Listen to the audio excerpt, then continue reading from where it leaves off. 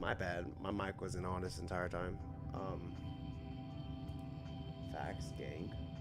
100. uh, this thing will. How about let's do that?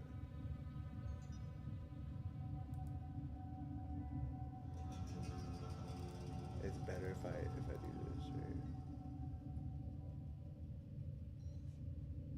What is it? Match with the pause. This isn't working properly. Not entirely. There you go.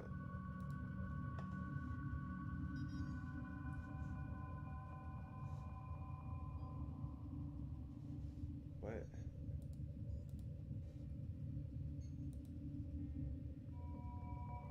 There you go. Boom.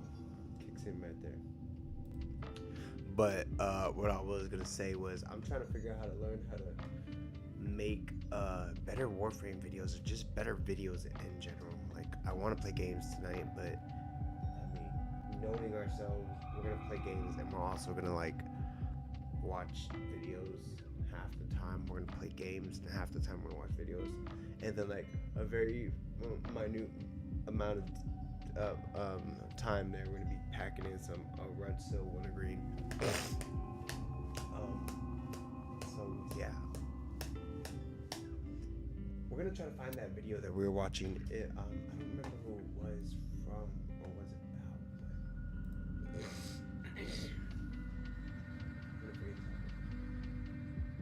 about. Oh, history. That's how you do it. And scroll. Okay, yeah. So I was previously. If you guys do not know, I might be at Mastery 6, and it may take some time to get to Mastery 6 in Warframe, which I'm not gonna lie, it takes a couple hours to get to Mastery 6. If I come over here and I scroll down the profile and I go to my profile, and I believe it will tell me how much time I have played.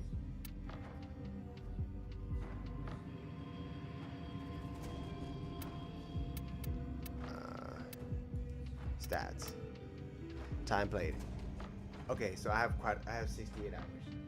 Now, to be completely honest, the majority of the time, I am playing this thing low, slow, strategic, stealthy, and then the other percentages of the time, I'm playing it kind of fast-paced. So, just an FYI, I need to change my stuff around the way they look, but that doesn't matter. We have not gotten through the story mode very far. We are barely reaching up on Ripping Tides right now, and I just got my 10-0. So yeah, I just got my 10-0. It's okay, it's fine. We're gonna come over here, we're gonna click on this. I was previously a Destiny player, a hardcore Destiny. I was beta Destiny. And that the new Just the same way, it's Ubisoft. I don't know. Actually, that's Bungie. Destiny's Bungie, not Ubi. Okay. Anyways, the same way with For Honor, I was beta. Destiny, I was beta for as well. And oh man, Destiny 1. Oh my gosh, Destiny 1 was the days. Them 360 days. You can't beat those days. Those days are unbeatable. You can't beat them. I think it was 360, wasn't it? I'm almost certain it was 360. Anyways, we were hardcore Destiny fan. I mean, we went full. I mean, before they made the switch and Destiny dropped pretty much all the OG's gear from Destiny 2. So it went from Destiny 1 to switching to Destiny 2, right? Then Destiny 2 playing through, and then they dropped pretty much almost they revamped Destiny 2, and they dropped almost all OG's gear and stuff like that. So it makes, there's harder ways to do it, different ways to do this, different ways to do that, and I'm like, okay, I see what they're doing. And they did it, and it looked okay, and it looked pretty good for a little while, and it still looks good. Don't get me wrong, Destiny still looks good, but it cannot compare.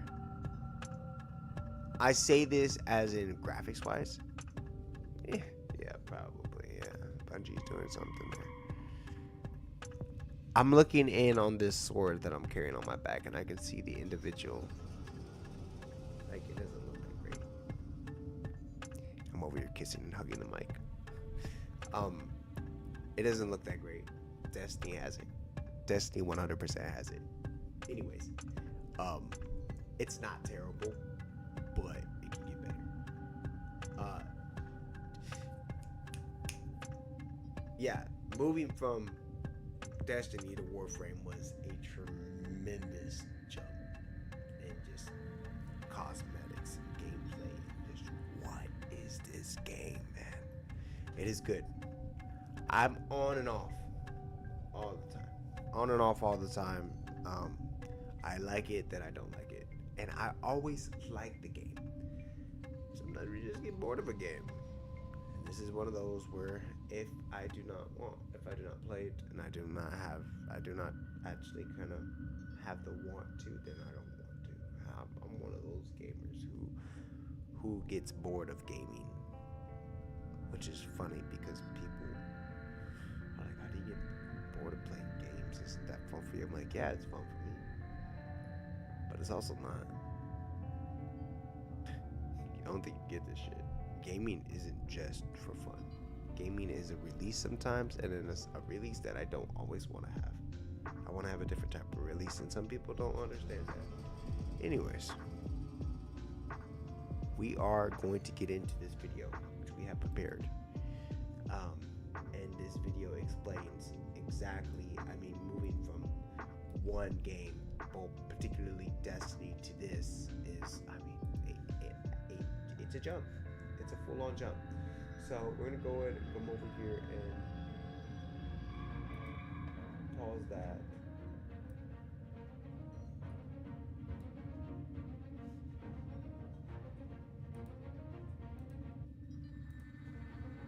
And then, alright here guys, the come year on. is 2013. Enjoy Free-to-play watching this with me, hasn't guys. hit the big mainstream yet. The Legend of Zelda shirt and khaki shorts are in. PewDiePie is the biggest name on YouTube. The most popular game to be released soon is GTA 5 and The Last of Us. But hidden in the depths sits a small indie project named Warframe. According to Richard Scott Jones, a PC gamer, quote, "The concept for Warframe originated in 2000, when Digital Extremes began work on a new game titled Dark Sector. By 2012, in the wake of success of free-to-play games, the developers took their earlier Dark Sector ideas and art assets and incorporated them into a new project. Their self-published one, named Warframe. Initially, the growth of Warframe was slow. It was hindered by moderate critical reviews and low player counts. Since its release, however, the game has experienced positive growth.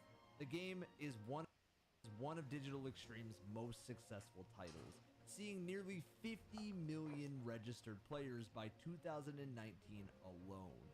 So you might think that for a guy who has spent over 6,000 hours on Destiny 2 alone, has covered plenty of live service games, and has a reputation for documenting great community stories, that I would have played, well, Warframe.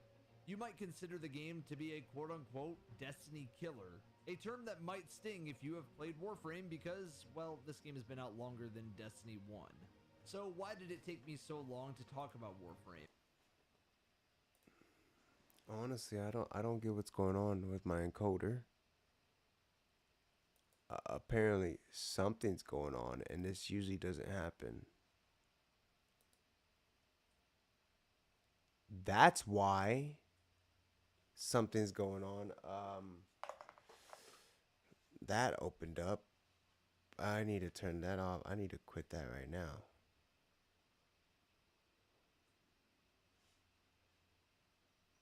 Freaking weird, bro.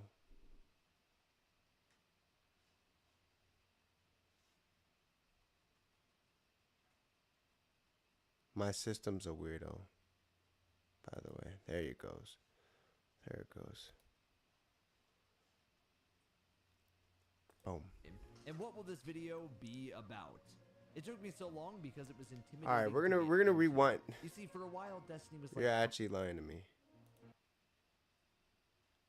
So you can play audio in the background, but you can't play a video?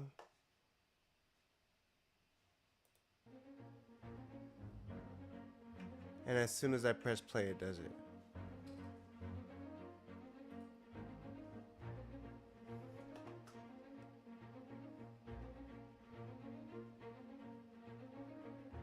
The year is 2013.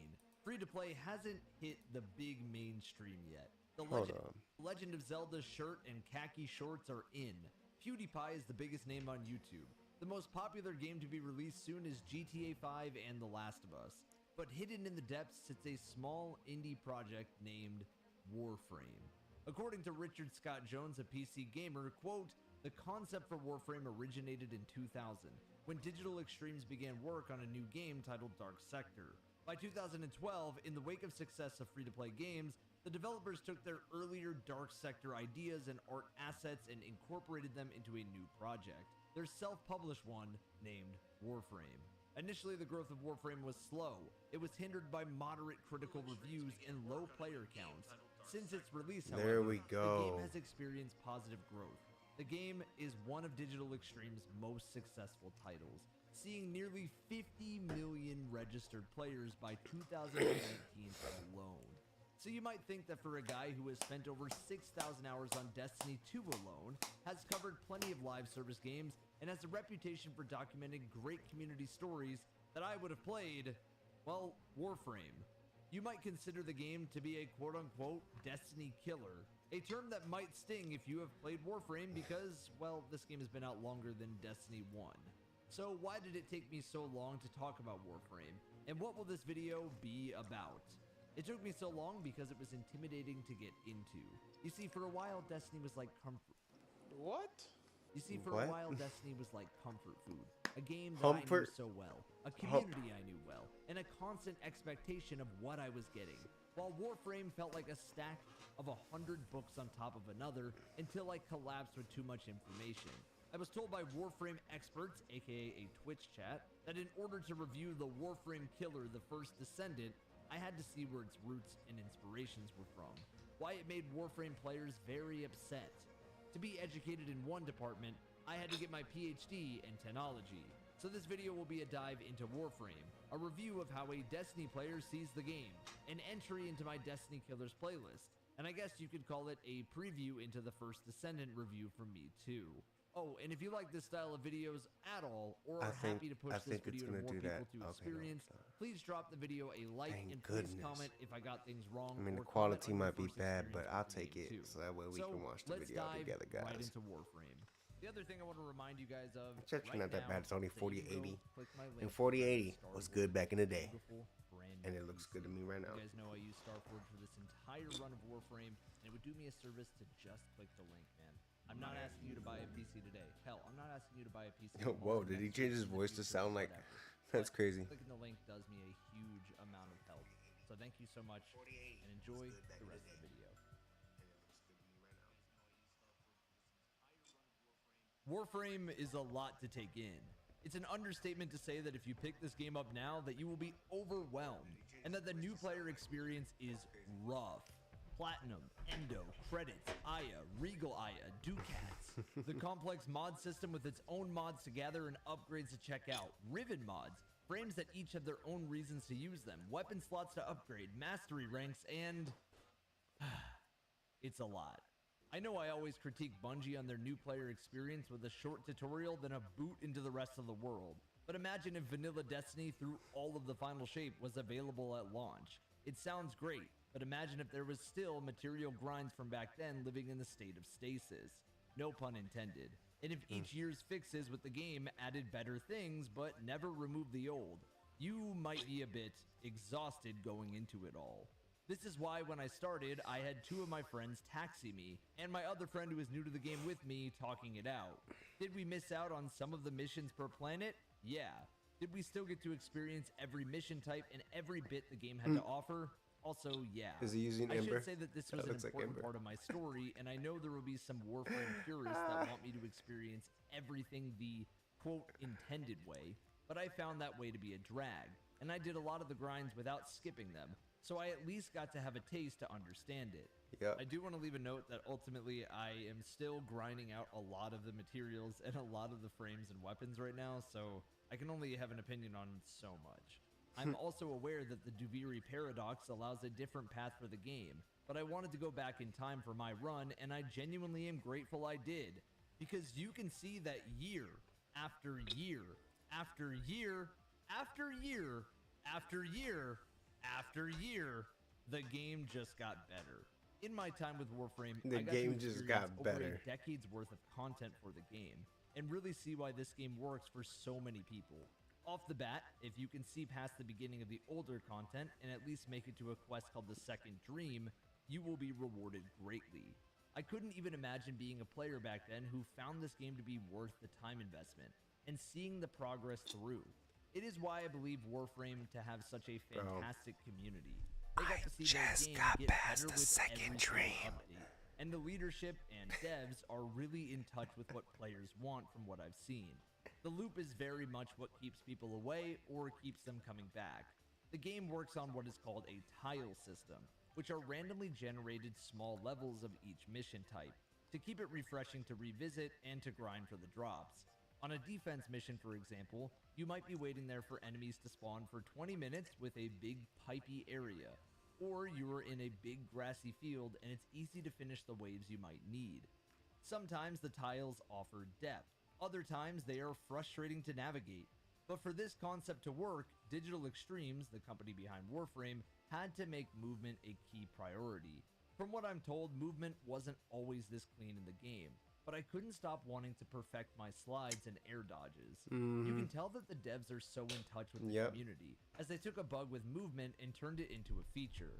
This built in with the fact that the That was melee actually a animations beautiful were feature, clean, by the way. made Warframe at the very least satisfying to move around in, and it's the key emphasis to why even a boring mission can feel like some fun is being had. Yep. This is something I always loved about Destiny as well. Sure, the Sparrow is a part of exploring, but so is the class movement with skating around the map. There isn't the same tech as far as I know in Warframe, but there is a base level much stronger with movement. I even got to learn that skimmers have been in Warframe for a lot longer than Destiny, and that apparently there was a war between the communities, which I found funny because, well, they're both just games to have fun with, and they both have strengths and weaknesses. I know I said community is a big emphasis in Warframe, but it is very apparent, as people are always willing to help each other. There is easy ways to clone someone's build by them literally putting it to copy in the text chat. Plans with huge dojos to build progress towards and with trading in them. There's styles to copy, and there's gifting. Now, I won't lie, I did get the streamer treatment, and I begged everyone not to boost me with plat or any other game-breaking frames and weapons or mods, which they listened and sent me 1,000,000 drones. So, thank you. Then there's Tenegen, which is probably the most in-touch design I have ever seen a company make with its community. These are community-made skins for frames, which Digital Extremes commissions for a cut with the artist. I wish more companies did this because, well, do I even need to explain why? I don't even know Tenegen. It seems like the early days of Destiny did learn a lot from Warframe in the original grind and some of its RPG systems with materials needed for just about everything. Yeah, they The learned. difference is that to even create weapons, Warframe needs you to buy blueprints and grind parts from specific missions. Favorite part about the game. You can buy some weapons with Foundry. materials, and you can buy Can't beat a it. lot in this The game. wait time, I know the first so percentage real. gets a lot of crap Love it. because you can buy a lot of the skins and fully upgradable characters. But Warframe does have the same thing. It's the trade-off of these very free-to-play games. But it doesn't mean you or I have to like it even if it's there. I will say that everything is earnable in Warframe, and even some of the grinds have been sped up a ton. That's what I love. So I don't personally mind it. But I know there's a massive turnoff for a lot of people to get into the game, with monetization being a huge part of the game here. Yeah. Now, I know that is really just a very brief introduction to the game, but I wanted to talk about my own personal experience with the story and missions themselves. The gameplay and the major quests for story in this ever-evolving game that just looks to be getting a lot better. I'm gonna pause this real quick, guys. Y'all gotta understand something, that the one thing I love about this game is you can do microtransactions, but you don't have to. You can go in and grind. You can grind like I did. You can grind to get her with Prime as early as I am a master rank 6, and you can do that, and you can grind it, and you don't have to be gifted anything. Maybe somebody will gift you a blueprint, so the blueprint won't be too hard to grind, so that you can give it a tiny little boost. Maybe somebody, a buddy here and there, will give you a tiny boost, but ultimately, you get to mostly grind, and you get to grind, and it makes having a really good Warframe, or a really good color palette, or a really good accessory, right? Because you went out there and grind for platinum, and you went out there and traded. You went out there and grind to trade to get plat. You went out there to go out there and do your thing, you know? Everything's grindable in this game, and I love it. So, yeah. Hold on, let's take a look at my wish real quick. Look at this, guys. Like, I went in here, and you can take your time. This is Drip City right here, man. This game is straight Drip City. Hold on, let me go ahead and do appearance, It's straight Drip City. This game, like, come on, man. Come on, man. That's Drip City. Okay. And I ain't even spend much plat anyway, bro, to get Drip. That's the best part about it. I love. Let's keep going. So the progression of the game and its many DLCs is what makes Warframe a long task to get through. And I'm not joking when I say that the first 10 That's to 12 why it feels so hours much is a more bit of a rewarding. slog. It was made in 2013, and playing it in 2024 has shown its age. I'll start with things that I really enjoyed in the missions. For one, I loved how when the characters talk to you, it's not just a voice, but a live animation of their face up close on the side of the screen. That's true. That's It cool. gives them more life than just a voice and helps you familiarize yourself with them just a bit more. Yeah, that I also. loved how just about everything I was doing was progressing something in the game. My frame was getting stronger, my weapon levels always were getting something higher, and more. If you're wondering why this footage has a stronger frame with Saren Prime, it's just because I got this for watching the stream of TennoCon 2024. So please don't get mad at me. The gameplay can be mastered for each type of mission and setting. There are frames for exploring, frames to gather more resources, frames for defense missions, frames to go even faster. Everything has a build and a purpose. And the purpose always has a build in mind. As we will continue on though, I really appreciated the puzzly mechanics in the main quest. That's what I like too. But I'll save my thoughts on that when we get there. I like puzzle mechanics. So, the story. They made the game even better later down the road, so I can't wait for that. The game felt closer to a mobile game in some ways. Missions with a UI that I didn't love, and the structure was basically the same. By the end, there are massive narrative beats, genuine cutscenes, and mission direction, emotional moments, new perspectives, and player characters. My favorite thing of all, puzzles.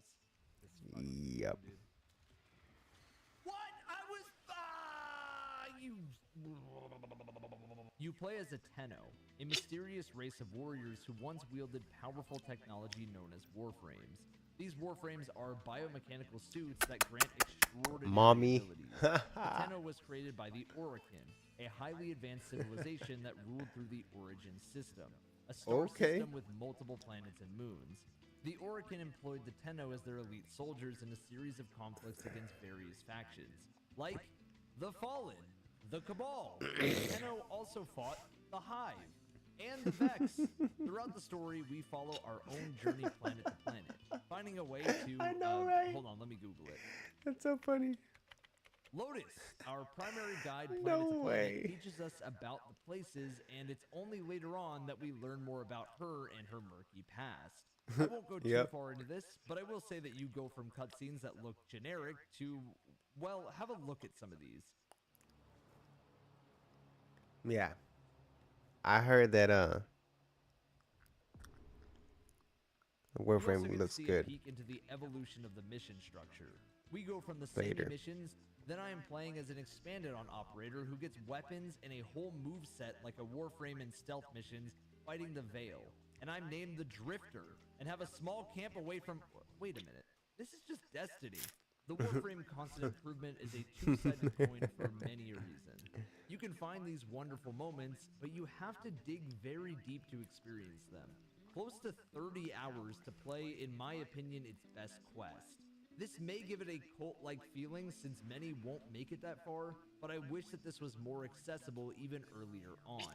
I am not kidding when I say that Warframe feels like different games packed into the same game. Yep, that's what they said. I'm very aware of that too. They have shortened grinds since then. They have taken measures to save space on hardware. They have even evolved the missions around what the community has wanted. They know that the game has only gotten better. One of my favorite examples was in the new War Quest. Early on, and it's still such a big game, and it's not as big as Call of Duty. It's crazy, right? It has so much in it, and it's not as big as Call of Duty. Can't beat this game. The Stalker was now the antagonist. After that, and in the new war, he was our enemy of our enemy, which turned him into an ally.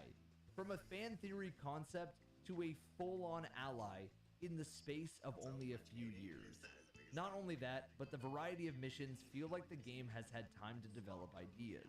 There's missions out in a spaceship railjack, Yeah, Warframe has full-on space battles. There's missions in a mech. Some missions are underwater. There are missions where you could explore on the hoverboard or you could just fly around. Upgrades for farming tools, mods for all of these, the depth just continues. I could go on, but those strengths really shine the further you are. Gameplay-wise, some of these ideas are also just ideas and don't really hit the mark. For every stealth mission as the Drifter using your pistol or bow, there's a mission where you are simply defending an area. Again, there are frames and builds that make this easier, but I just don't love the concept of this as it triggered some PTSD from Destiny. I always love missions where you said PTSD from Destiny.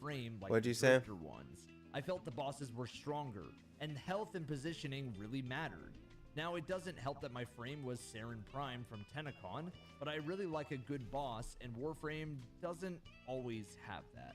Don't get me wrong, the good ones really hit hard, but the bad ones are so laughable that you'd be better off forgetting completely. Some frames are unlocked to be earned or bought by progressing planets, and each time these frames were a pushover, except for Saren. Why? That's funny. This was the same for assassination missions, where some were thought out and creative, while others were really hard to even see who I was fighting. Bosses were improved a ton with Archons, the bosses in New War, but it's a shame that there isn't more depth to these bosses. I really hope they keep adding more cool and unique boss fights, because they worked really well. I've also been told that there was raids in Warframe, but they were removed because it didn't fit the game well. And while I respect that, I will say that this game was built for a raid or two. It is filled to the brim of potential of what a raid could be, like a Destiny one. It needs raids. We need raids, guys. Guys, everybody. I'm sure everything can be used, except for the Stug. Everybody. If you're listening to me right now, we need to spam the devs to put raids in Warframe. We need to spam Twitter. We need to spam X. We need to spam Facebook. We need to spam Insta. We need to spam TikTok. I mean, TikTok's going out, so we need to spam everything. We need to get raids in Warframe. It'll make Warframe the way to play. Right? It'll make 100%. Let's go. And make raids not extremely rewarding, but decently rewarding. And make ways to actually grind plat. Add a okay, so one thing that I saw on Off the Grid was the way like the way the currency worked. Like it gives you small amount, like a single plat is one plat, right? But make a way for you to get like a quarter of a plat or like 50% of a plat, so that way you can grind up, right? For the people who just can't buy plat, right? Make the grind for plat kind of not difficult, but make it kind of difficult for like specific things like raids, right? You get like 50% of a plat from like a preem raid, right? Make it like hard for you to get plat, so that way it's a grind, so that way you can actually get plat. You know what I mean? Like you got to be able to get platinum without having to just trade. You know what I mean? And then on top of that, we got to be able to put in those raids anyway. So let's keep going. Let's keep watching. That thing is horrible, but yeah, I found myself sticking to the same weapons outside of going for a higher mastery rank. Outside of this, the gameplay has investment of time and resources for everything, and I will hammer home that I really love that. Everything I was doing had a purpose somewhere, and there wasn't a lot of doing something for no reason, because everything can work towards that. This was one of my biggest turnoffs of Destiny. There isn't a ton of incentive to explore everything in that game. But Warframe has scratched that looter, collector, min-maxer, grinder itch so hard. It's a game, as you will learn in this next section, that I really want to come back to. I never thought I would like this type of game. It had so many red flags for me, and in the beginning, my biggest fears of it were coming true. I hated that the missions felt the same. The world didn't offer that much depth of story and characters. There was unclear story and misdirection of cool ideas. It felt very familiar to vanilla Destiny and Anthem, but Warframe is a shining example of what happens when a publisher trusts the developers and when the developers and leadership especially trust in the community and their own teams to deliver. Is it perfect? No. There's many things I don't love. But is it true to the vision of what it wants to be? Absolutely. And it does try new ideas like the Duviri Paradox, which is more or less a roguelite mode in Warframe. To the developers making Warframe 1999 look like Metal Gear Solid. So yeah, I will be there, and hopefully after watching this too, you might consider it yourself. 1999 is gonna be. Gaming in 2024, it's that every major game I have seen is laying I can't people wait off, to get to and that CEOs point who where I are can out of actually touch. It's play just 1999 and not get any Digital Extremes spoilers. continues to be the I'm needle of literally hope in the waiting, and haystack it's gonna of take bad me corporate forever. decisions, and continue the mantra But of Soulframe. we're gonna do it, guys. A game that literally fits me so well. I can't have a second channel focused on single-player games, with the most popular videos being Souls-likes, and cover live service games on my main channel, and not cover Soulframe. I know that Digital Extremes has gone out of their way to call Soulframe not a Souls-like, but still, it's just too perfect. Thank you for watching my personal Destiny killer, and hopefully I gave you 1997 reasons to listen to this video. Thanks, and I'll see you next time. You gave me more reasons to play Warframe.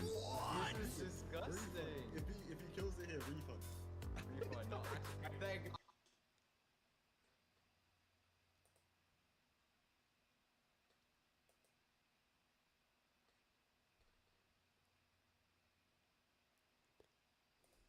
Let's go.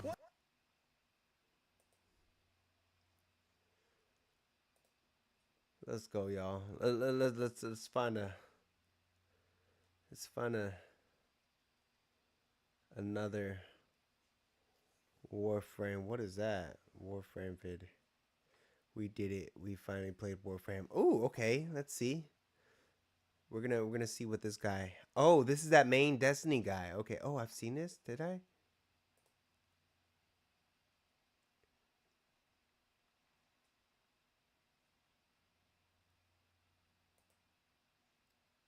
It's been a fun day inside of Destiny, but now it is time. Wait, hold on. Where's Warframe? Oh, here we go.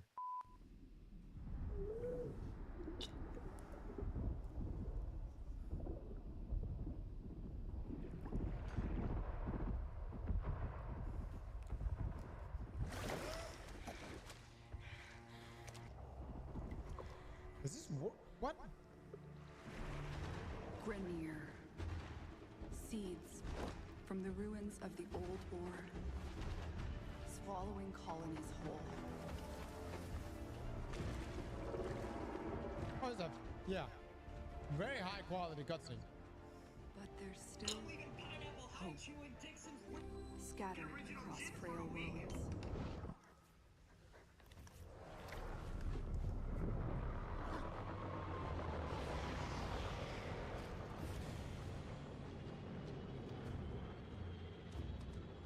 Dude, this is so much different than...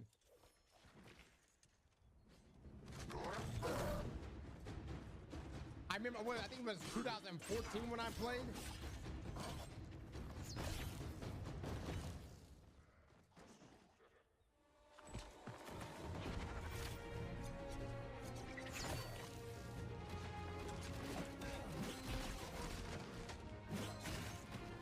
Oh, it's been a long time.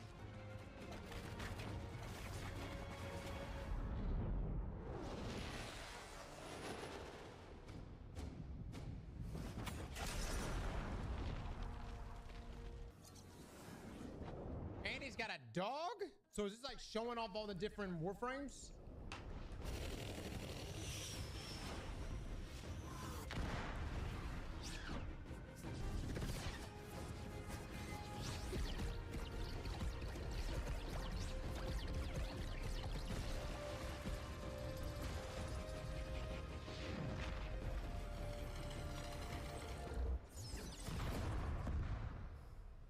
Dude, that's such a great image right there. We use that in the thumbnail, actually.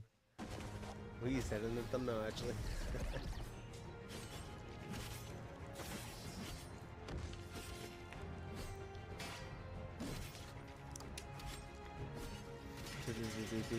Doom. Ooh.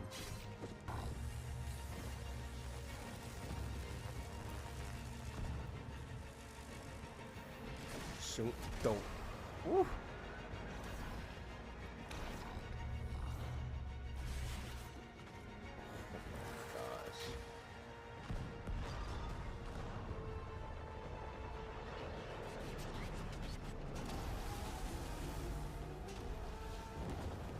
Together, they fought back. All right. All right. Then they left. Wait, what? Forgotten.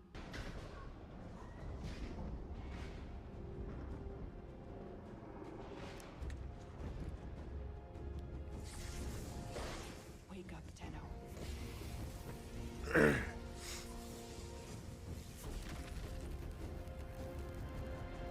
Wake up. Dude, what a ballin' ass intro, man. Chad, give it to me. Hold on. I need a poll right now. These are your three options. Mag, Volt, Excalibur. Easily Volt. I'm fine. Easily look, I Volt. just want, it doesn't have to be a Titan. I just want the best one. You get 1,000 people in the clan? What the hell? And right now, 44% are choosing Volt. All right, Volt it is. I see the Lotus has tried to wake you. Everybody's gonna go Volt, of course. I went Excalibur. No. We are taking this one with I kind of us. want to use Mag. I'm surging your Warframe's power systems. Quick, use your power. Woo! Defend yourself. Shit, the sensitivity. Hold on. Okay, what am I doing now? Yeah, One it shot? is. It is up there. Yeah.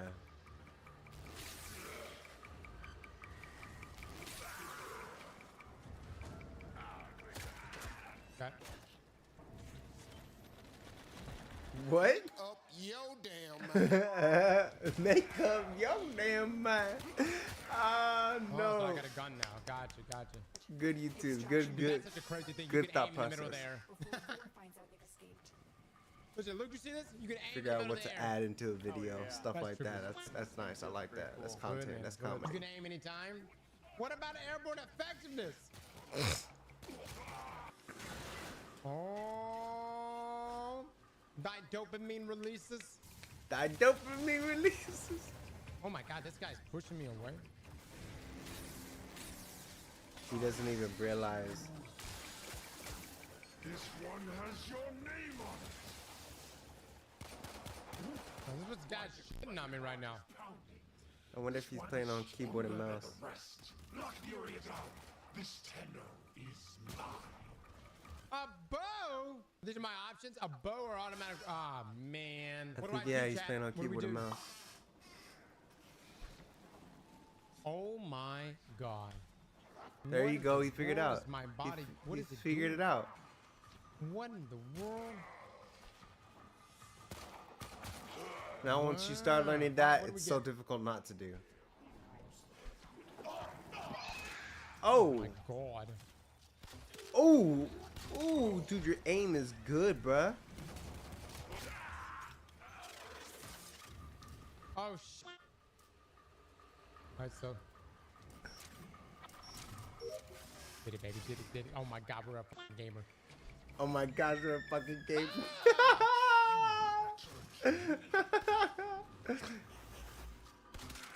And I'm seeing stuff on the ground being dropped. Ooh. Ooh, right over the top, baby. Hold on. What do I do? Defend the ship. Okay. I'm defending, man. I'm defending. Alright. You figure it out, son. Oh, ooh. Parkour, parkour. Completely intentional.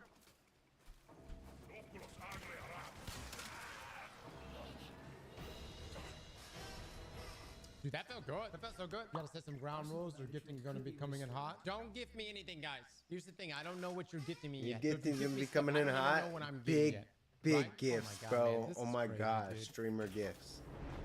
I'm in a ship right now. We're in our own ship. The graphics are so good in this game, man. God damn. If you trigger the alarms now, the enemy will start destroying data.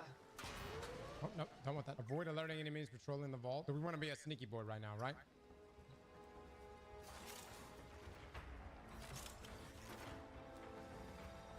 I got some credits and bow ammo.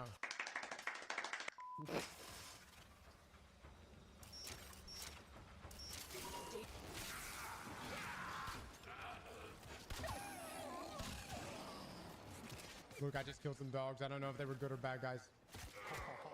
It's fair. I think just about everything is bad guys. Okay. Good. Is this your first time playing Warframe? I had played 2017 was the last time, but dude, this is not the same. I'm gonna try this ability, chat. Oh, this makes me go faster. Oh. Keep in mind your speed also increases your attack speed. So you'll start sprinting faster and you'll like start attacking faster too. Oh my god, I'm zooming, brother. I'm zooming. Oh, am I going to your ship right now? Yeah, you can visit each other's ships. It's very similar to yours. Yeah, the ships get crazy, don't they? Hold on. Who here has the craziest ship? I just want to look. All right, let me take a look at the ship. My brain will. Oh Now, my this gosh. Look, this ship. I don't even know some floating stuff over here. That's nutty. Damn, he's got a pizza. What the hell? Look at this. Oh my god, there's a dog right here. I think it's a dog. Oh my god. Oh my god. Could you imagine? Everyone's saying not to go, don't go down. Listen. I have no idea what I'm looking at. All I'm looking at right now is a cool ass room, a ballin' ass room. I have no idea what else I could be possibly looking at. Dude, where's this stuff in Destiny? Yeah, it's this is fun, but it's kind of depressing just thinking about it. It's like, what the hell? My bad, sorry. Microphone. There's a rock. Extremely powerful Keep moving. There is more here. Technically, this is stealing, but don't let that bother you. The Corvus aren't exactly beacons of moral fortitude either. They sell anything to anyone. Rock? Rock! Good work, but you're not done yet. Find the next cache. You almost have what you need.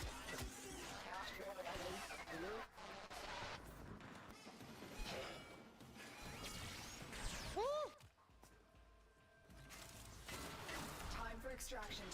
Time for extraction.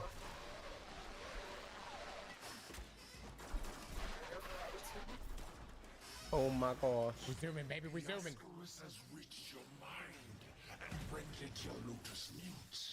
You will return to me over your own free will. Why is this guy talking so dirty to us, man? Talking about my own free will? All right. I like the movement, guys. I know I'm not going super fast yet, but it's very fluid. It feels good. It pulls you in. Random colors. Okay, all right, let's just hit the random ones. Hold on. Let's just keep going until something speaks to us.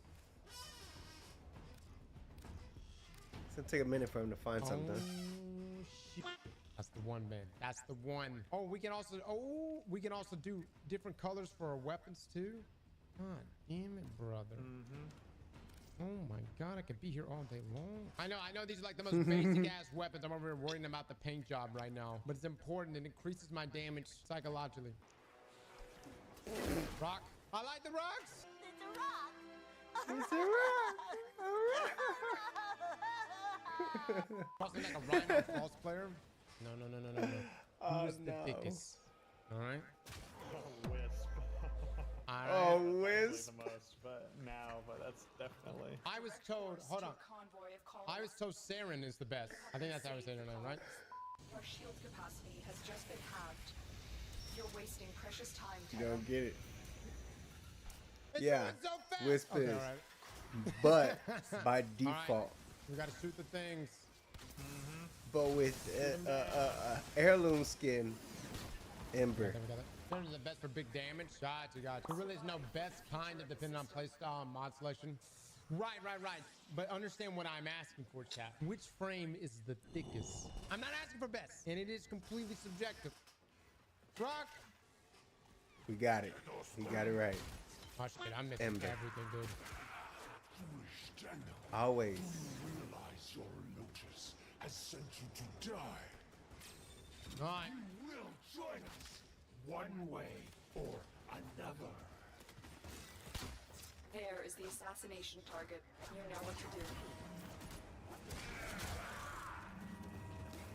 Luke, are you killing this guy? What's happening? What's happening?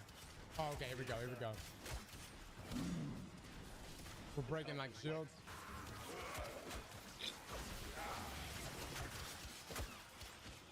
Tenno, look. The Ascar's detonator has just disintegrated. This is why I don't like playing with friends Yeah. that are Yeah, better. You feeling that? Go to extraction. Oh, Because it takes rock. away from the Okay, fun so we of beat fighting. Boris Ass. We did the thing. All right, so and then I'm assuming this console right now is the 1999 one. Play the demo, take an early trip to the past, and get a small taste of the future of Warframe by playing Skadra Exterminate Mission Warframe 1999 demo. Oh no. Oh no. I am headed out. Need you on grid watch. You got I it. shouldn't watch this. Oh, and hey, I gave your Tommy a full tune-up. No, don't listen. Go ahead and fire her Don't up. listen. Not bad. Oh my gosh. No, no, no, no, no, no, no, no, no. I'm done. I'm done. I'm done. I can't watch this. I can't watch this, guys. I can't. I just can't. If I watch this, I'll know. And if I know, When can you throw the trash? give me 1 second. 1 second. 1 second. What was that?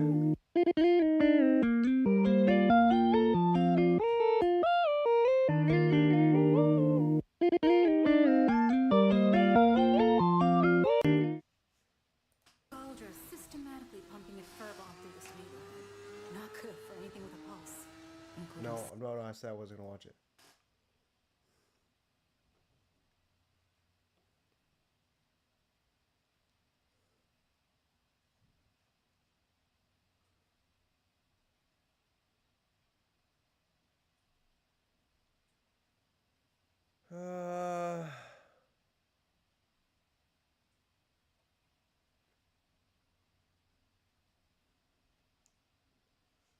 Pause.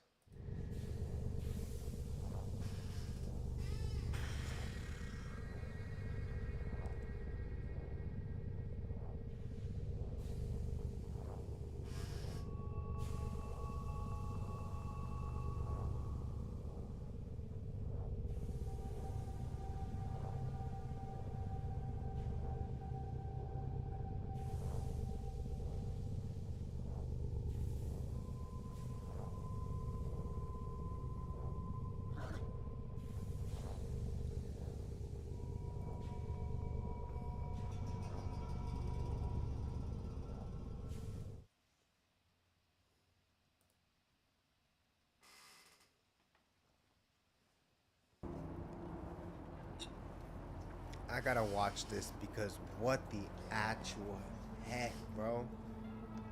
Actual, man.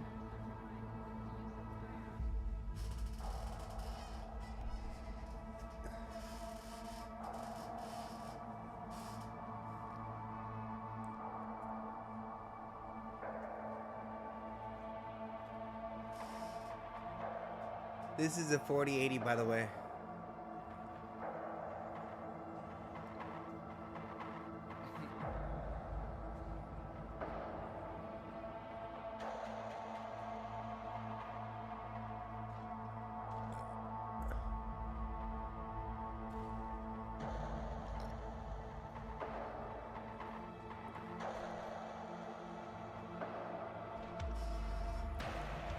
I need a PC so that way I can.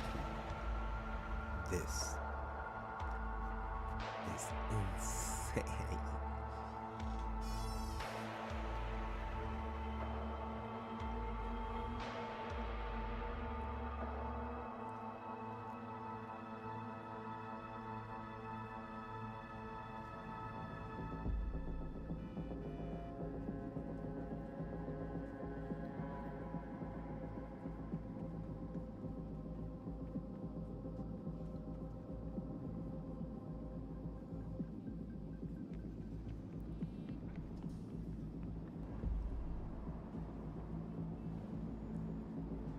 Yeah, just walk down the highway.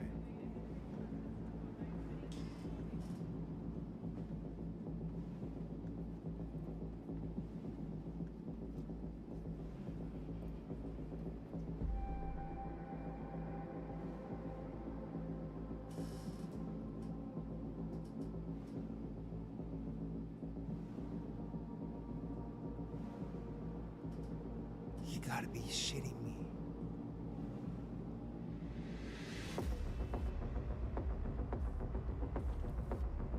Bro. What is this game? This is not the cyberpunk that I'm used to seeing. This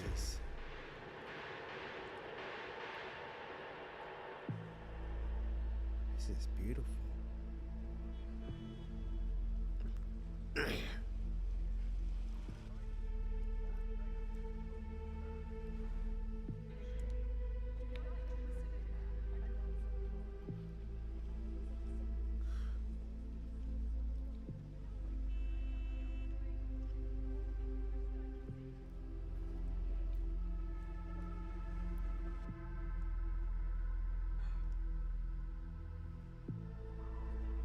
I'm stunned. I'm sitting here and I'm stunned.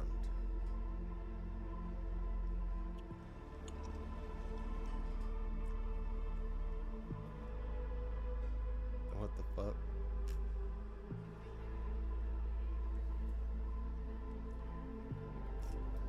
Hey, let's talk.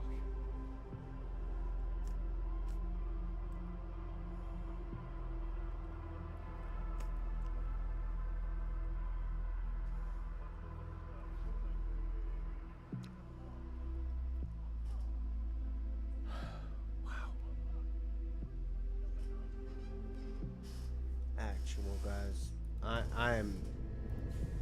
at a loss for words. Hold up.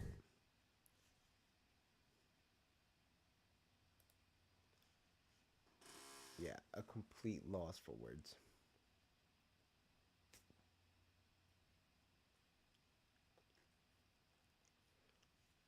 All right, well.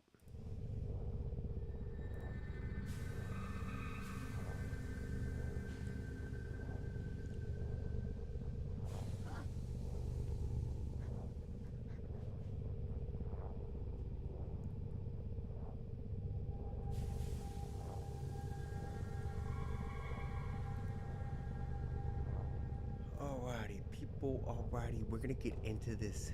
I'm gonna start playing.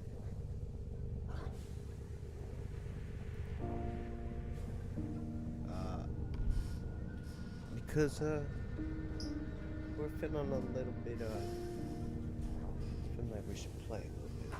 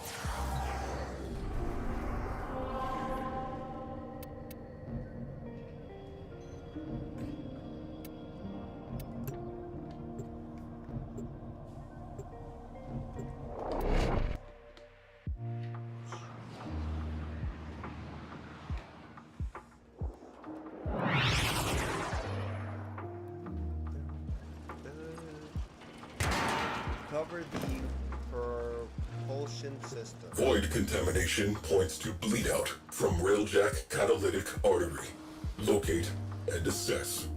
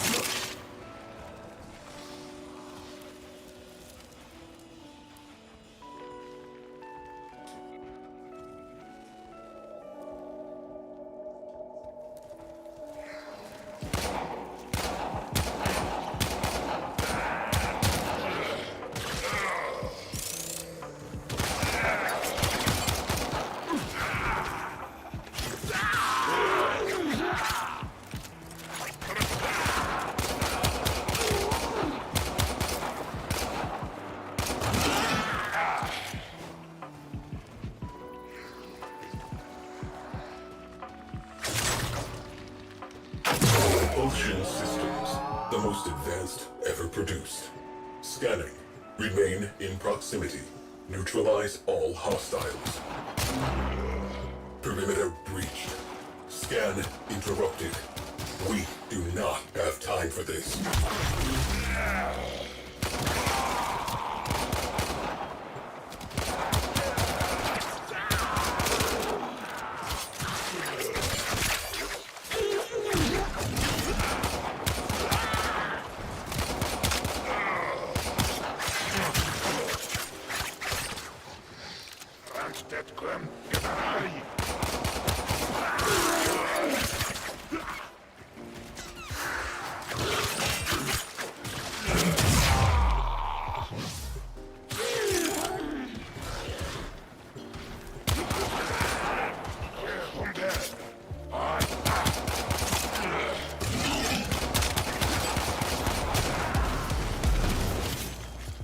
Maintain defense.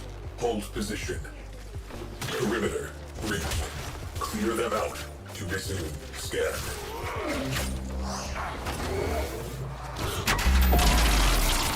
Scan baffled by interference drones.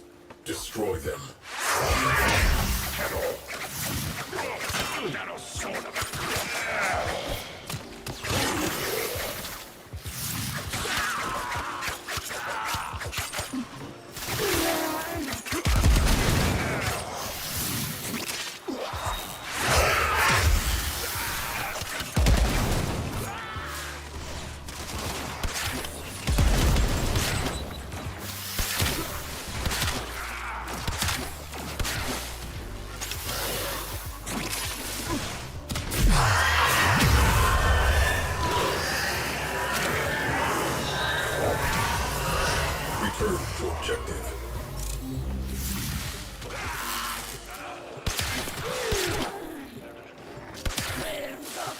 Scan cannot continue until the area of operation is clear. Get on it.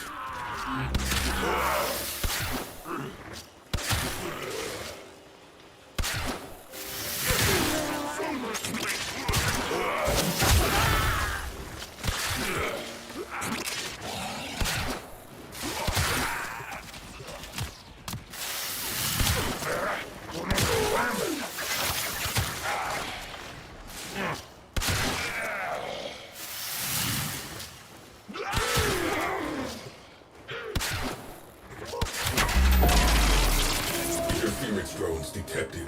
Scan interrupted.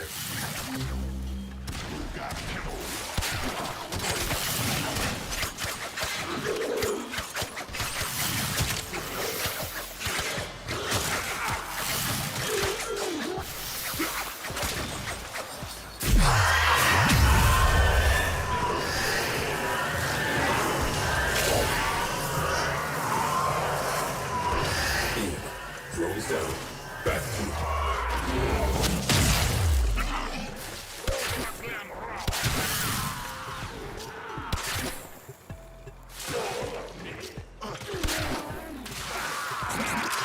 Scan interrupted. Maintain proximity to objective.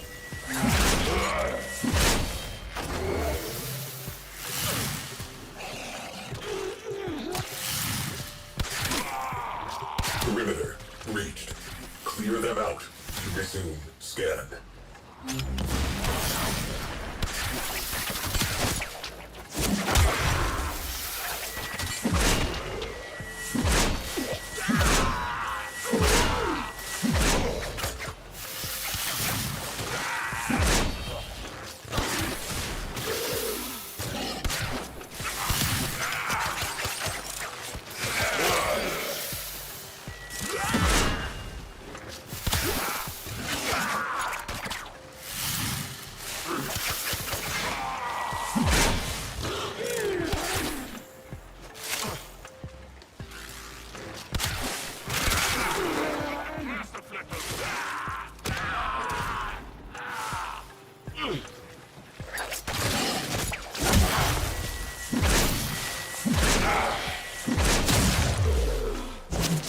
Perimeter breached.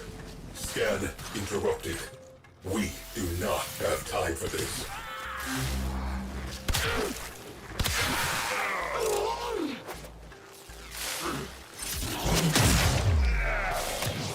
Orgone accumulator low. Etheric condenser vaporized. Viable.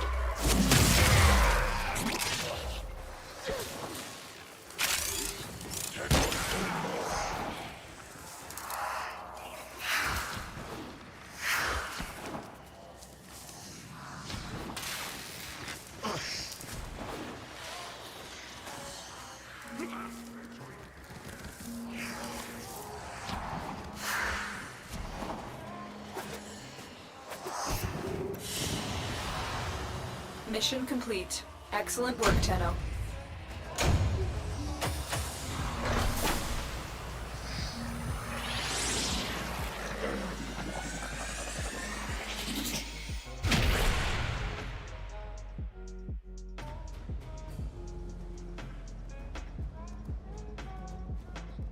Wreckage recovered. Proceed to the dry dock.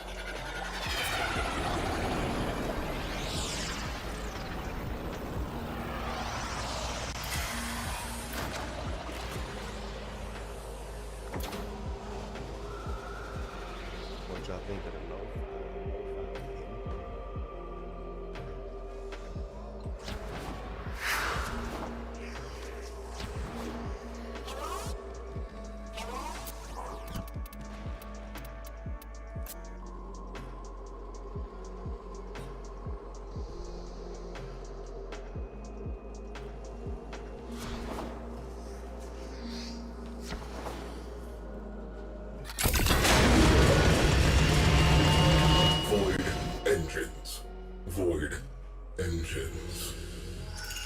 Zada dances our ship through forward lines.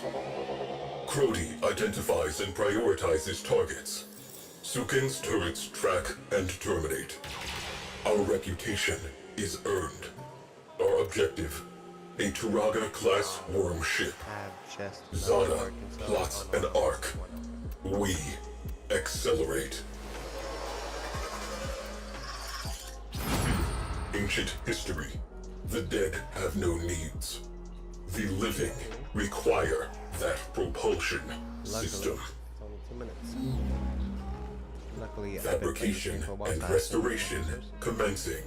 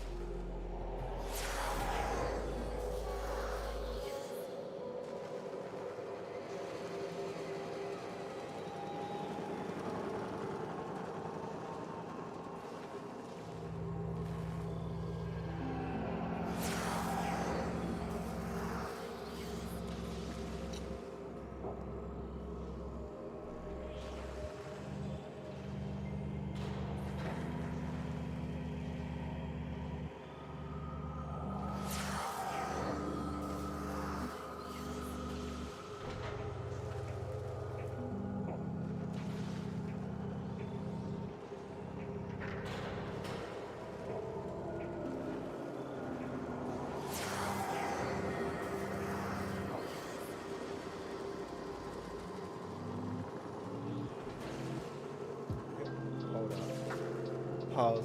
Kind of curious.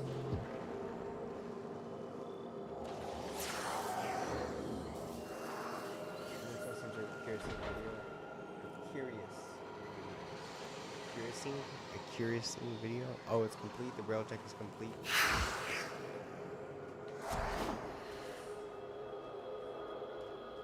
Pause. We're clicking on it.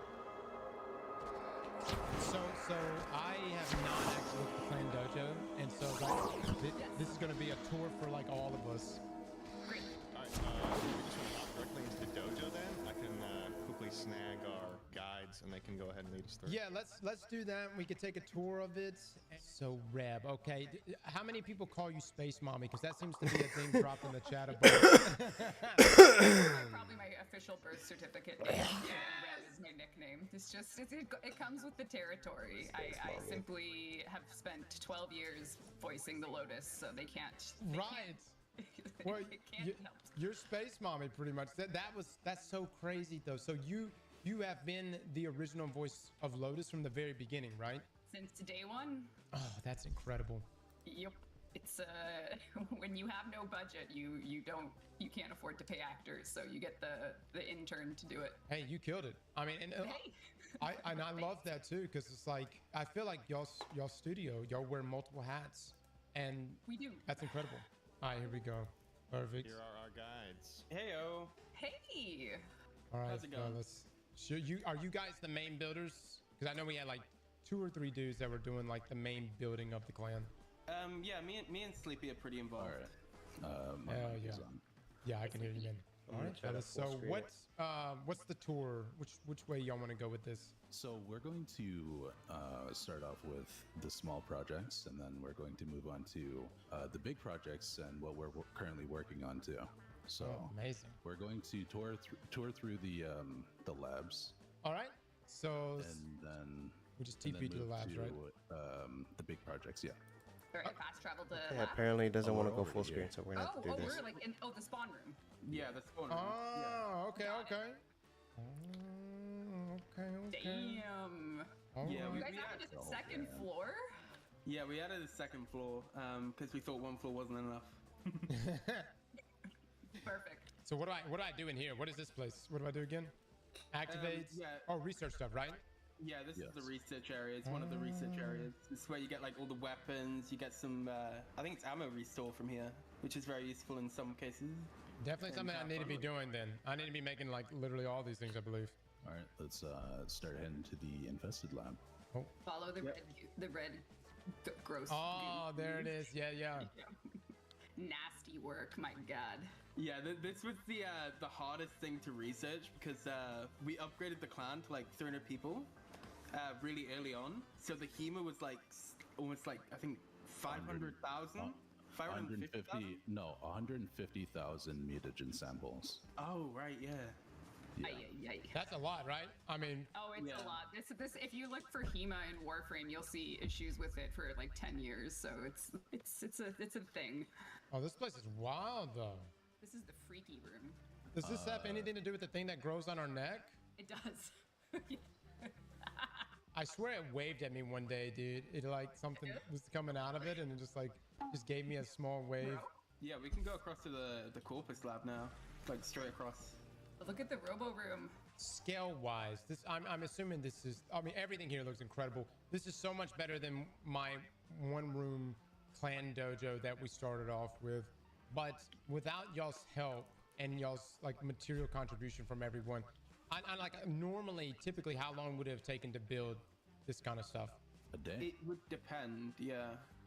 Like the clan size would change everything.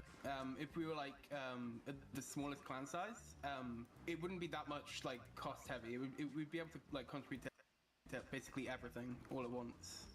Gotcha. We can start heading to the Tenno lab now.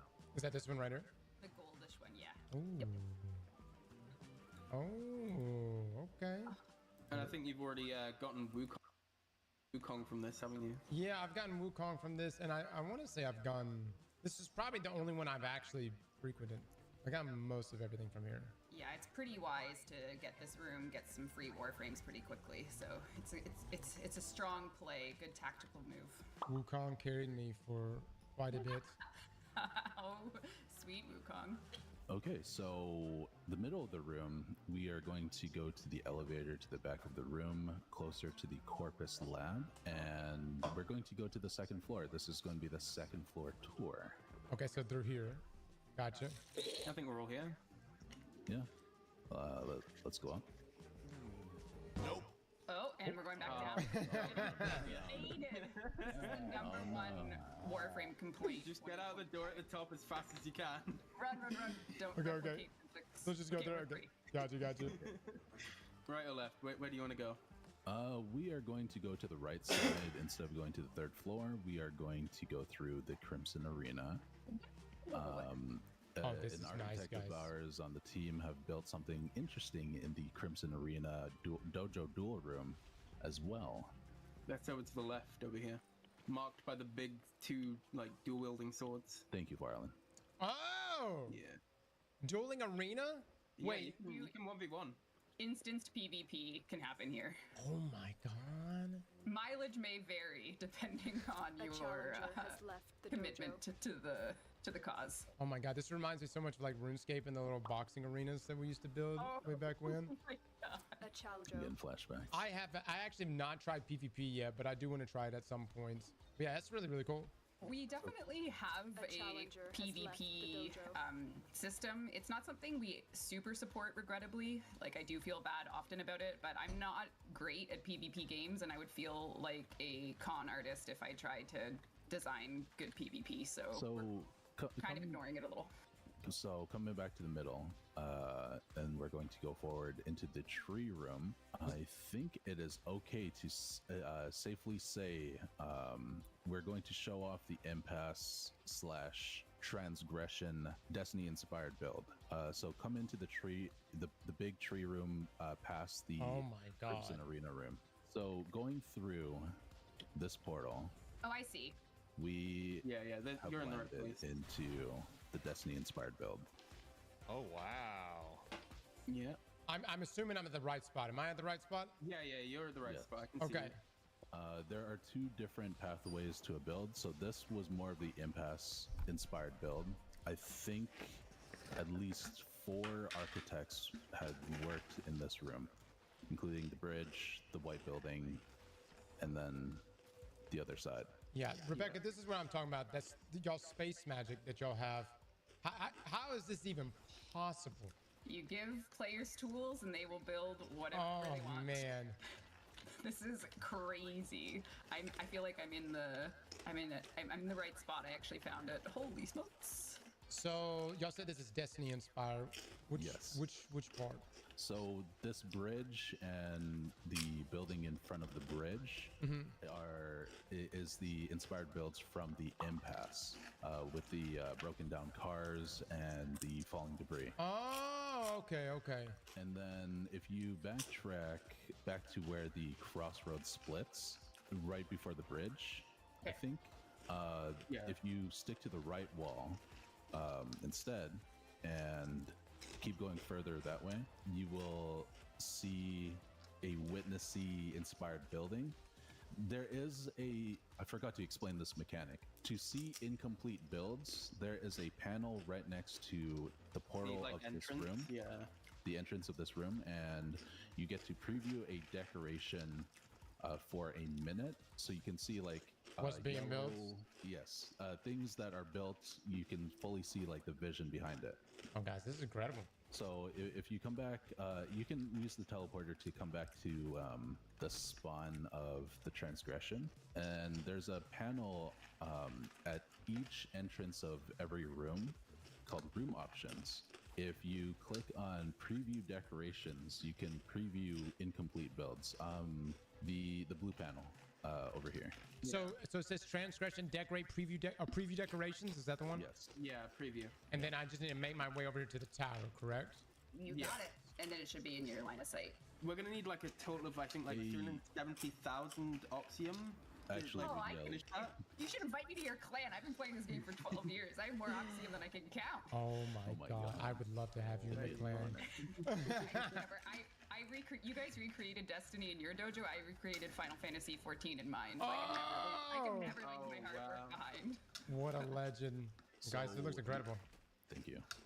The whole team worked hard. You know, every build is with heart and soul. You guys cooked, man. At some point, I need to figure out if I could just come in and just put one block down, just be like, yeah, I did something here. You know, anything else we want to look at? Yeah, we can move on to the next thing if you want. Sure. This was supposed to be sort of like a spotlight for you, actually. And if you have fun, like any events or anything like that. Yeah, everyone would be like on the bleachers or like, dude, this would be your center stage. Right. Look, this is how nerdy I am. Like, years ago, I attended a wedding in RuneScape, and it had kind of like a setting, kind of like this. But yeah, if anybody's looking to get hitched anytime soon, we've got a venue. We've got a spot right here. This is beautiful. Is Ghost up in the center? Yes. Oh my god. Sagira inspired Ghost Shell from Destiny 2. Is this a statue of Clem at the very top? Yes. Yeah. Wait, hold on. Where's Clem? So climb on top of the ghost, and then like above you want to go to the very, like that blue balcony. Yeah. So get to the balcony you guys are at? Yeah. Yep. Oh god, I'm such a noob. I felt the first time, but people can't see my stream, so no mockery here. Oh my god. Oh, here we go. Perfect. All right, I'm here. So Clem's on that seat right there, right in the middle. Oh my god, there he is. So come back down to the stage and the stage stairs. We have like 3 different pathways. There's one pathway on the right side. Now, this is what we have been mind-boggling our efforts on. But if we were to review this, this is our tribute hall recreation. Yeah, so to review it, you have to go. Oh my god! The doorway at the back. The doorway in the back, over here. There's a panel on the left side. Dude, you guys are nailing this. No, this is straight up tribute hall. And the upstairs is almost like a recreation of the basilica, but like in our own way, because the original tribute hall was actually made as inspiration from the basilica. Oh, this is all killer, guys. But, yeah, this is our like big work in progress at the moment. If you look straight up too, there's also a decoration on the dome. Ooh, madness! We've got the tribute hall in Warframe. And I guess the portal right here, is that supposed to represent the portal as well? Because remember we had a portal in the tribute hall. Yeah, I think we also plan on making the tribute hall a way to like list names of like people who have actually built the dojo as well. That's amazing. Kind of like a Hall of Fame. Yeah. Setting. Absolutely. Looks good, guys. Looks good. So the room earlier where you saw the polychrome, this is also a contributed project. We actually just built this before stream. Before stream. So this, there's a window where you got the motor surprise. Hold on. Am I looking at? Oh! Yeah. Okay, I'm seeing it now. Yeah, is this gonna kick me out? Okay. Interesting, guys. Interesting. I don't know who edited a decoration, but if you click on preview decorations again to solidify. Oh, there it goes. Yes. Yeah. So what is this supposed to represent? It's just a cool looking. It's a cool looking car. Cool looking car. Okay. There's also a project within the dry dock as well, moving to P. Parsons Motorsport. Oh my god. Oh wait, yeah. I mean, you've seen the Pale Heart in the throne room, haven't you? But do you want to see those again? I haven't looked at the motorsport, and we can race on it right now, right? Preferably like at the end of the tour, because when a lot of people load into the motorsports, it actually causes a lot of spike lag. Like right, there's a lot of cars. There's a lot of cars in there, so. Yeah, sure. We could do that toward the end. Before we move on, Rebecca, I don't know how Railjack was received. I don't know how long ago y'all introduced that into the game, but that has been one of my most favorite activities to do inside of Warframe. Yes, it's been. I played it. Yeah, it's December 2019 on December 12th, I think it released, and we redid it in 2021. So it's had some time in the oven. It's amazing. I didn't realize how much because we've been asking for like ship flying for years, and I'm sure everybody here's probably played like Halo Reach and stuff like that. That one mission when you get to fly the ship around.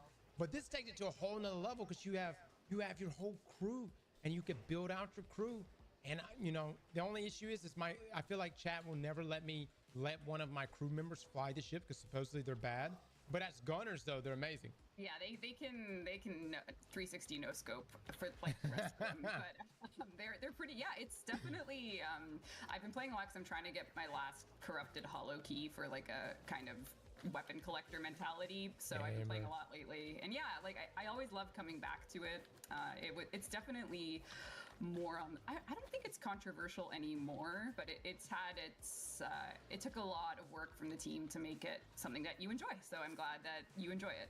I love that you guys, even if something doesn't start off hot, y'all still continue, adding to it, and yeah, it's been I'm just saying for a new player, for me.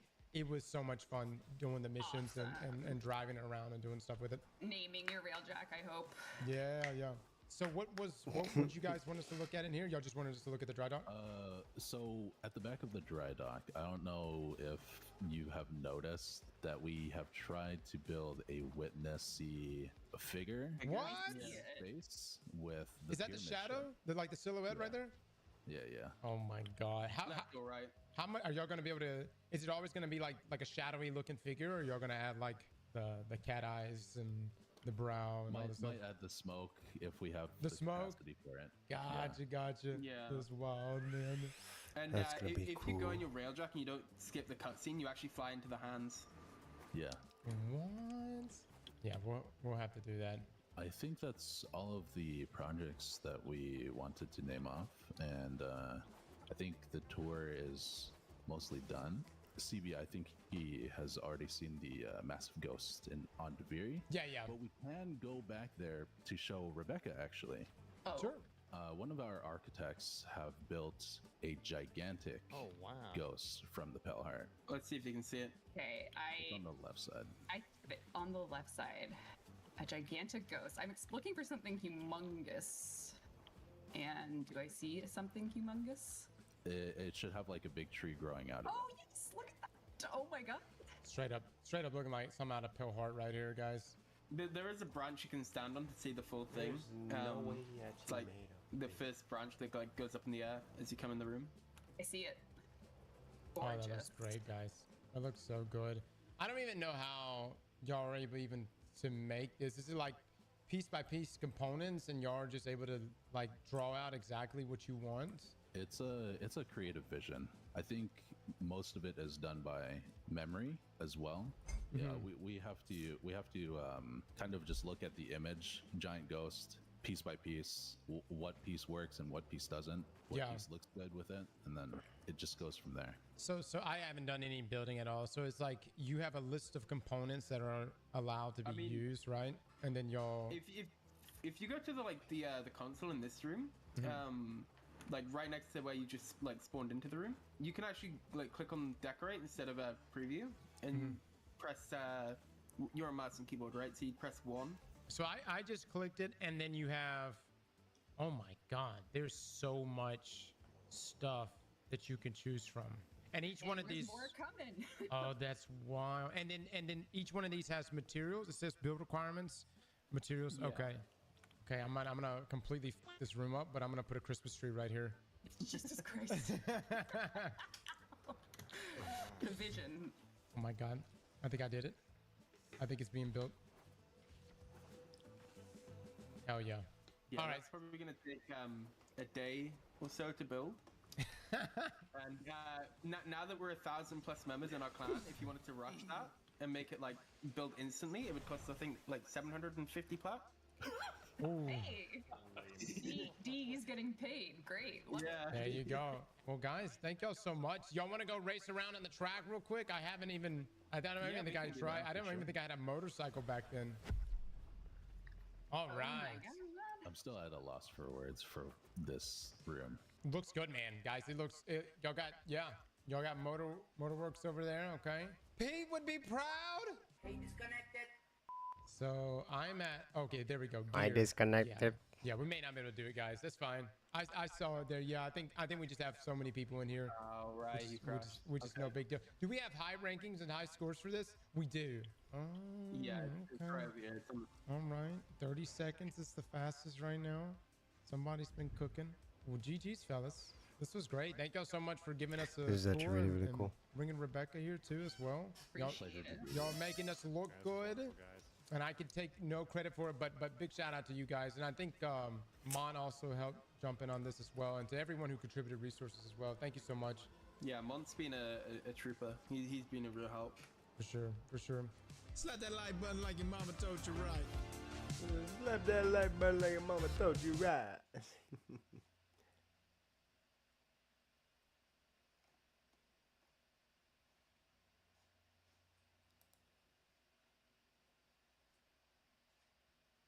Slap that like button like your mama told you right.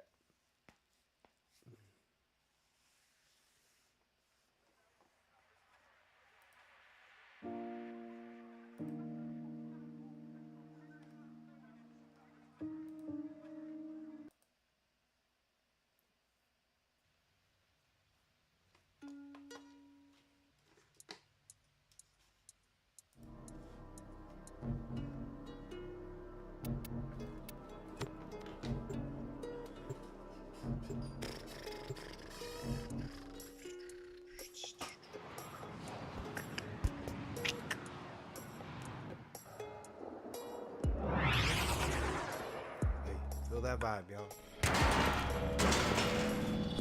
Railjack nacelle nearby. Locate and assess.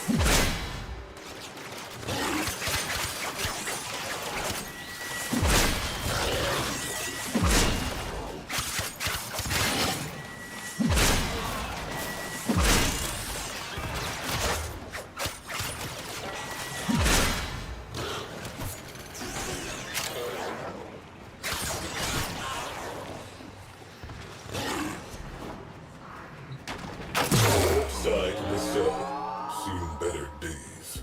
Scanning. Eliminate interference. Maintain defense. Hold position. Scan cannot continue until the area of operation is clear. Get on it.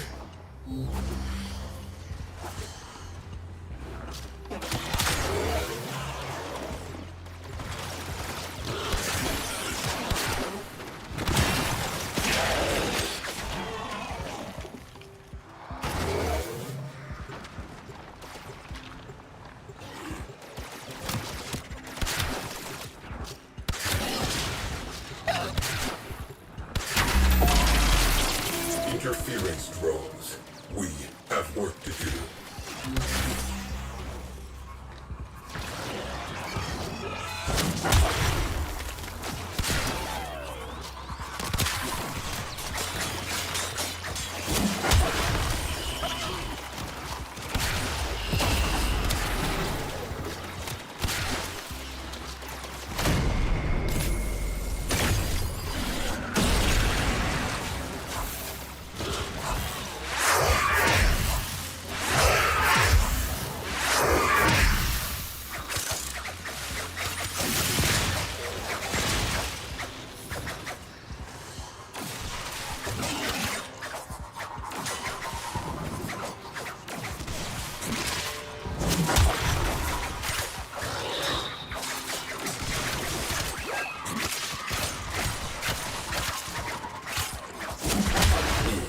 Drones down.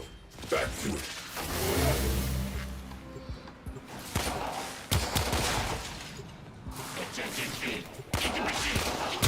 Perimeter breached. Clear them out to resume scan.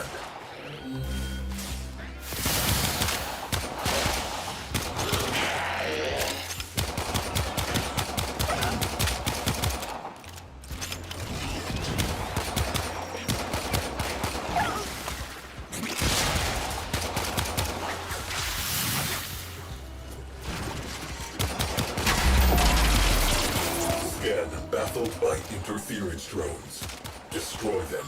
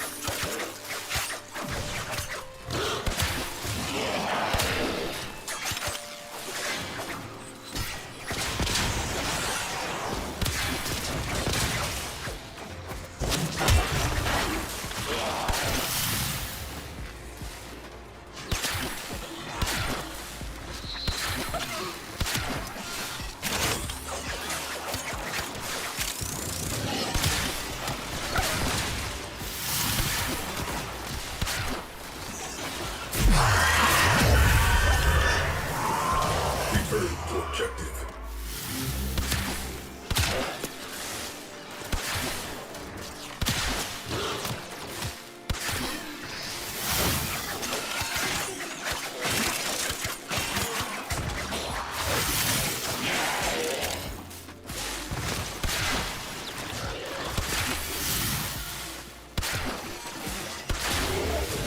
Perimeter breached. Scan interrupted. We do not have time for this.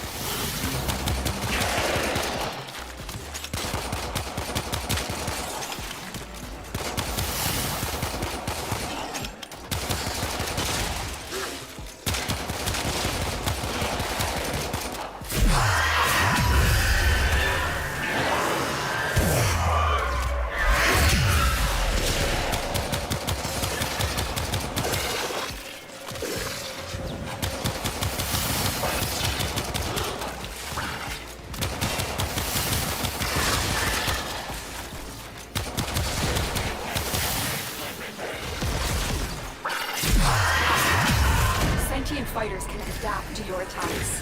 Hit them with something else.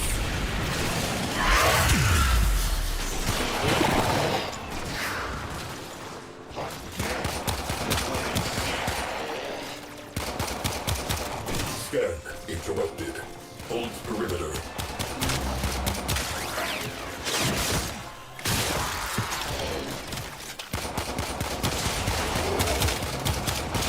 Perimeter reached.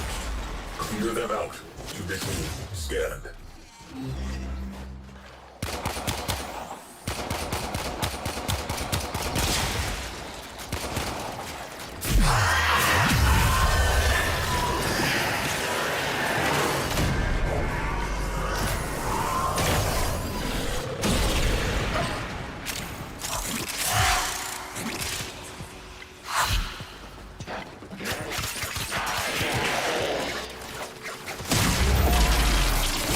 Interference drones detected. Scan interrupted.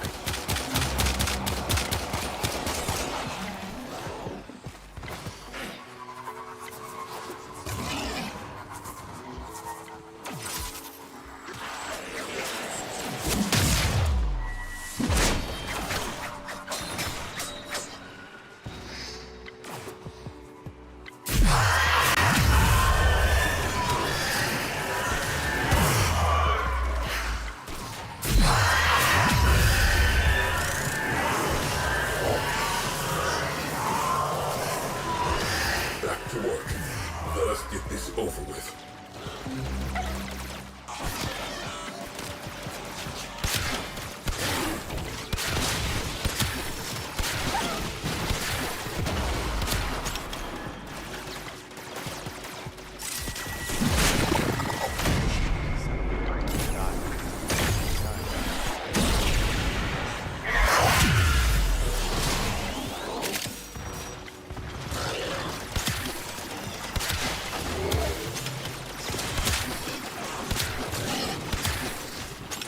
Scan interrupted.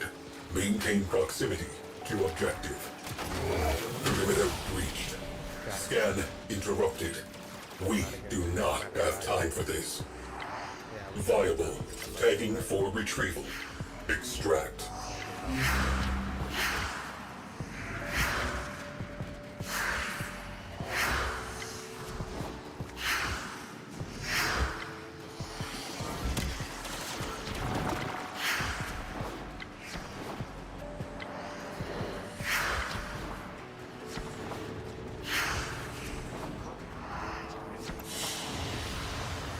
Another job well executed. I was not gonna die. I don't know what the heck. I gotta sit here.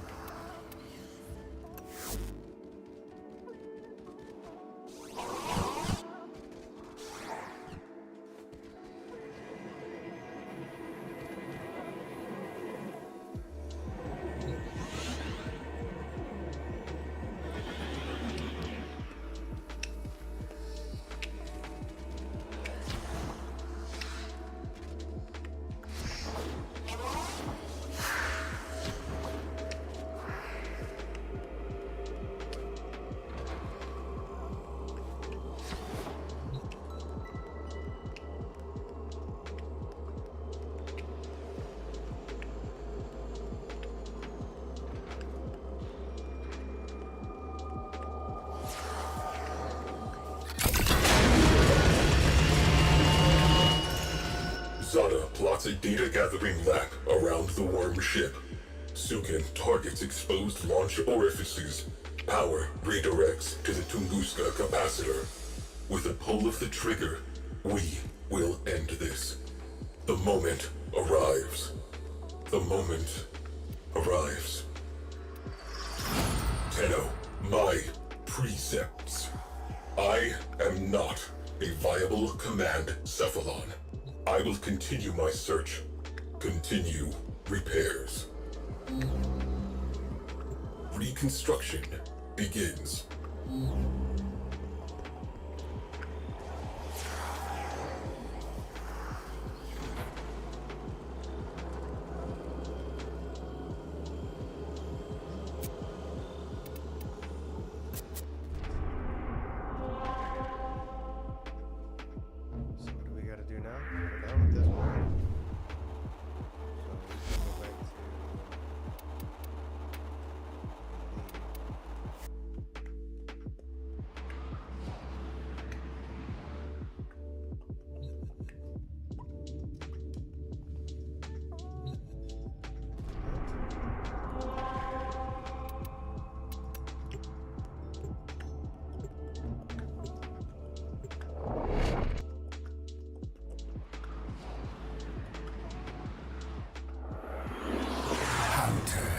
Do not waste your time with this idiot cephalon, spewing corrupt data streams about music of all things. The epitome of meaningless data. She ought to be disconnected from the weave and erased.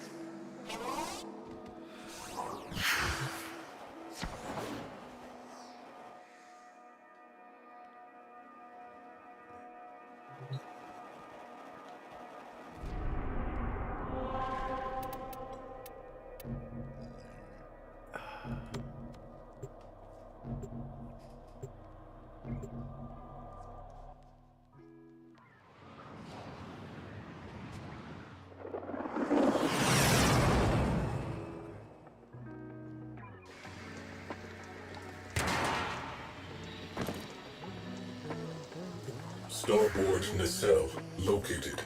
We, you, need this.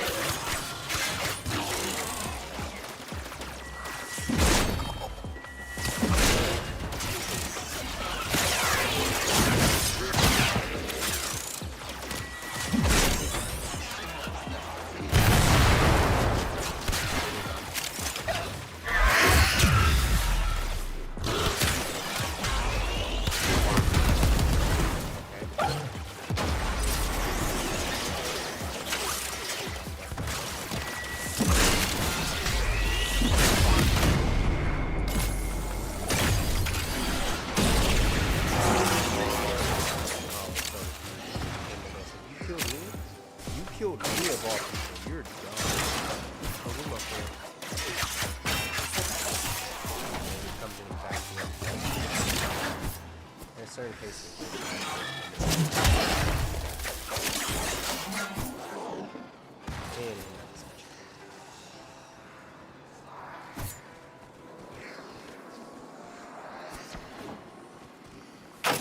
Starboard to the cell. Best in class.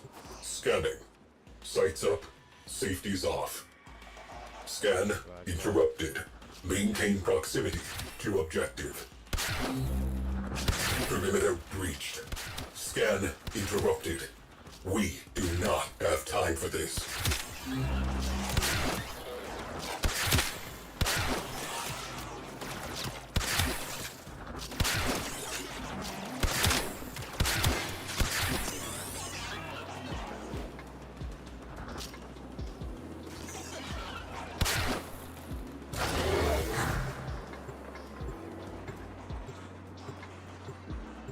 Scans at 14 with no enemies coming. Good.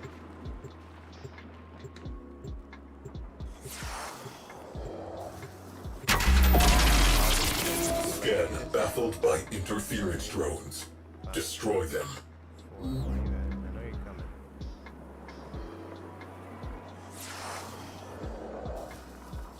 I'll wait for them. Yeah, I feel like if I move, people are gonna spawn in. So, this one's coming.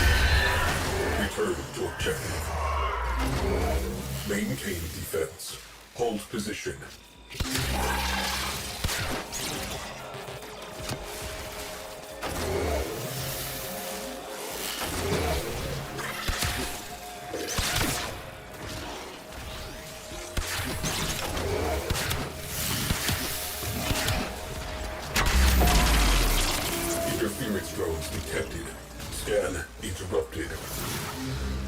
Sentient fighters can adapt to your attacks. Hit them with something else.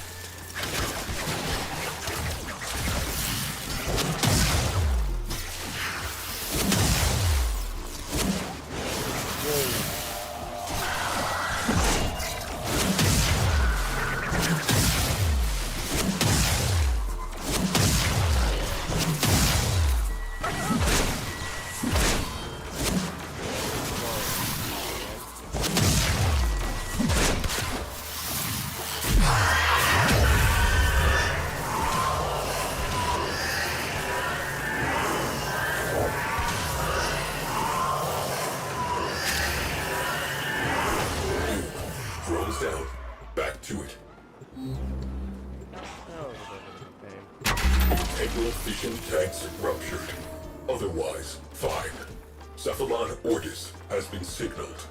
Proceed to extraction.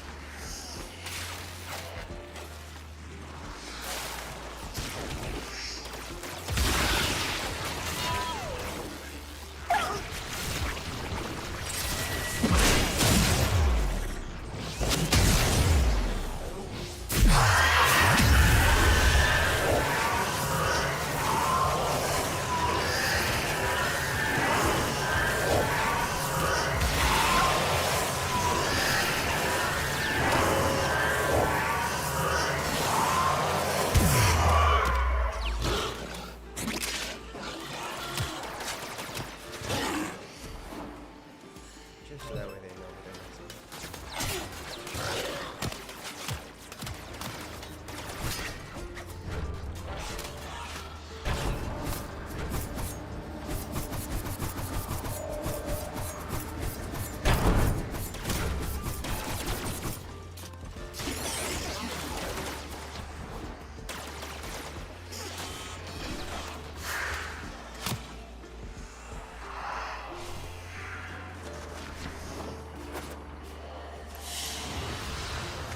Mission complete. Excellent work, Tenno.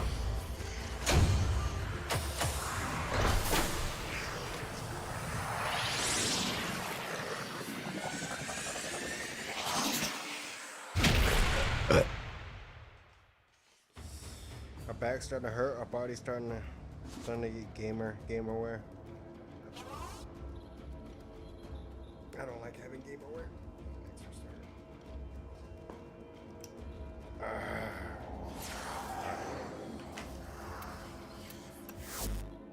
Install of course.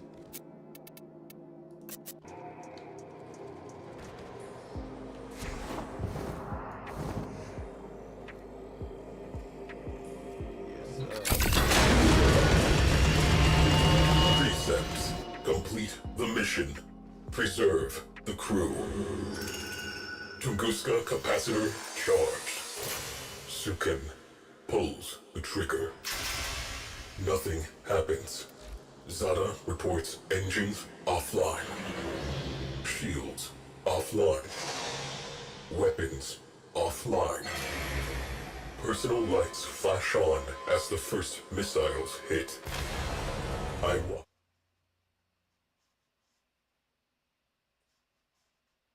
Replay. And Chad, I'm a noob. How do I get back to 1999? Luke, how do I get to 1999? You have to go to the computer in your orbiter, and you click the hull. I do not want to watch this because it's 1999.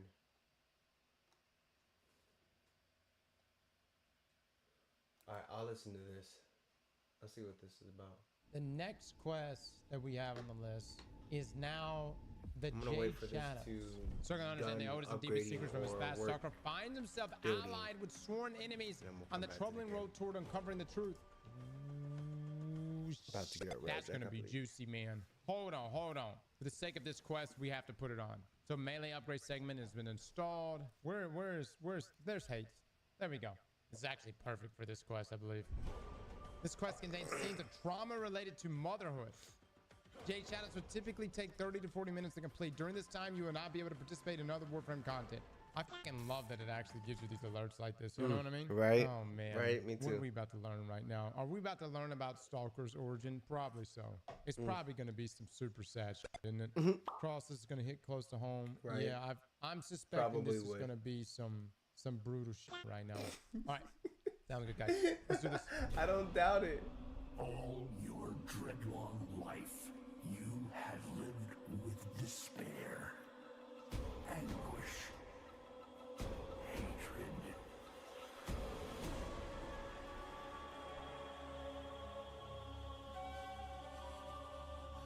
But none of these compare to your guilt.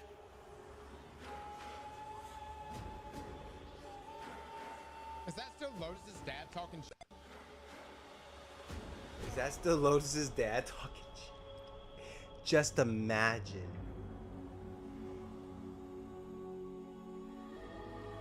Look, so yes, chat, we will create an entirely different Warframe just for y'all.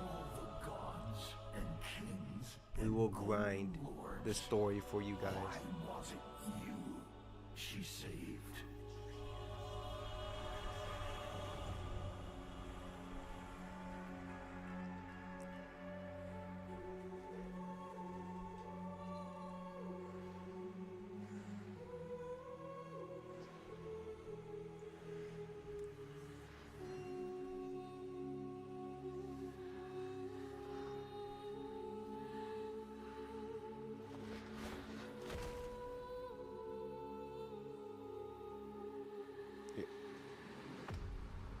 Oh, shit.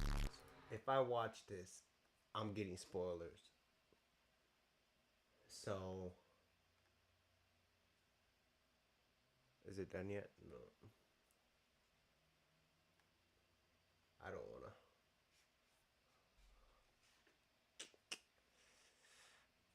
Well.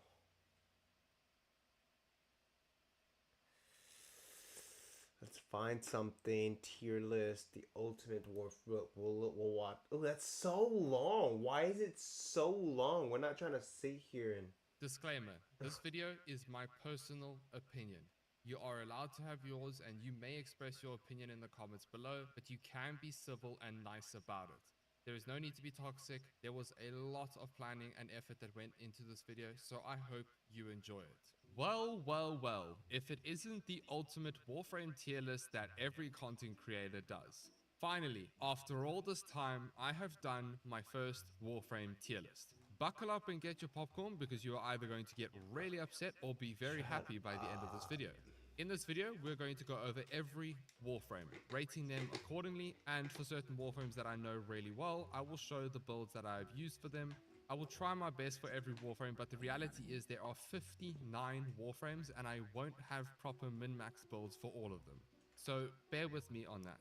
It is also really hard to know all 59 Warframes in and out, so yeah, it's a lot. It's a lot of Warframes. It is. But this video will be your one-stop shop. Of course, like every other tier list, we have the rules for my ratings. Please do not skip this section as this will give you a better understanding as to why and how I rated my Warframes. Number 1, this is my personal opinion. This does not mean the Warframe is actually bad or is actually good just because I said so. You try out the Warframe that you want to play and you have fun. That is all that matters. Alright, since we are going to take a little tiny break from the game, we're going to watch this and then I'm going to grab some munchies real quick, so I will be right because I didn't put your Warframe in the tier you wanted me to. Number 2. There you go. Oh, if I can find something to munch on, really.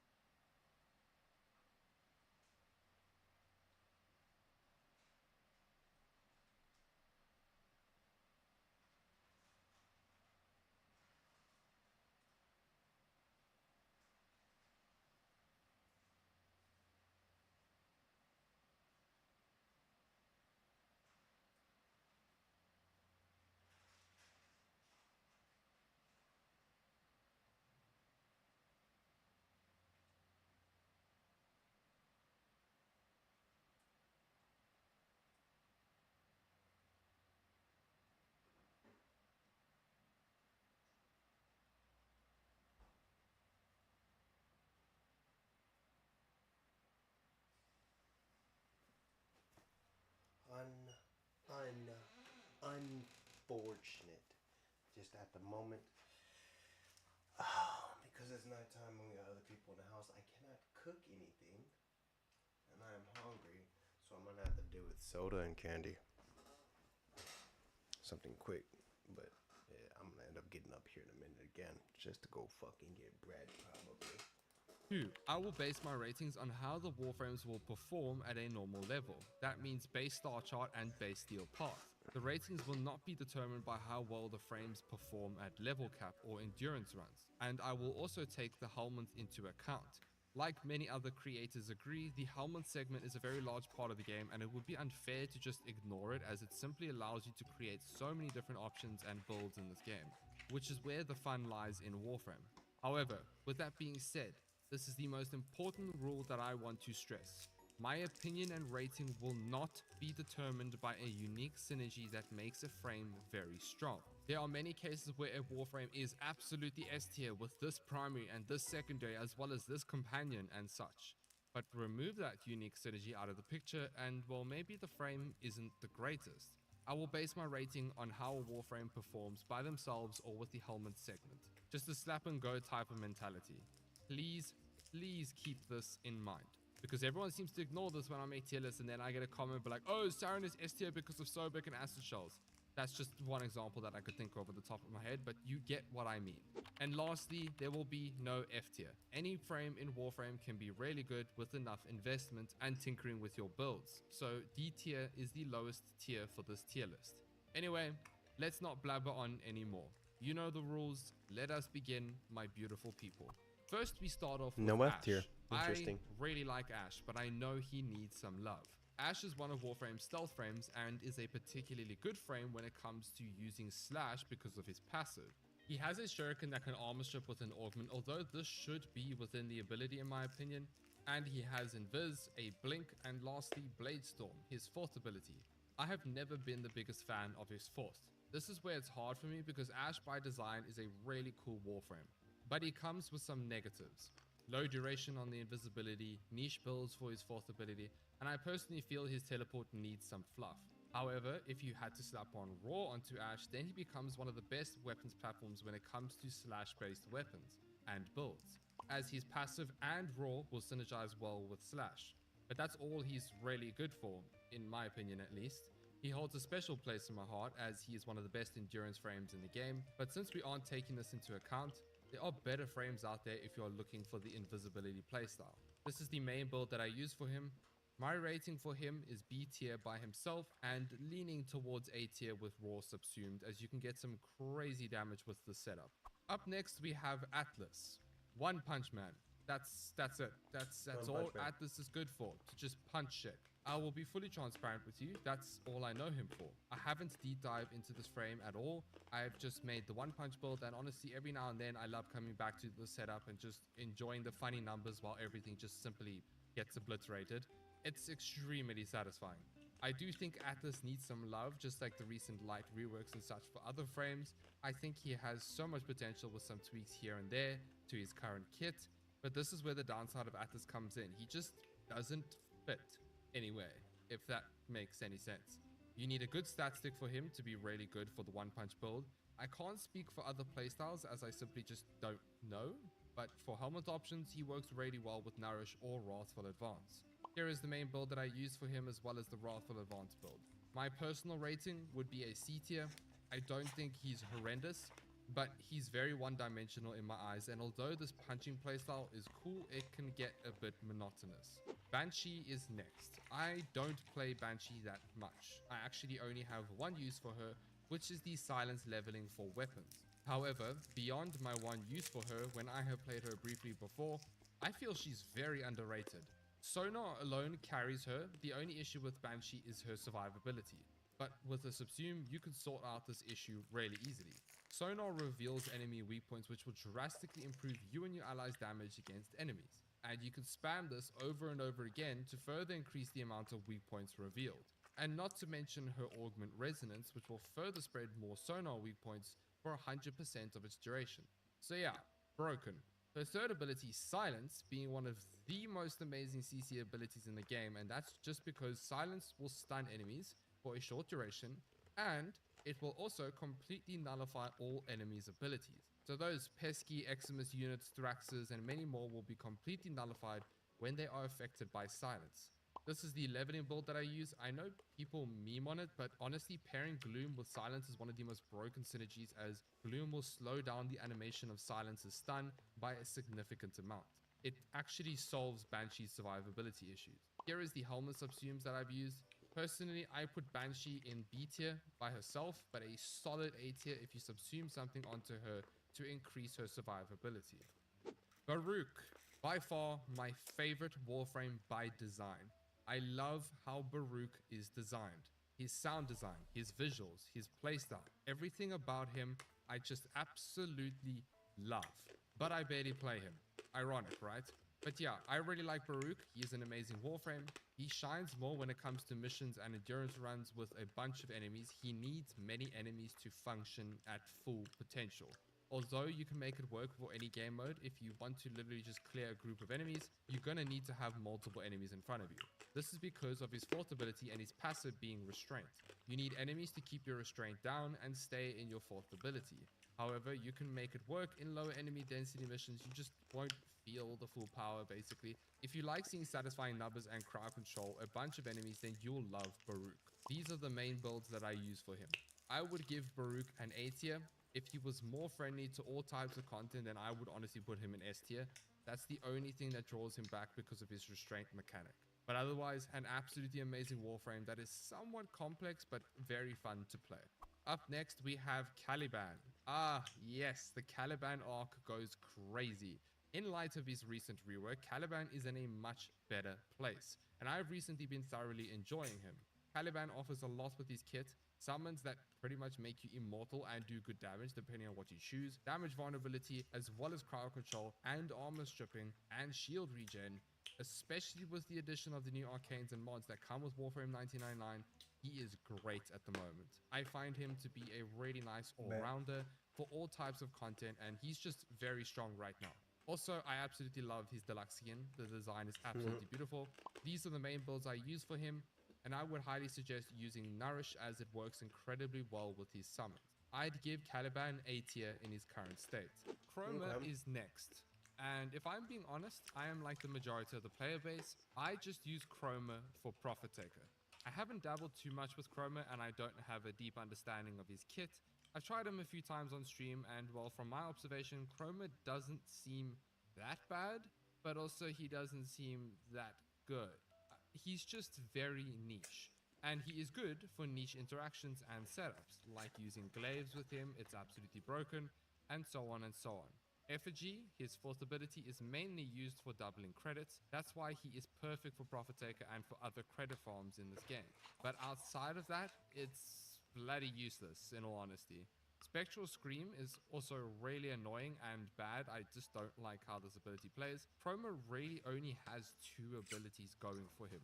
His Vex armor provides a lot of buffs compared to other damage buffing abilities in this game, but again, I don't know him too well. I'm not going to show any builds for him as they are very outdated, and it would be unfair to claim that I know how to build him.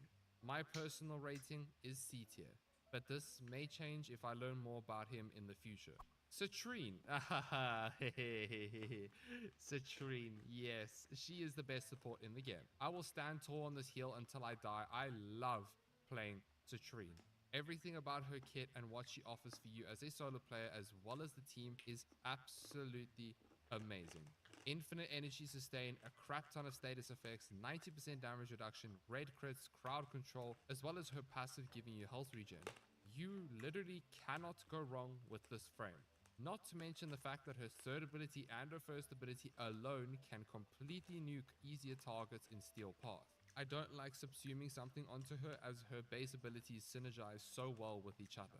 If you haven't played Citrine, I would highly suggest giving her a try. You will be pleasantly surprised at how good she is. This is a no helmet setup that I run for her, and I honestly give Citrine a very confident S tier for me. Have you ever been stuck playing Warframe all day and then you just think to yourself, wait, have I eaten breakfast yet? Well, HelloFresh has you covered. Breakfast is the most important meal of the day, and HelloFresh is giving all subscribers free breakfast for life. That means you can enjoy free breakfast items with every single HelloFresh delivery while your subscription is active. Now that's a deal. HelloFresh doesn't just do breakfast, they have many more options for lunches and dinner. Dig into their biggest menu yet with 50 plus different dinner options and even more to suit your healthy lifestyle. Are you a Warframe gamer as well as a gym giga chad? Give HelloFresh a try and choose from 30 plus calorie smart and protein smart recipes each week to achieve maximum gains. Everything arrives right at your doorstep, pre-packed and pre-portioned, tailored just for you. And don't forget, you get free breakfast as well. So what are you waiting for? Click the link in the description or use my code and get 10 free meals plus free breakfast for life. One breakfast item per box while your subscription is active if you're in the US. Outside of the US, the local discount will apply. Now remember, my good tenor, every good day starts with a HelloFresh breakfast. Site 09, the new Warframe that has just been released with Warframe 1999, gifting us this beauty right here, Evade. Well, kind of. His helmet ability practically allowing any frame to have invisibility is somewhat very good, however it comes with a massive downside. Its stupid cooldown mechanic. When it first came out I thought it was amazing and all, but the more I played Site 09, the more I began to dislike the cooldown mechanic of this ability, and it completely stuffs you over if you cannot land those headshots. Site 09 is focused on weak point damage, and he does that very well, let's be real here. His exalted weapon, Neutralizer, is broken and it does a significant amount of damage. His second ability allows you to change elements on the fly. He is a very good all-rounder frame, and a very good stealth Warframe, just minus the cooldown mechanic. For the most part, you won't really feel the cooldown, but I believe if you're playing in a team, or if you just cannot land those headshot kills, it's going to be a nightmare. And also, nullifiers are your worst enemy with Site 09. It is terrible, especially when you've just casted Evade. This is the main build that I use for him. I would give Site 09 a comfortable A tier. The Garth, I haven't played her much since her release. However, from what I remember, I find the Garth to be a very underrated Warframe. She's good. Not like crazy good, but she's not bad either. She's sorta in the middle for me. Her kit synergizes very well together. The fact you can somewhat cheat death with Grave Spirit, her third ability. The damage redirection mechanic from Doom can be utilized to pretty much nuke everything. It's extremely good. The only downside for the Garth, in my opinion at least, is her fourth ability. Having a very long casting animation, while they do a lot of damage and armor strip enemies, it kind of forces you in a loop of just spamming horses the whole time with Doom. However, this can be better with casting speed shards, so keep this in mind for those of you who don't like the Garth because of this very issue. I do think she's a very good Warframe and often overlooked. This is a no helmet build that I like to run with her, and here is a Nourish version too. I'd give the Garth B tier. She's good. Not crazy good, but she's not bad either. Up next, we have Dante. Got nerfed, but still very, very good. A very active caster frame that offers a crap ton of overguard for you and your allies, as well as offering a number of different buffs. I hold a very special place for Dante because I am very fond of Warframes that have an active playstyle. Ones that make you use your tiny brain a bit. I kind of like that. And Dante did that perfectly for me. The whole mechanic of making sure you cast in sequence and then having to remember what that sequence does was a really nice design choice by DE in my opinion. Darkverse is really good for nuking groups of enemies with tragedy, and I like his book too. It's pretty cool. The only thing that brings Dante down is he is a caster frame, meaning you can get stuck in this gameplay loop of just constantly spamming abilities and you pretty much barely use your weapons. And that's okay if that's what you are looking for, but I know some people like to use everything. I personally enjoyed a lot, but I understand that some people may not like it. Dante offers you a substantial amount of things in his kit and playstyle. He's a very, very loaded Warframe, and you won't regret giving him a try. This is the main build that I use. I'd give him a solid S tier even after his rework. Ember is next. S tier. No, like, I'm not lying. S tier. Ember literally is one of the tankiest Warframes I've ever played, while offering so much with her kit, especially with her somewhat recent rework. Not to mention, she has one of the best passives in the game, giving you 5% ability strength per enemy that is affected by heat in affinity range, which is 50 meters. This is uncapped. You can push this above 100% ability strength with enough enemies affected. It is very good. Ember armor strips, has 90% damage reduction, nukes with her fourth ability, has good energy sustain with her augment. Her passive gives you 5% ability strength for every enemy within affinity range, The only thing that is a drawback to some people is her heat mechanic with immolation, but that doesn't bother me. Once you play a few missions with her, you'll begin to learn how to balance it, and it just becomes second nature to you to just refresh it. It's just the initial getting used to it kind of thing.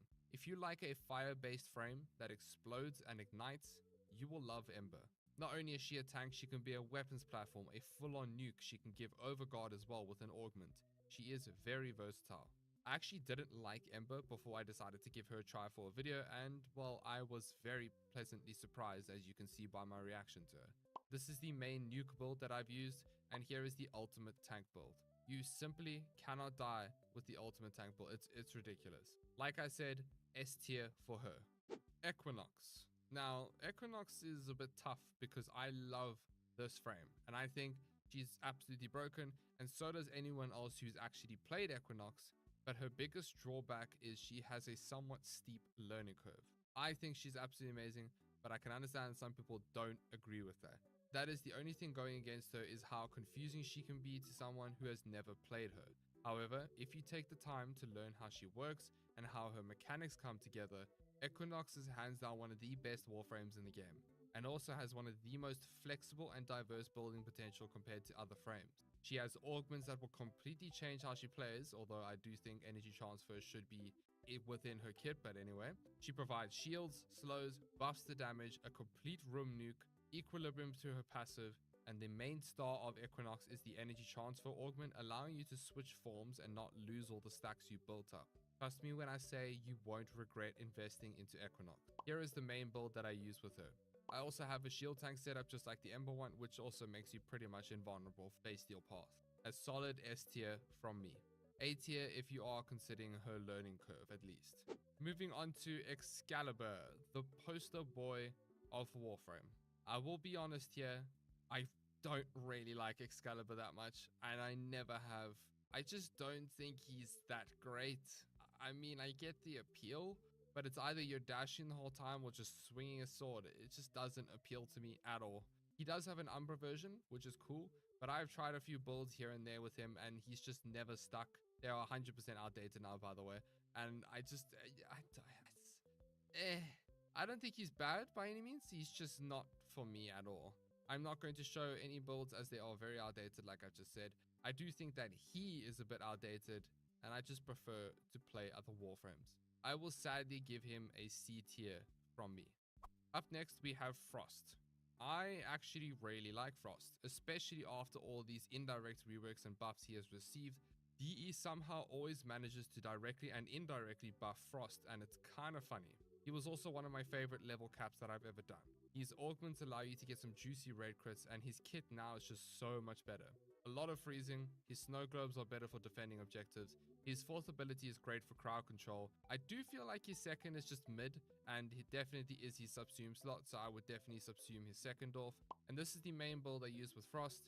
Icy Avalanche is really nice as Frost gives you and your allies overguard. It's an extra layer of defense, on top of the fact that pretty much every enemy in your vicinity will be frozen when you cast your ability. So yeah, Ember and Frost are very good at what they do.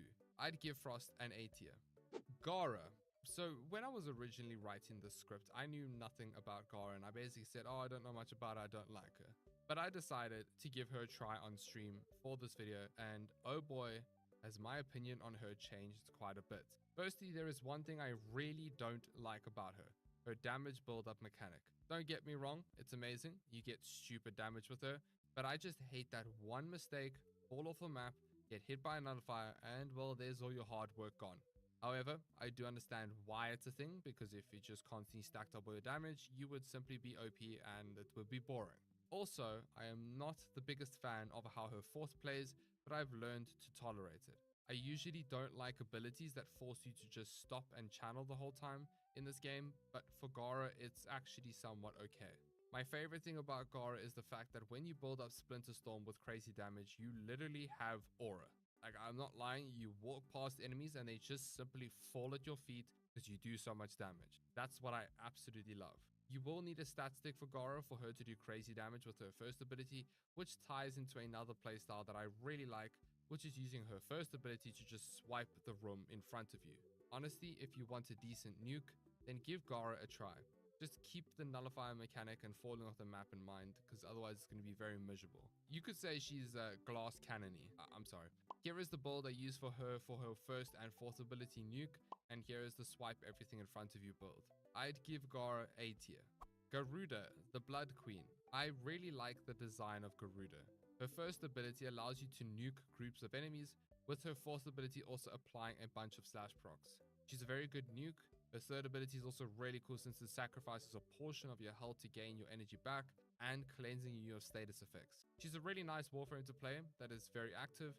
She's also just very different from other Warframes, if that makes any sense. Like, she's a complete different design and I really like it, but it's almost like a select few people actually play Garuda and not many people talk about her since she's actually a very good and fun Warframe.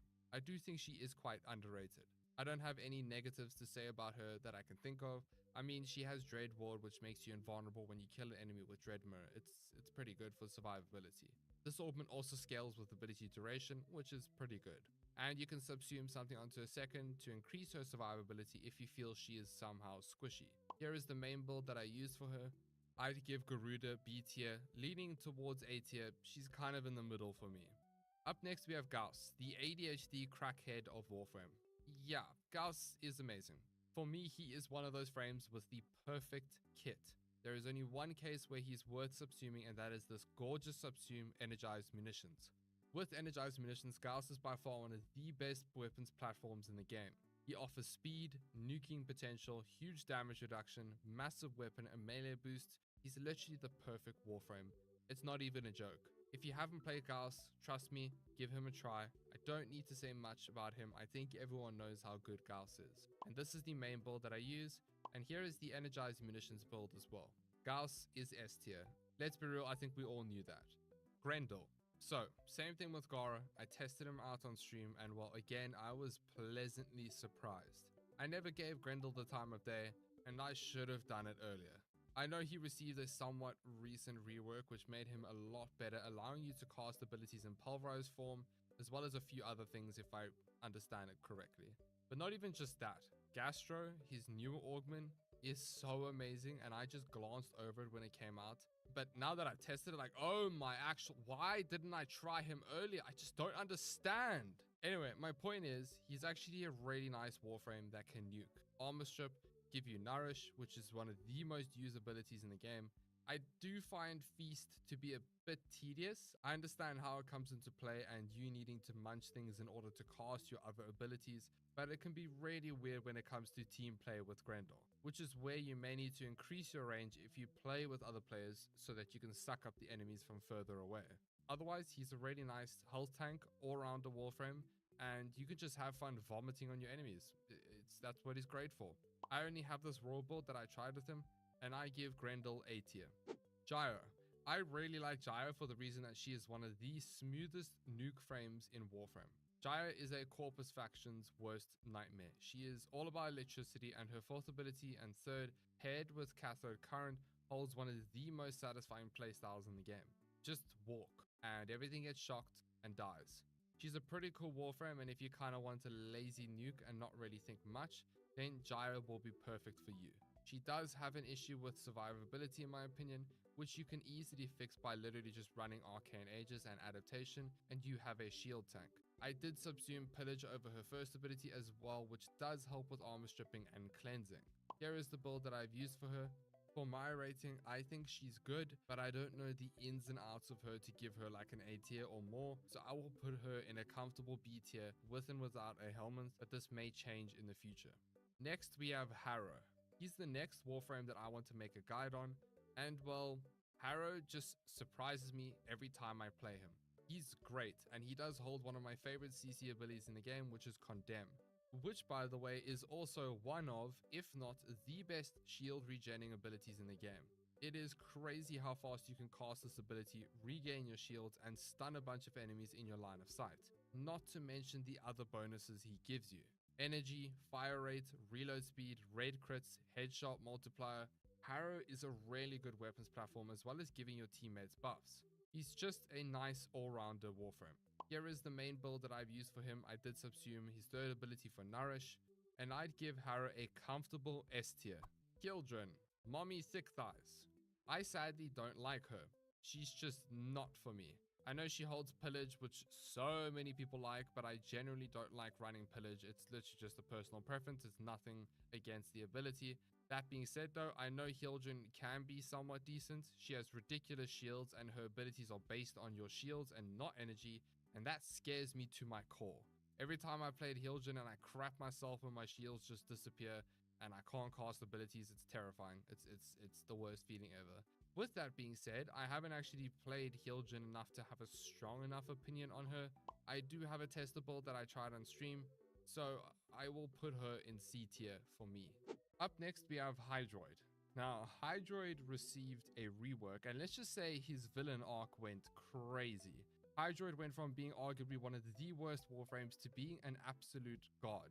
I am very fond of his new rework, and I think he is very strong, but I barely play him. Hydroid has one of the craziest damage buffing abilities, giving you an easy 400% increased corrosive damage with enough ability strength. And pairing this with his passive, giving you innate armor stripping through corrosive procs, as well as Tempest Barrage with his augment, giving you max corrosive and viral stacks in pretty much an instant, he is incredibly strong. The only thing that draws him back is his tentacles. Although they have been improved, they still don't offer much without his augment Pilfering Swarm. And I do find his survivability can be a little bit rough depending on how you build him, of course. There are band-aid fixes like running adaptation with him since he has so much armor, or just subsuming something over to increase his survivability. He does work insanely well with Breach Surge. This is the main build that I have used for him. Genuinely, I would honestly put Hydroid about A tier, even cusping on S tier to some degree. But yeah, A tier is comfortable. Inaros. He is also a frame that I never really enjoyed. He's a lot better right now, and he is actually a really nice tank for Star Chart as well as Steel Path. If you are someone who's looking for a solid health tank that offers decent CC and some cool abilities, then Inaros will be perfect for you. He's a great daily frame, but if you start scaling levels with him, he can fall off as you start scaling, as he is not, he doesn't have shield, so he doesn't shield gate. But I will say his Kavats that he gets from Decimation Curse, his augment can be scaled incredibly well with other Warframes and himself. So that is a good option if you want to have a look at that. But he is not for me. Personally, I don't like him. I do have a tester build for him, and I don't know if this is really the best one. It's more just a test to see if I liked him or not. But yeah, I would personally give him a B tier, C tier maybe. Ivara. Oh boy. This is not going to be good. I hate Ivara. I really don't like this frame. I fully understand she is a niche Warframe that can offer some ridiculous synergies that will net you some crazy damage, but I just don't like Ivara's kit at all. More specifically, I don't like how Prowl works at all. I just don't like it. I just don't think it fits into Warframe at all. I know Ivara mains will try and defend it, but it's just a personal opinion. It's not for me. It's not a reflection on Ivara. She's probably way better than I think. But for me, I find there are better stealth frames out there, in all honesty. I would honestly give Ivara a D tier in my eyes, but this opinion may change if I do decide to learn a bit more about her and how her kit works. Next, we have Jade. I really like Jade. She's one of the new Warframes that has been released, and it's always satisfying raining hell upon your enemies. Her forced ability is super smooth and allows you to nuke enemies, and I'm quite fond of her Phantom Eyes, slowing enemies down while armor stripping them. She's a decent support Warframe, and she can have 2 aura slots. I don't have much more to say about her. She's just a good all-rounder. There's not much more to say. She's just a very smooth Warframe, which I personally really enjoy. Here is the build that I use for her, and I'd give Jade an A tier. If you watched this far, firstly, thank you. That's really long. Could I ask that you hit that like button, as it really helps me out with the algorithm. Thank you so much, and I hope you're enjoying the video. Aura. This is gonna be bad. Alright. I know I'm gonna get hate for this. I can smell the comments. I know Cora is good. I just don't like her at all. She's a good Warframe, but I despise her playstyle. She is so boring. But I won't deny that she is absolutely amazing for looting, and she is a very functional Warframe. I would highly suggest any Star Chart player who is looking for a loot frame to use Cora, but outside of that, if you like her, then that's perfectly fine. Remember, this is all my personal opinion. You are more than welcome to play your game. I don't have updated builds besides my Mimi Kitty army setup right here, and that's about it. Putting some of my personal opinions and biases aside, I will give Korra a B tier for me. Kome. When Kome released, I liked her a lot. I think she was pretty cool, and I still do. The only thing is I am not too fond of the decree system, but my opinion on Kome is still the same. Use her for what she is designed for, which is endurance. Now I know, we said we're not taking endurance into account, I'm aware, but even if it's, let's say, like a 30-minute plus survival or a disruption or defense, that's where she shines. If you use her for general quick missions, she isn't the best. This does drop her a tier, but even then, subsuming over her decree ability isn't a bad option if you really like her and want to just play her in quick normal day-to-day missions. Kome does hold one of the nicest status priming abilities as well as very good CC with her fourth. Her third ability is, I would say, useless, I guess, for me, and I just think needs to be reworked. That's just what my opinion is. This is my main build that I use for her. I'd give Kome a B tier, A tier if you're looking at endurance missions. Kulova is absolutely amazing. Yes, he doesn't have shields and only relies on overguard, but oh boy, Kulova is one of the best day-to-day frames for weeklies, missions, and general steel part. I love this frame so much, and he was my go-to for the longest time since he's been released. His Subsume, Wrathful Advance, is used on so many melee builds across the board. Not only that, his one and only Collective Curse is by far one of, if not the best ability in the game. Hands down. Kulova is nice because you can play a melee build with him or a caster playstyle where you focus on his fourth ability and Collective Curse to see some funny numbers of slash. This is the main build that I use for him. I'd give Kulova an S tier confidently any day. Lavos. I don't understand this Warframe at all, and I haven't really given Lavos the time of day to be able to give a proper, genuine opinion. But I have tested him a little bit, and I've seen many videos as well as had people in the past show me how good Lavos can be. All I can say is, well, he's good, or he looks good, and I do have a tester build, which I'm not sure if it's the best or if it's good, but it did work for me. I don't have much more to say about him because I don't know much about him. I will give him a B tier only because I don't know him enough. If I dived into his mechanics more, maybe I might change it to an A tier. Limbo. Limbo is confusing as shit, but boy oh boy, is he a diamond in the rough. Limbo is godly. A steep learning curve, no doubt, but once you get the hang of him and actually play him, you begin to realize what a hidden gem he is. A lot of people overlook him, and I can understand why. I will say he is not the greatest team Warframe to an extent. His Rift mechanic can get annoying for teammates, especially if they just don't understand his abilities and how to work around it or remove it, but people just don't understand him and think that he's bad. But he literally has one of the craziest CC abilities in the game and has such an active playstyle. I have used this build in the past, not sure if it's up to date, but I did take him to level cap before, in all fairness. I'd give Limbo S tier, genuinely a very overlooked Warframe, but S tier comfortably. Loki. While many people say he's outdated or he's not that good, I tend to disagree. I personally feel Loki is a master at what he does, crowd control. He's not supposed to do damage with his abilities, he's meant to dodge and weave any incoming damage while letting you use your entire loadout at your own free will.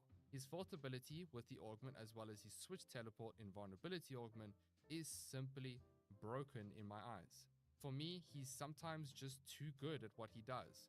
And if built correctly, he is borderline unkillable. If you are looking for a frame that doesn't necessarily nuke or do crazy damage to its abilities, but allows you to distract and control every enemy in front of you, all while being invisible, then Loki is perfect. I don't think he needs a rework. I know that might be a hot take, but that's just how I feel. With that being said though, this is coming from a Steel Path perspective. I can understand that Loki as a star chart or early game frame maybe isn't the greatest. Here is my favorite build for him. I absolutely love the setup. It is so good and you just can't go wrong with him. I'd give him a comfortable A tier. Up next, we have Mag. If you don't like Mag or think Mag is bad, I honestly and truly just don't know anymore. Mag is one of the most amazing and broken frames in the game, and she's a starter frame. Her Magnetize ability and Crush with her augment is by far one of the most satisfying ability combos in the game.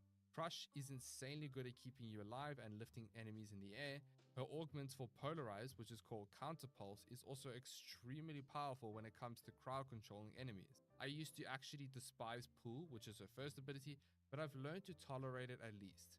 But this isn't what makes Mag so good. It's the mechanics of Magnetize. Create a bubble around any target, pull enemies in, and with many different projectile-based weapons, you simply just create a meat grinder that shreds any enemy that gets pulled in. There are a few special outliers that will make Magnetize be way more effective, but in reality, any weapon with projectiles will work. Not to mention, you can switch it up and use Magnetize Bubble with the Augment to actually nuke groups of enemies. I am very fond of this Warframe. She will always be one of my favorite frames in the game. And here is the main build I use for Mag. There is no debate, she is S tier. In fact, she is S+++ tier. Mesa. I don't really play Mesa that much, but I do have a simple understanding of how her abilities work. I think she's a really satisfying Warframe, and with all the new Archon shards, new mods, new systems, Mesa's power has grown considerably in recent times. Her regulators can do some ridiculous damage nowadays and scale a lot higher than before with enough investment. Mesa offers 95% damage reduction with very good crowd control, and she can be really tanky if you build her correctly, while literally shredding enemies with insane fire rate from your Peacemakers. I am still quite fond of a meme build that I made which subsumes off her Peacemakers with Eclipse to either be pretty much invulnerable, or you use Eclipse with certain weapons that can have an explosive ult fire with projectiles like the Cedo, Tetra, and Trumna and so on to boost the projectiles damage with Ballistic Battery, which is her first. This is the meme build that I use, and here is a general build that I run for her. For the Peacemakers, it's up to you how you want to build them. I did try out a Corrosive Blast setup as a tester. If you are looking for a frame that dual wields pistols that shreds through enemies with insane fire rate, you'll like Mesa. I'd give her A tier. Mirage. Prior to this, I thought Mirage was shit, but the only reason for this was because I haven't played her at all in like 2 years. So I gave her another try, and well, yeah, my opinion has changed quite a lot. She's a lot more fun than I remember. However, I find Mirage to be very glass cannony unless you subsume something or use another method to keep you alive. I find subsuming overshooting gallery with muzzle flash or using silence completely solves this issue entirely. Mirage's first is really cool, creating mirrors of you, which will make all 4 copies melee with you and only shoot 2 if you use your ranged weapons. So instead of you just shooting 1 projectile, you'll have 3 projectiles, essentially shooting out multiple projectiles, and it just increases your damage by a drastic amount. It's a big damage increase. Not only that, guess what? Mirage holds Eclipse, which is one of Warframe's most popular damage buffing abilities. Prism is really cool and can be used to nuke enemies, but I personally really hate how long it takes to cast, even if you have a lot of casting speed. But if you don't mind it, pairing this with Prism Guard will create a really satisfying nuke playstyle. My only gripe with Mirage is her squishiness, and Prism taking really long to cast. Mirage is actually a very versatile frame in terms of her uses in this game. She's one of the best weapons platforms while being a decent nuke, good for focus farming, good for buffing your teammates' damage. Not to mention, I actually created a funny cat build with her using Total Eclipse. And let's just say, yeah, it's good. I'm gonna make a video on that very soon. Here is the main build that I use for her. And here is a nuke version. I'd give Mirage an A tier, maybe B tier if you don't have a subsume and it's her base kit. Necros. Necros is a loot frame, and I think his design is very cool, but for me personally, Necros only has one purpose: loot. He is honestly really good at it. He's arguably one of the best loot frames, and some may argue he is the best, but I think it just depends on how you play him. I would play him over Korra any day. Oh, I know that's gonna piss some people off. I don't really know Necros for anything else. I have tried building him for his 4th ability, Shadows of the Dead, which will summon 7 allies for you. But the thing is, the AI of his 4th is just weird. It only works sometimes. But I will say I do still enjoy this from time to time, and I think it's just fun to have minions running around. He also holds one of the best armor stripping abilities in the game, Terrify. It's a very, very good ability.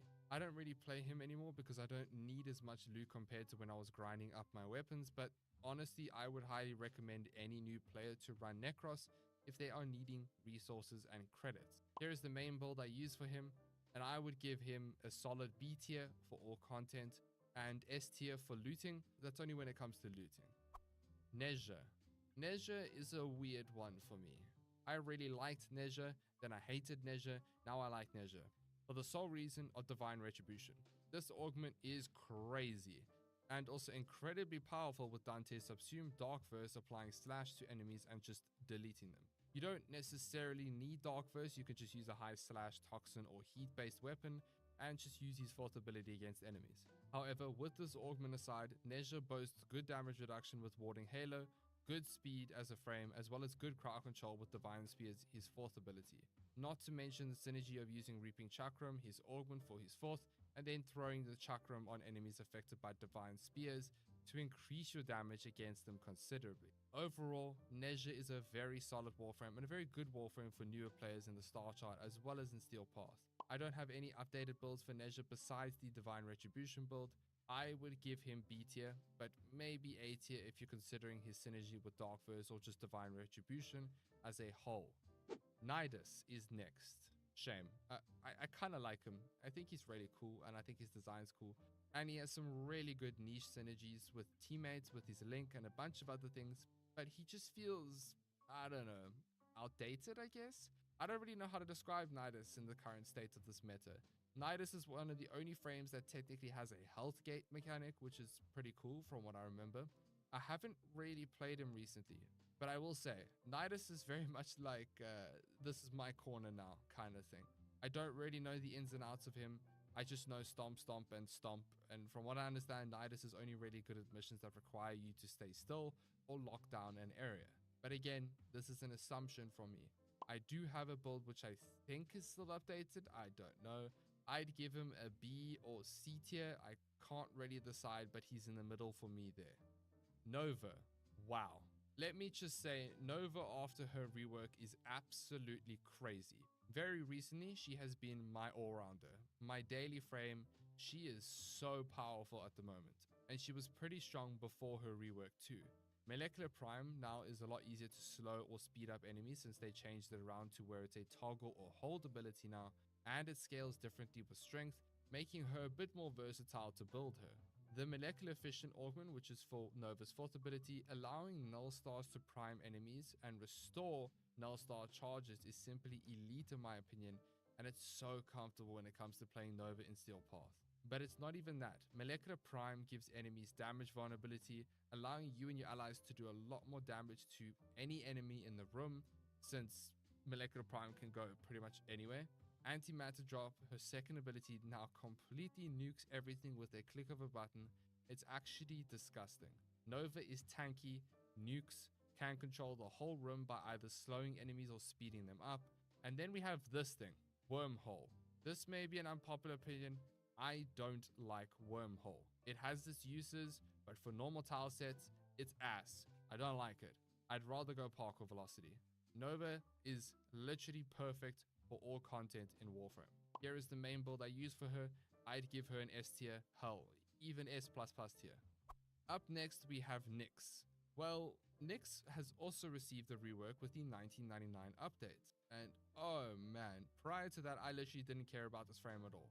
After her rework, her quality of life features and her gameplay loop feels so much better from when I last played her. She is essentially invulnerable all the time. Her armor strip from Psychic Bolts feels a lot better. Chaos is and always has been stupidly good in my opinion, and Assimilate makes Absorb feel so much better. Mind Control is a bit of a weird one for me. You essentially charge your companion up like a Pokemon. I don't think it's that great. That's just me. Nyx is just a master at crowd control, very much so like Loki, except she's not invisible. She's invulnerable. Big difference. This is the main build I use for Nyx, and I would give her a solid A tier at the moment for me. Oberon. Shame. Poor Oberon. He really needs some love. Oberon is arguably the worst Warframe right now and desperately needs a rework. I do think he'll receive one this year. I do think that's on the cards, so maybe this may change as the year goes on. I will be honest, I just don't have much to say about him. I do think the coolest thing about his kit is the Hallowed Ground and the Reckoning, but other than that, he's not a bad support frame. I just think he's outdated and is in dire need of a rework. I don't have a proper build, only ones that I've briefly tested with him. I'd sadly give Oberon C tier. I don't think he's completely garbage, I just don't think he's good enough.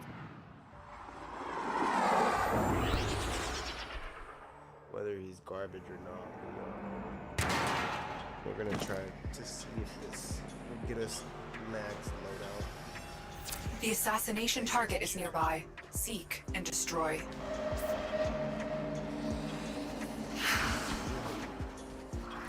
Going to see if this will get us the blueprint. Oh no.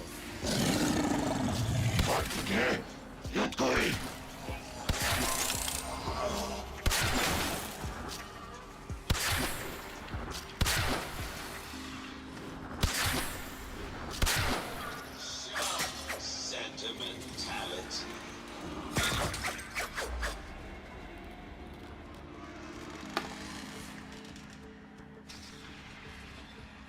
We need that. We need the last bit of that.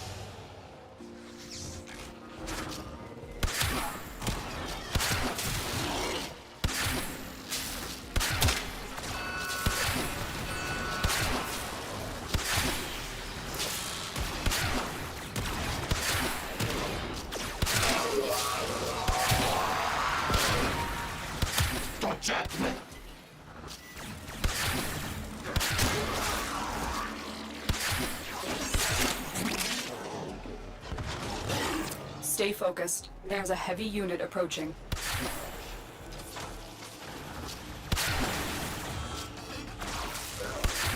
Most wise founder, protect your avaricious servant.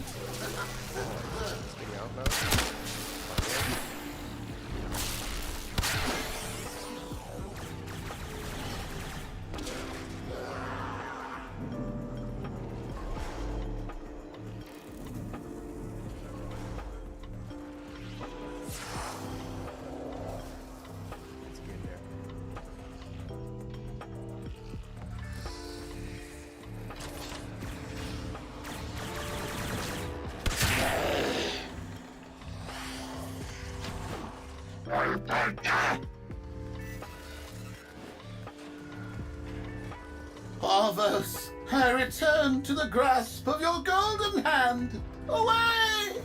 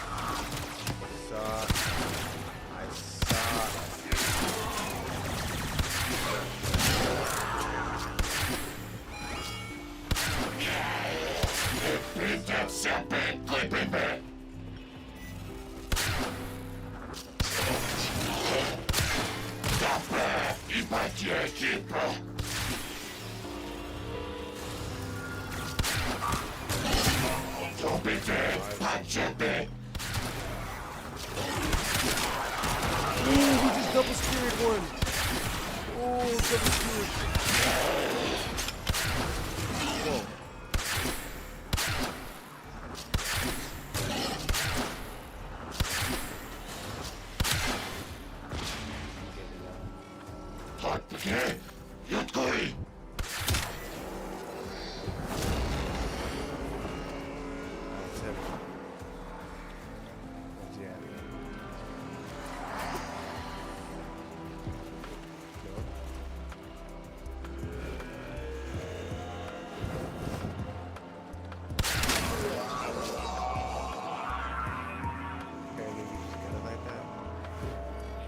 Stupid Pachipi.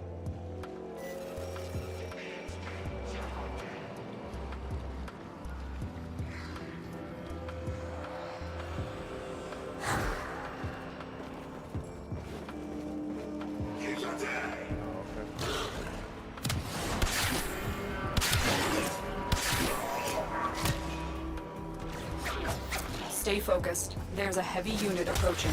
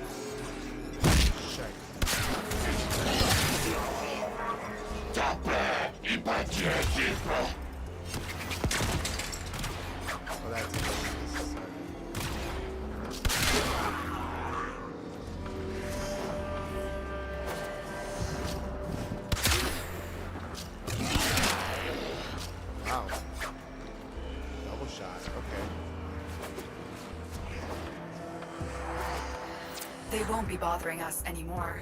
Let's get out of here. Walkers incoming.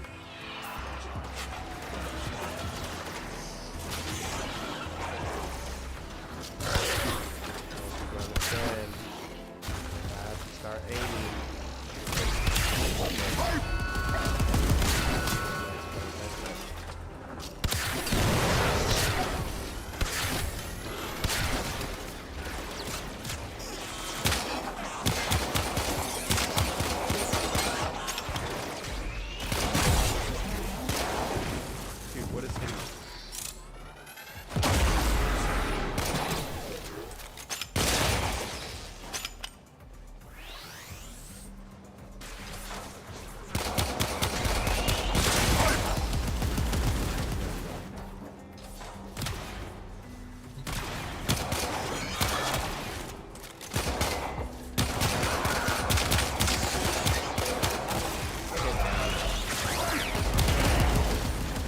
Stay focused. There's a heavy unit approaching.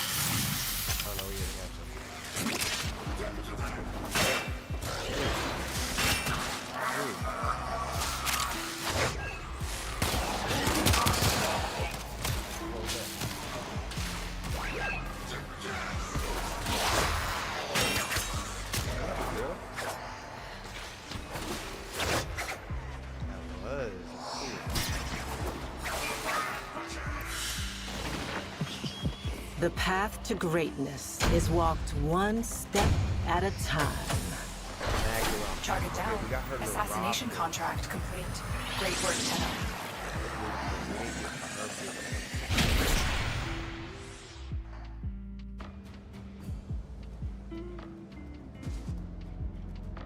It says all prime vault with a solo expansion of Excalibur Prime.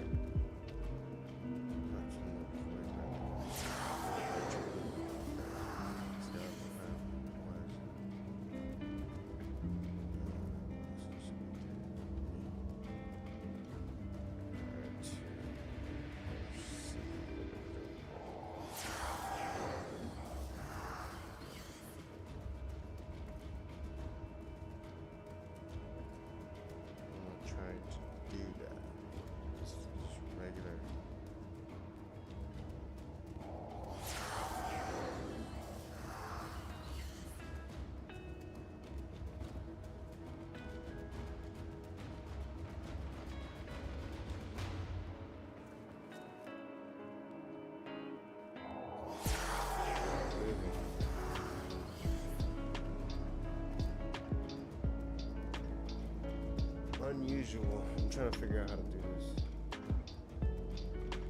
I'm not entirely sure.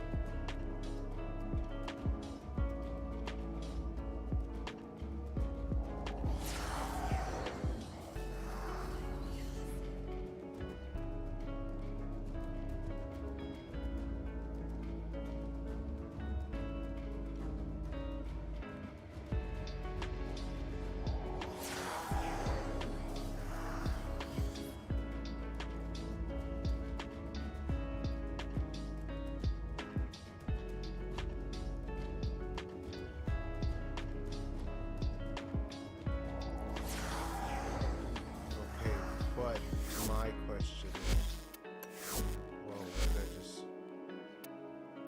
No box. Blue box. Interesting.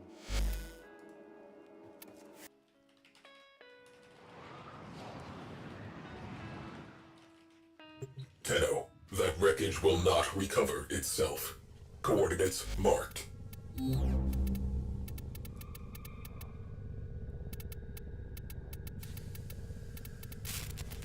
Already have enough.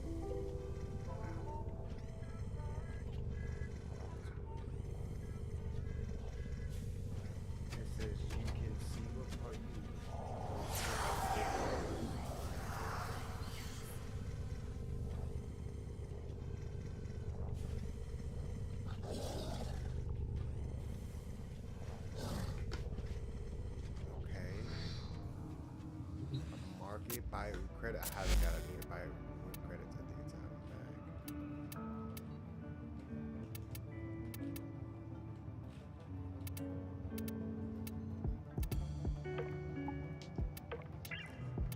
Just straight mag. See, it's not credits. It's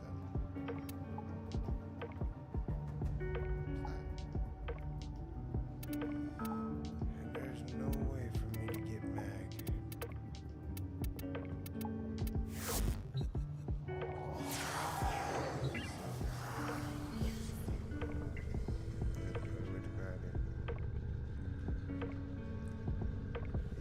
The parts you had to grind from the market.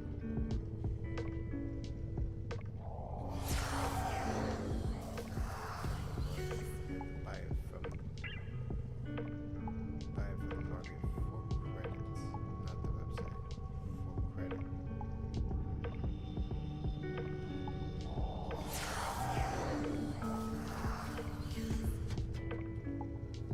It says flat.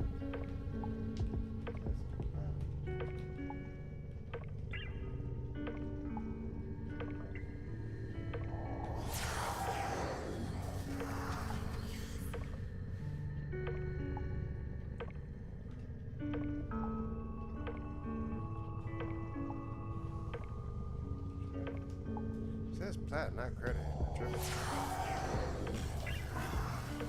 Yep, there you go. Gotta say it with a little emphasis, you know. It says market right here, right? And if I come over here, I go to Warframes and just go to not bundles, not skins. Just not operators, not skins, just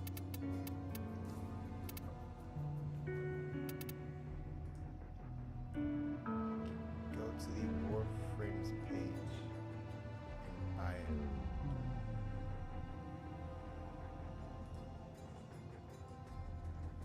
Warframes page. Like, go to the Warframes page. Buy with credits. Okay. We're gonna click over here. Fund mag. The base Warframe blueprint. I'm gonna keep looking right over here. Where's mag? I'm trying to see it.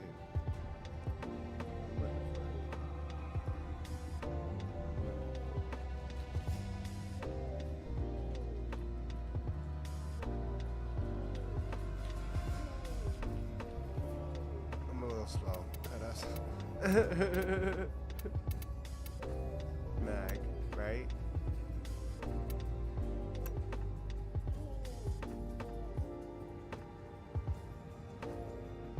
Okay, purchase. Yeah, it doesn't say for credit. Oh, it does. Oh, it does. Oh my gosh. What? Are you a G?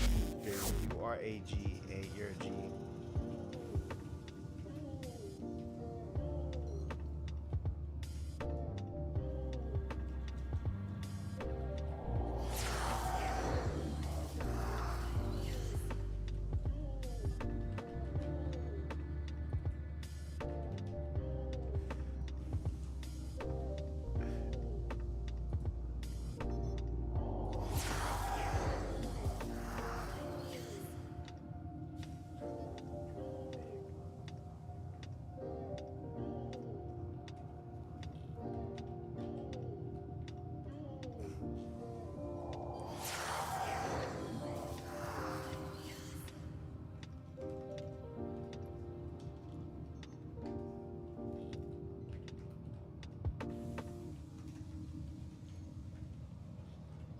That's hilarious. I can't believe that I just I went through that whole dumb process. Like, oh, I don't know how to find it. It's somewhere here. I even went all the way over here, guys. Like, bro, dude, my bad. I'm over here, right? Swap. And I'm trying to look, right? I'm trying to find something. Frost is apparently good. I'm gonna give him a shot. And I click on him, right? And I click, and I don't see it. I'm like, oh, purchase, look, it's right here. You gotta go to it and actually look properly. Oh yeah, no, right. Frost seems, he seems like the one. Look at that, dude. He is beastly, man. He looks clean. I just gotta trim him up a little bit. I gotta make him look better. I like more slimmed out looks, so that's why, I mean, I don't really like Mag. He seems overpowered. There are some here that are just like, okay. I'll get to it later. I'll get to these things later. But we are max rank with our Wisp. So it's time to now, we're keeping Inner Peace as that. And Nomad, I believe, actually. We're gonna change to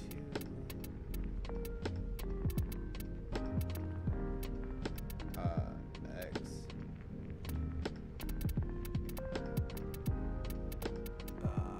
Excalibur. Okay, no, I think there's only one I can do. Alright, fine, that's fine. Cancer support, that one's that one. I do have an open spot. Oh, I got an open spot. Okay, I don't know, but I'm gonna put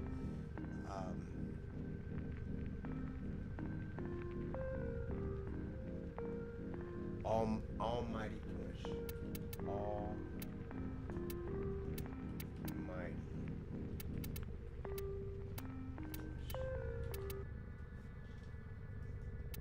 If you get that reference, you're my friend. If you get that reference, you're definitely my friend. There's no doubt about that. Cancer support, amazing. I love using this for whenever I'm doing like defense, right? Because you think of cancer, you think of trying to win. You think of you're putting up a defense, trying to find a defense to block the cancer and to overcome it and play defense on this and survival with Gara. It's fun. It is fun. But because that is the support cancer, that's what I have that one as. We're gonna swap this one, and we actually can't use anything, so we're gonna go with Carbine. I don't even know. Caliban. Caliban is apparently good, but we don't want to use Caliban, really. Matter of fact, we're not going to use Caliban. We're going to go to our key support. Our cancer support, and we're going to click on that, and we should have, let's see, we are going to swap the appearance. Let's see, is number 2 different? Oh, it is. Number 2 is diff. Oh, you are so base. You are so base. Get out of here. Shut up. We're going for cancer support, nah. And appearance. That is right. We have our appearance for these guys, but we do have to switch our main. We are gonna switch to this guy. We're gonna see what you are about. Appearance though, got to. You gotta do it. Right? Dextercana, of course, right? We're gonna swap you, and we're gonna keep going. Matter of fact, we're gonna keep you. But our Dex, we're gonna swap to we're gonna do a Ripper. And we're gonna put our Ripper on number. Oh, that's our Dex. I thought we put on our Ripper. No, we didn't apparently. All right, B. Copy. Let's go. Straight ripping. Straight glassed.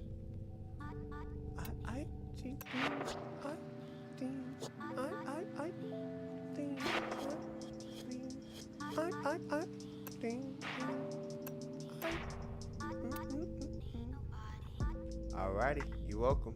Alright, you're welcome.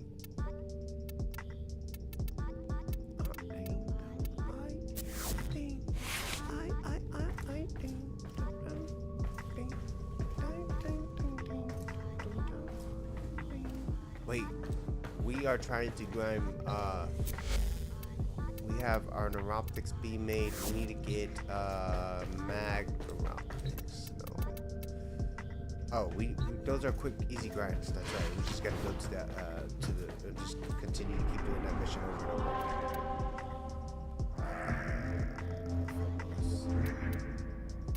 We gotta continue to keep doing the boss over and over again, and then it says it's literally.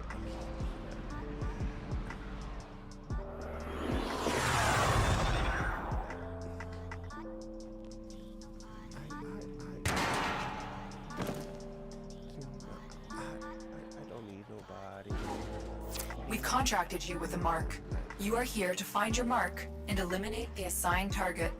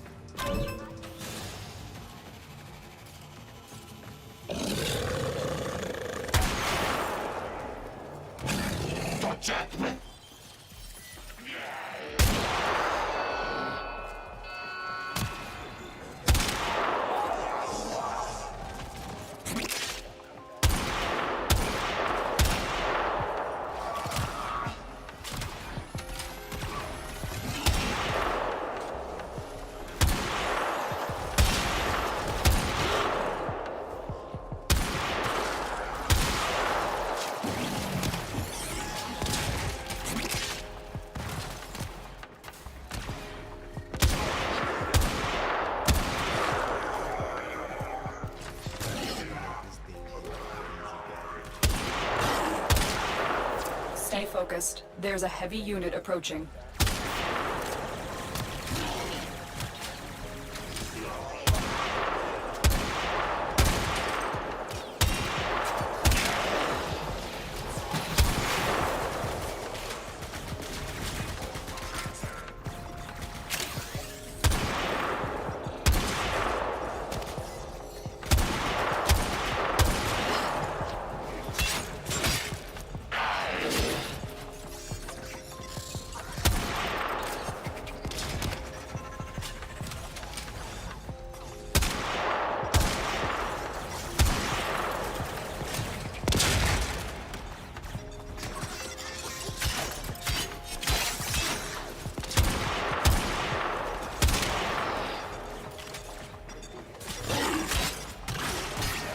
Wise founder, protect your avaricious servant.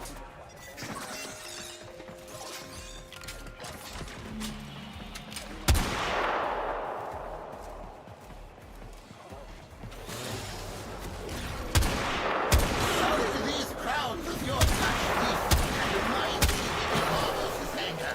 I'm not kidding.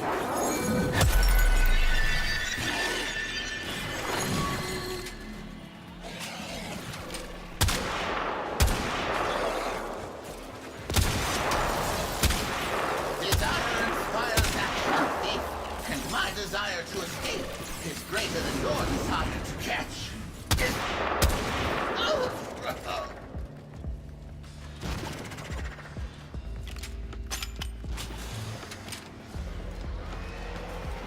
Corpus walkers are heading to your location.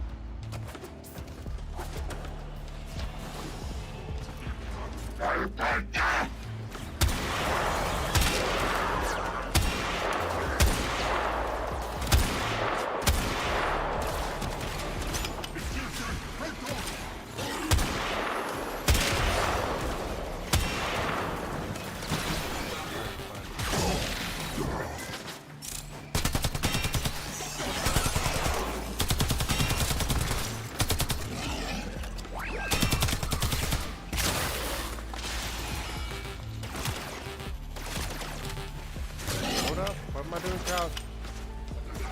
Stop crouch. Stop. Oh, that's not crouch.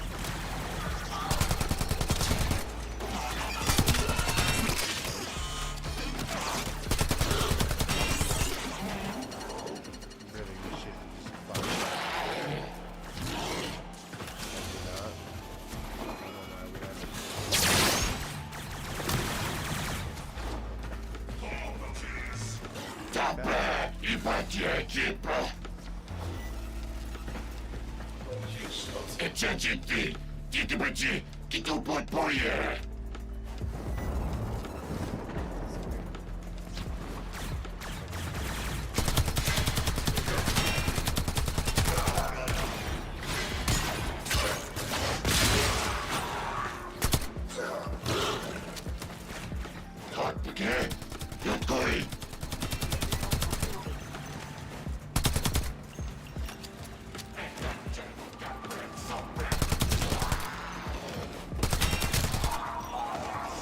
Stay focused. There's a heavy unit approaching.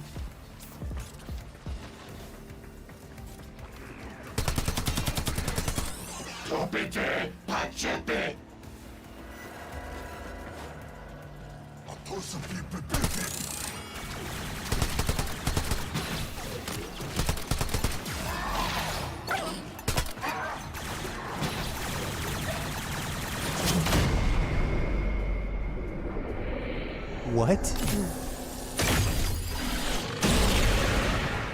Alright, brother. You don't want the smoke, but I'm about to hand you.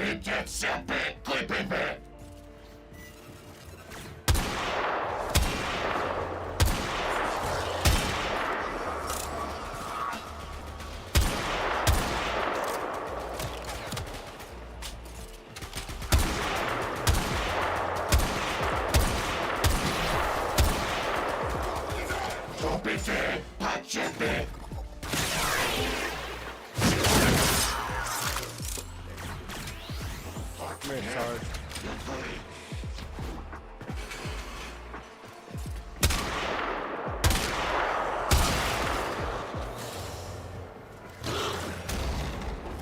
It's gonna disappear again, little bitch. Where's he at?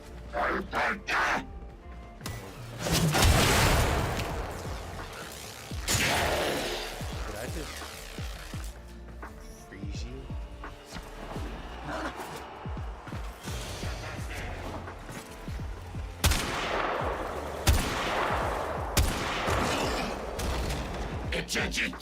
Where'd you go? I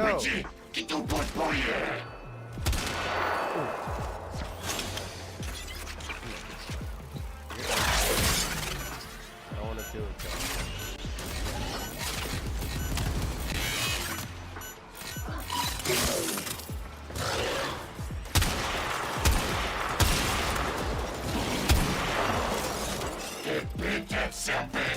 Oh, did you kill him? You killed him. You just saw him and he was just like, take him out. Everybody's a little too long at this point. Nice work taking down the VIP. Now get to extraction. You know it. Stop! I'm gonna die!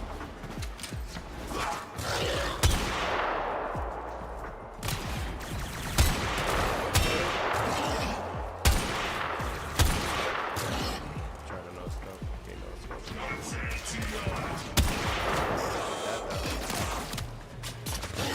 I had it. I had my crosshairs on him.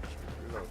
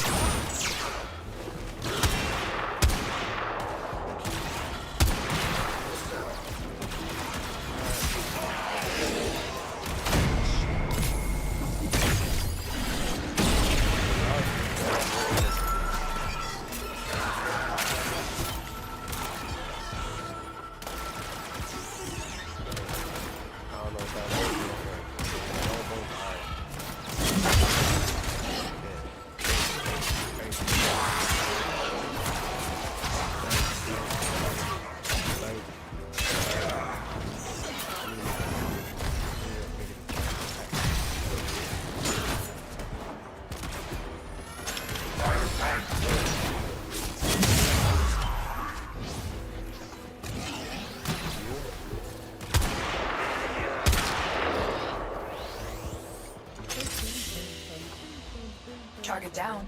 Assassination contract complete. Great work, Tenno.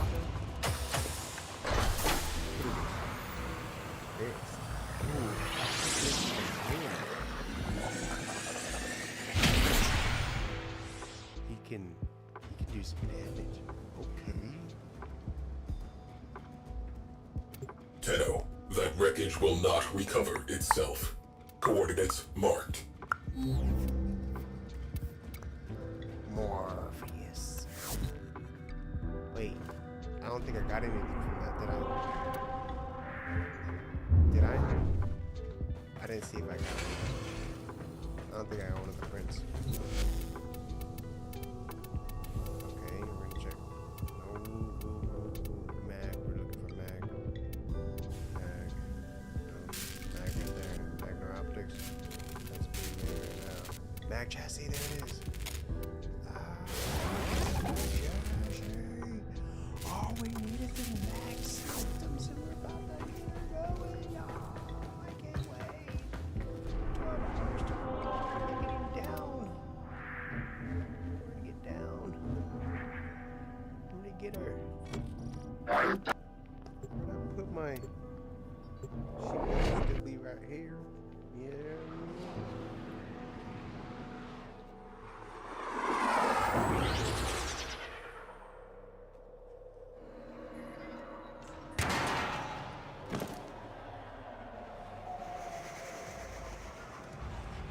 We've contracted you with a mark.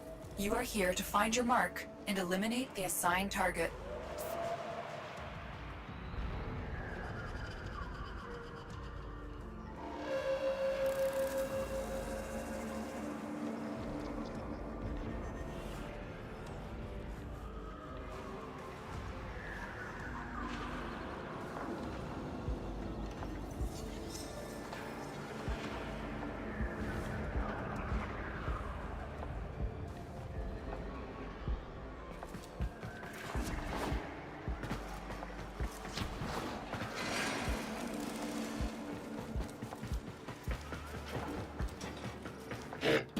Simply prepare.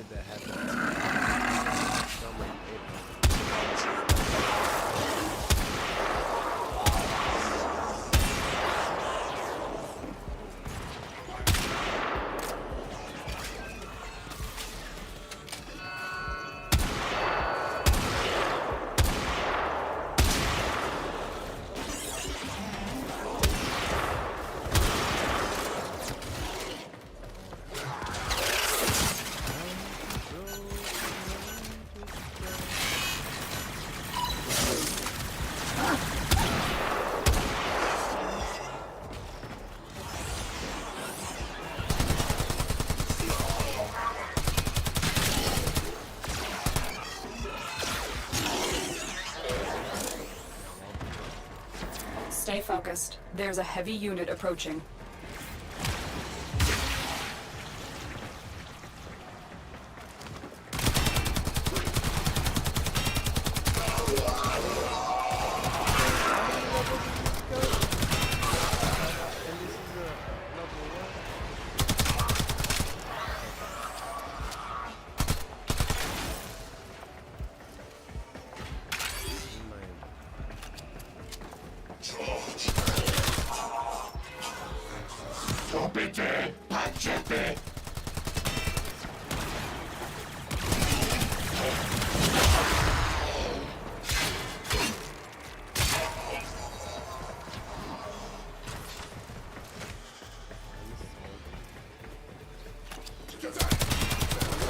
Most cunning founder! With my life, I protect your sacred crowns!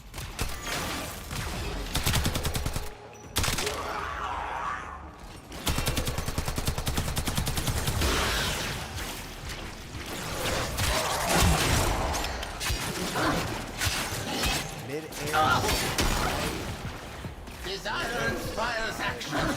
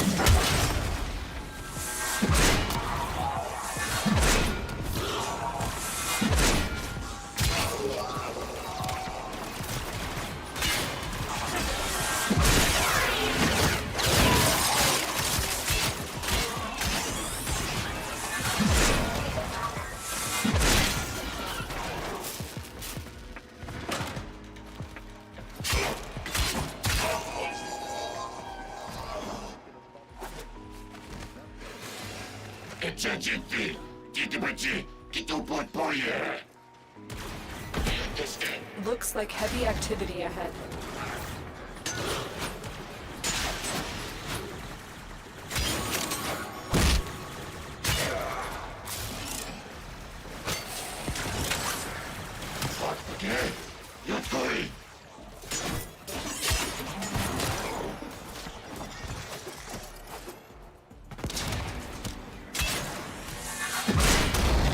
Stay focused. There's a heavy unit approaching.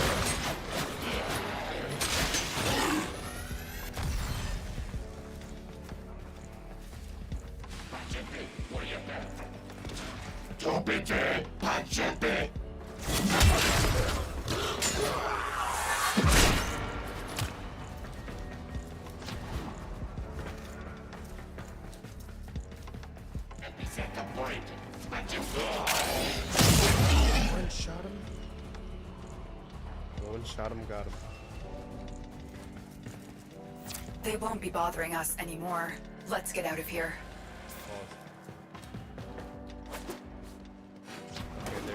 Okay, there's a tactic here that I need to utilize. There it is. It's jump and then double jump.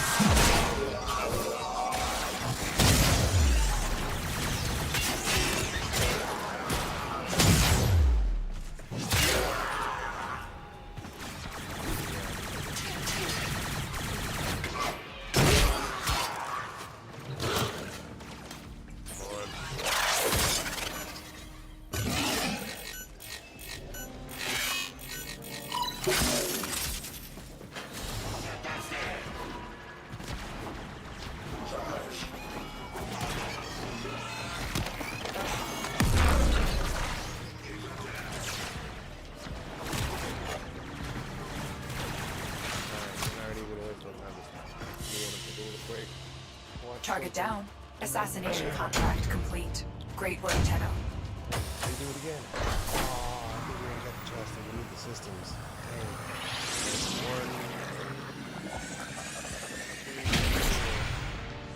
Yeah, we might get it this round. We might actually get it. Makes sense, right? Our enemy rebuilds itself ceaselessly. We must have that railjack.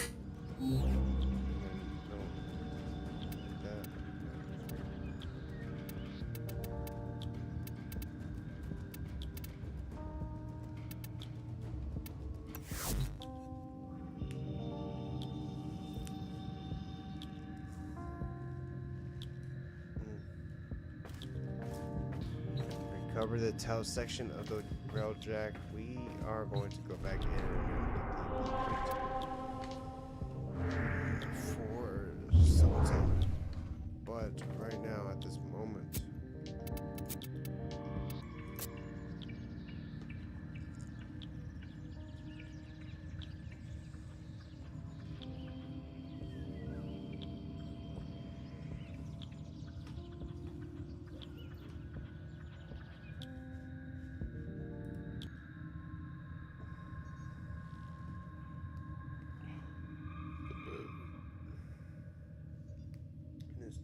12 o'clock, my friends.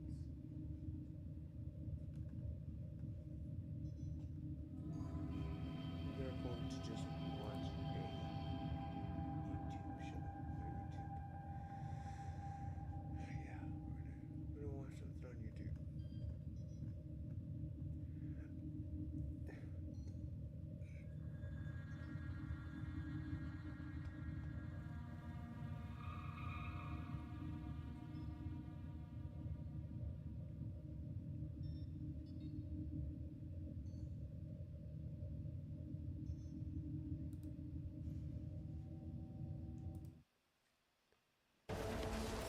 Even when you maybe should have.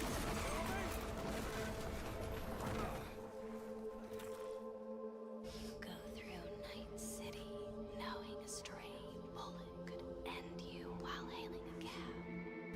Stop! But that's never stopped you from taking action. Going where you needed to go. And it won't stop you. Now.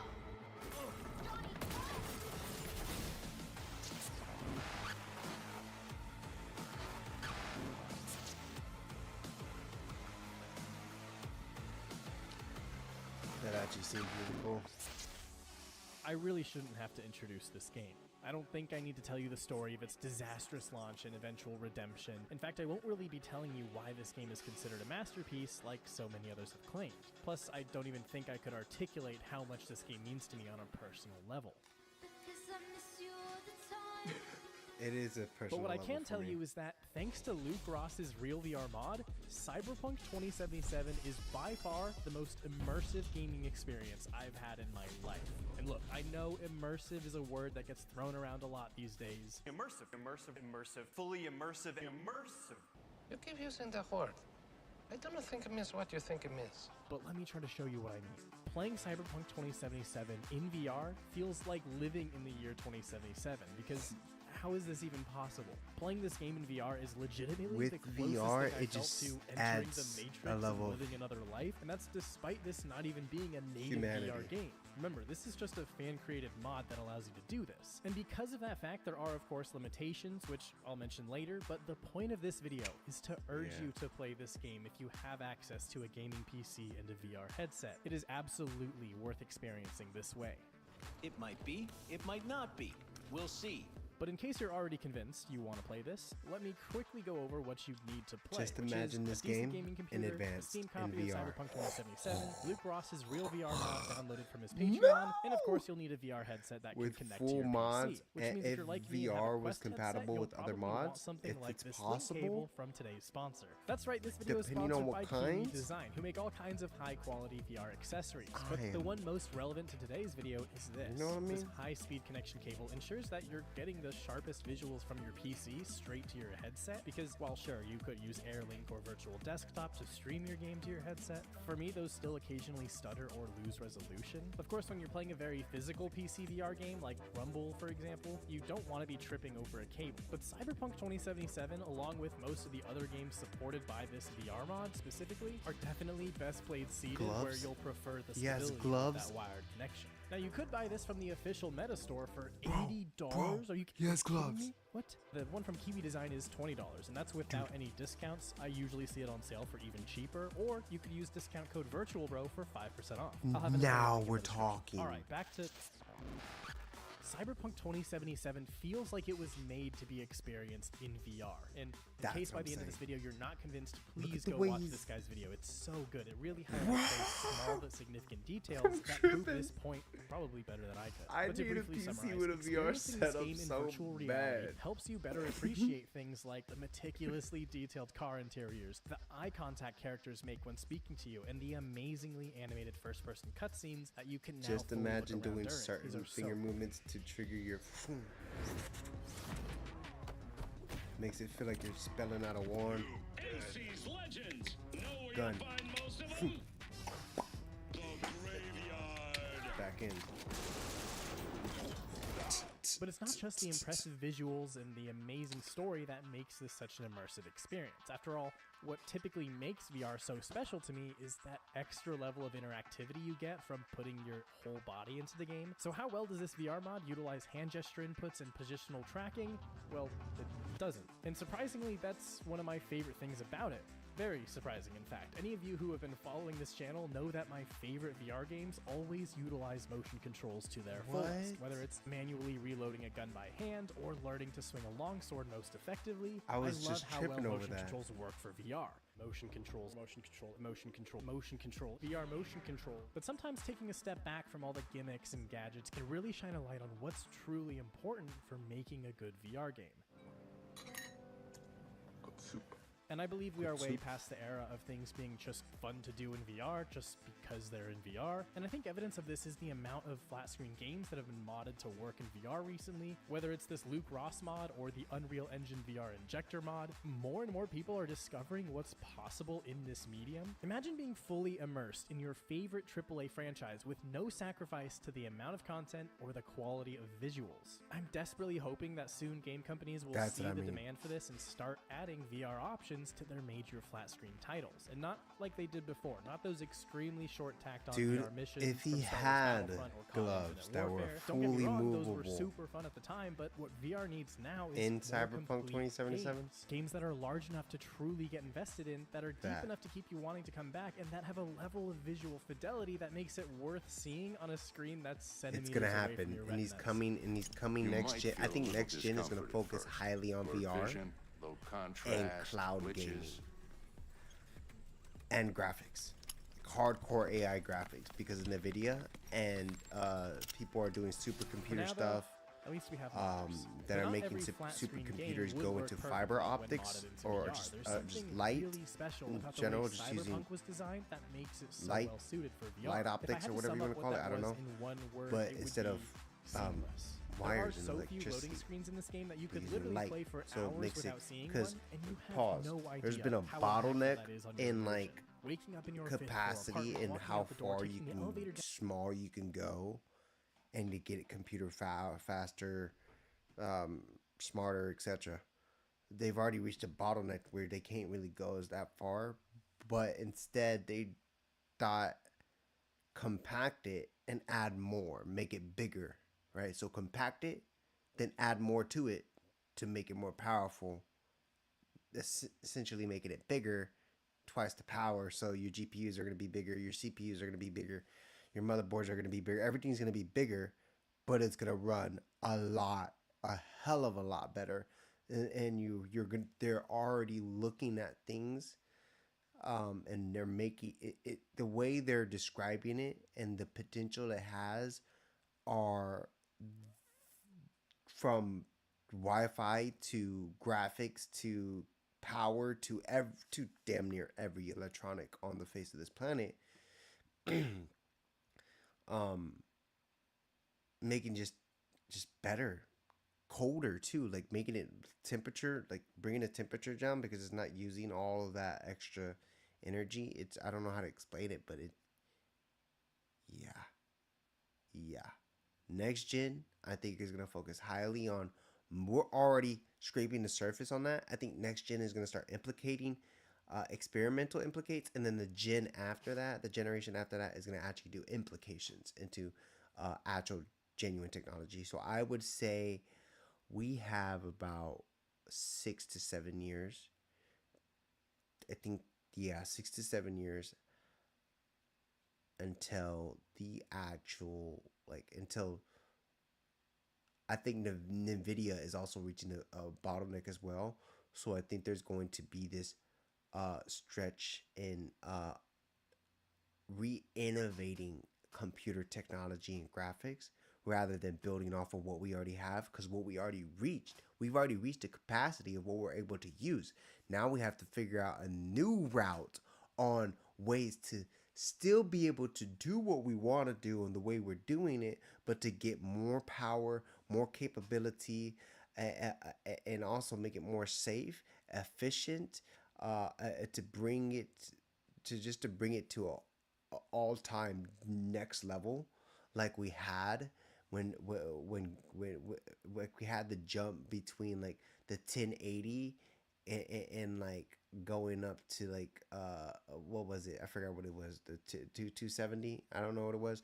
Just making a jump and then making bigger, more dramatic jumps after that, and then start to bottleneck. I think not. I think, but what they're saying is we reached a bottleneck. We're gonna start reinventing the way computing's done, the way mechanically it's made, right? So now we're still gonna get the same results, but it's gonna be, let's just say you got a computer this big, right? It's gonna be this big, twice as much power, better graphics, better computing and everything. And they're just saying, hey, we're upscaling it. And the internals are going to look drastically different. Maybe they might look drastically different. Maybe they're just going to skin a shell on top of it or something and it kind of look the same as before. But the internals, unbelievably, stupendously different. Because it's now... So what they were saying is they're bridging the gap between old tech and new tech, right? So think of it as we're looking at it. Let's use we're playing Warframe, right? So let's use a Destiny for an example. Warframe and Destiny, two communities that hate each other, but they're similar games in a very different way. But Destiny, how the golden era or the golden rush of Earth, and then the fall, and then we have the new humanity. That technology, the technology of light, compared to our technology, the golden rush of the golden era of the Earth, right? No, we're blending in the technologies together, and then there's gonna be the transition to full next gen, completely fast, insane technology that we just don't necessarily have right now, or we just don't have the capacity to do right now. The way they explained it was, the inventors back in the day knew that light technology was the way to go. Photon technology was the way to go. Not mechanical electronic technology is the way to go. But that was already being made. It was already being mass produced. It was easier. And we did not have the resources or equipment to even make what we need to make what we need to make what we need in order to get the computers that way, or to be able to even focus on making technology, starting technology to be able to use light as energy. So back then it was just purely mechanics and electronics. Understandable, right? But they already knew that it was possible. They just didn't have it. It's like thinking of it as like Tony Stark, right? You got Tony Stark and his dad. His dad knew it was possible. He just didn't have the equipment. He did not have the technology. They already knew it was possible. They already knew this stuff was possible. They just didn't have the technology for it. They didn't have the electronics for it. They didn't have the equipment that built the equipment that builds the equipment to make this kind of stuff. So now that we're here, we're starting to experiment. And yeah, we can get there. We can spend a lot of money to just get to the jump already, or we can just bridge the gap between old tech and new tech, blend them together, and just make a seamless transition over the years. And over time, we're going to continuously keep innovating at a consistent rate rather than bottlenecking and just scrambling to try to figure shit out. At least we have people that are thinking with their brains and thinking, oh, yeah, VR is going to be amazing. Computers are going to be amazing. Games are going to go from being what they used to be to what they are now to what they used to be. Good. Nowadays, games are just half-baked. I feel like they're half-baked all the time. Like, leave them in the oven a little bit more, man. Come on. Even if you have to tell the consumers, hey, I know you're going to be pissed the fuck off, but our game is not ready, and if we release it, you're going to hound us more for it. So just listen to us. We're going to wait 2 more years. In fact, companies are already doing this. They're releasing trailers and examples of games early and still waiting 3 to 4 or 5 years. Look at Ark Survival. Look at Ark Survival Evolved 2. Look at Ark 2. For an example, we have Ark, Survival Evolve, and saying Ark 2 is going to come out. Oh no, Ark Ascended. Because we were already working on this. Instead, Ark 2 is going to be an entirely different, unbelievable game.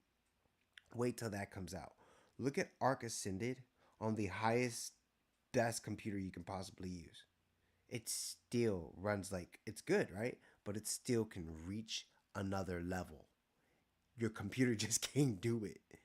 It can reach another level. So games are already at that. We need the computers that are already there. Things are already at their capacity that they can go to already. We're just waiting on other areas to catch up in order for us to get to the next level, because we cannot, without the support of this guy catching up, we cannot do this, and without the support of this component, we cannot do this, right? So we're getting there, and seeing the technology and the fact that we're able to see almost, or I believe we are, 4K resolution in VR headset with 60 frames or plus 60 frames is something to die for. And then we're also getting in how we're able to see it visually in the VRs, and how the VRs are responsive, and we're getting into crazy stuff. And then we're also getting into bodysuits where you're able to feel thumps and bullet shots. Like, are you kidding me? This is Ready Player One. We're getting there. We are in the very early stages of what we used to think would be right now at this time. At 2025, back in the 1900s, early 1900s, mid 1900s, when we were thinking of the future, we were thinking of what we were able to do then. We were thinking of what we wanted in the future, what we're reaching for right now. We were thinking what we were going to have. What we're reaching for to do right now, we thought we would have that already back then. We thought we would have more already. But in fact, we're not. And it's due to a lot of bullshit. But what I like to see is that they're doing it. Look at NVIDIA, and they're coming out with their 5080s and their 5090s. Yes, they're shit boxes. I understand they're shit boxes. There's just a small incremental leap. But what that incremental leap did was that AI working with the DLS, or I believe it is, to be able to work with, I forgot how to explain it, but being able to generate the amount of frame generation, that's what it is, frame generation, I believe it, AI frame generation, to be able to understand it better and get it out there better. They did an innovative leap. Now the next generation, combining with certain new innovative technologies that are coming out, we might actually be looking at another big leap, like when the 40 and the 30 and 4090 came out. And when that jump happened, it was like, whoa, this is a jump, another jump, another jump, another jump. Oh, okay, we're here. We're already here.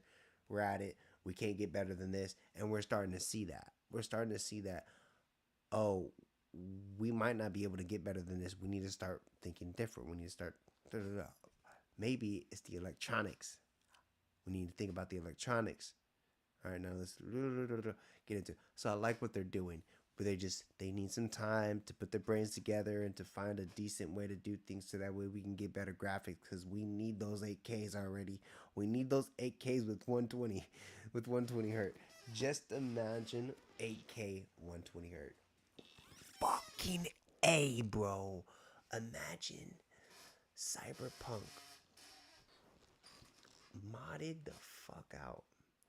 8K 120 hertz. Well, let's do 240. Let's do 240 hertz. I'd be dying, bro. I'd be dying. But it's getting there. We think that it's far away. It's not that far away. But if we do reach a bottleneck, if we reach a plateau, yeah, it's gonna get kind of far away pretty quick. So our minds and our people need to get together and figure out a way, so that way we can get gaming and electronics, and what, it's not even gaming and electronics and video stuff to work better. We're getting this stuff. Just imagine if computers can do this insignificant stuff like resolution, VR and gaming, just imagine what it's able to do outside of just that, right? We're thinking that this is a lot, but this is actually minuscule. It does take a lot to do, but it's minuscule. What a computer can do outside of just all this is also crazy.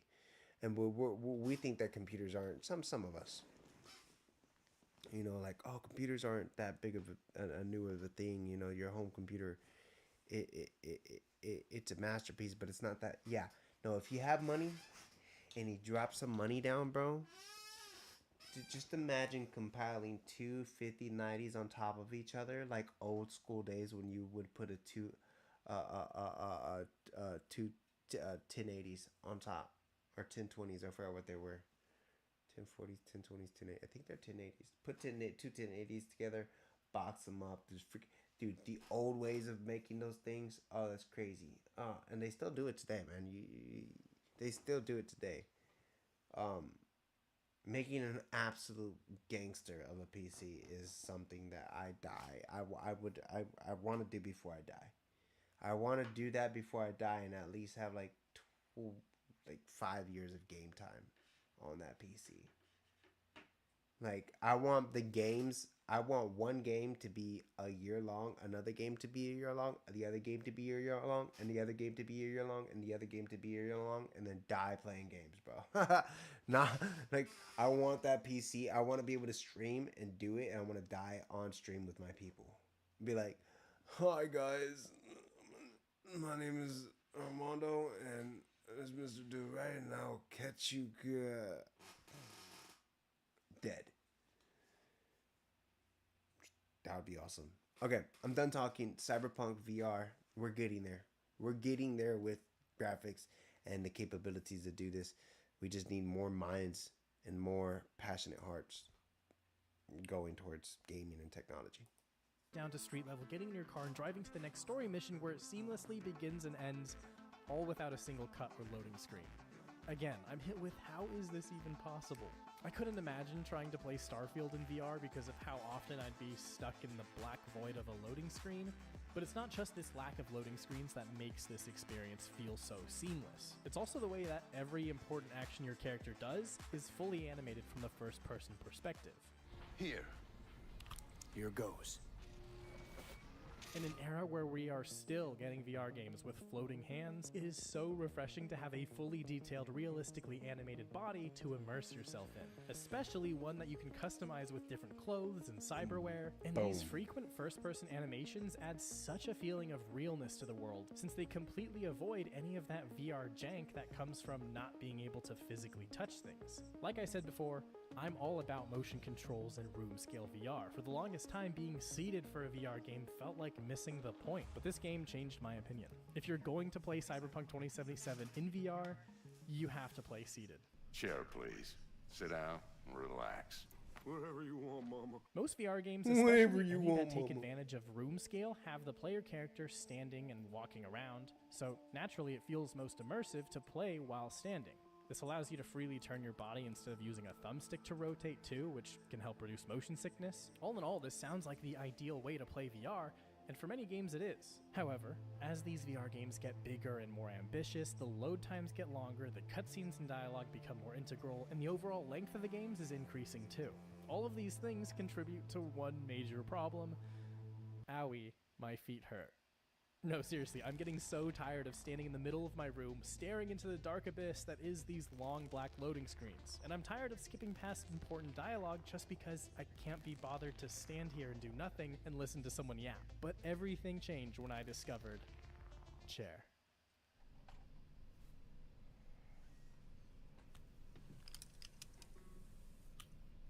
Chair. Yeah, seated VR is low-key goated, but it really depends on the game. There are certainly VR games that are designed to be played with your whole body, like Blade and Sorcery, for example. Playing that game seated just feels like you're missing out on so much range of motion.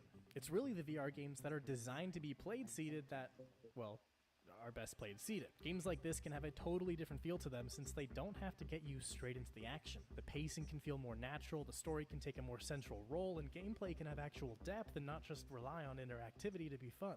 Funnily enough, most flat screen games are designed to be played seated, so it makes sense that when we bring them into VR, sitting is the intended way to experience them, and that could not be more true for Cyberpunk.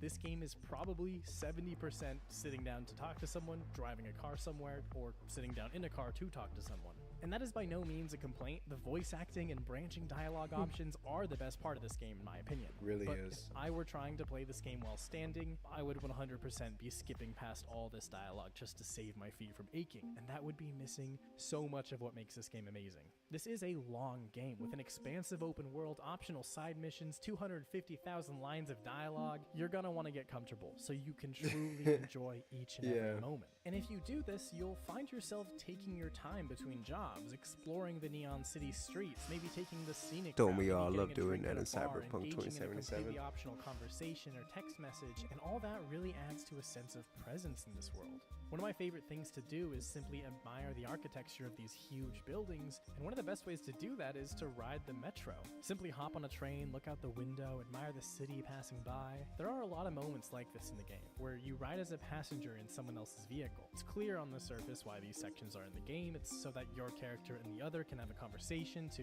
advance the story or build character, but I think there's another reason why these sections are in the game. The first time you meet Dexter Deshawn is in the back of his limo as his chauffeur drives us around the block. No spoilers here, but this is one of the most important conversations of the game. You're either somebody or you fizzle out into nothing. Night City don't let you choose. Oh, but it does. Dex is one of the best known fixtures in all of Night City, and you're a rookie from out of town, a fresh face still trying to prove their worth here. And as the smoky blue from his cigar filled the air, I turned my head to the window, and I get this familiar feeling. It's like I'm a kid again, being driven to a place I had never been, and all I can do is stare out the window in awe. I can lean my face right up to that glass, and my eyes are drawn from one detail to the next as my head follows naturally to keep up. This world is almost addicting to look at because it's so visually stimulating. These car rides to me demonstrate that it's not just enough to say that the game is beautiful. What's special about moments like these is that you get to enjoy it as if you were actually there.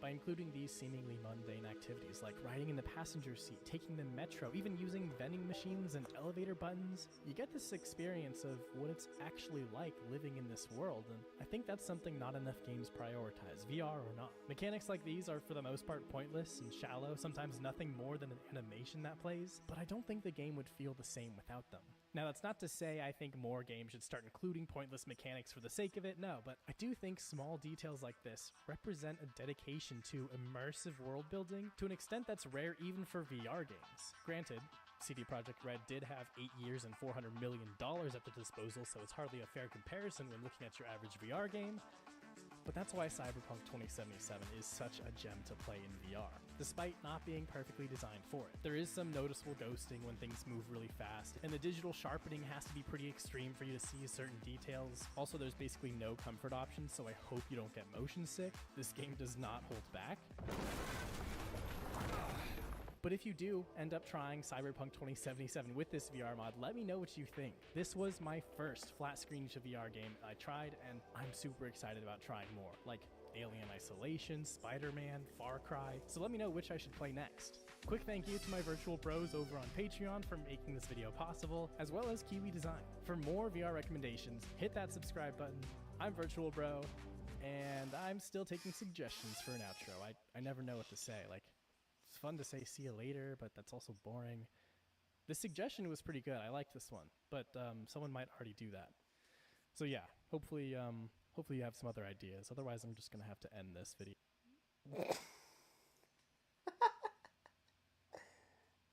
Otherwise, I'm just gonna have to end this video. Alright, interesting. Break's over.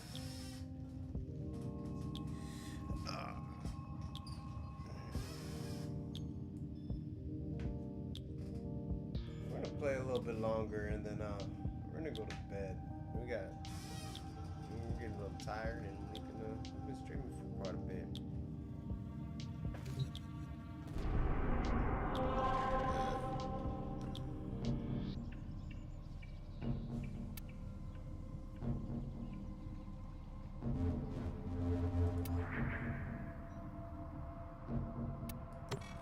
Tapę i będzie ekipę.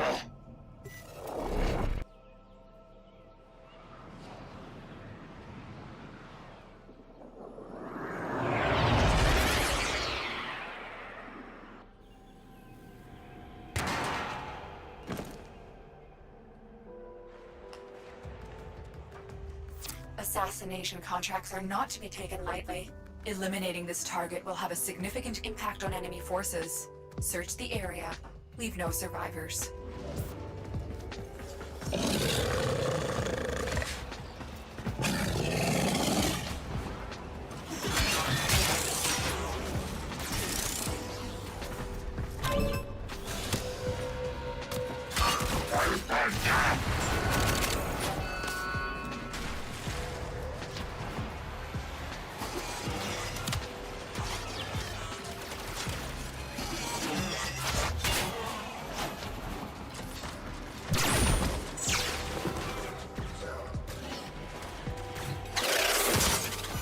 Looks like heavy activity ahead.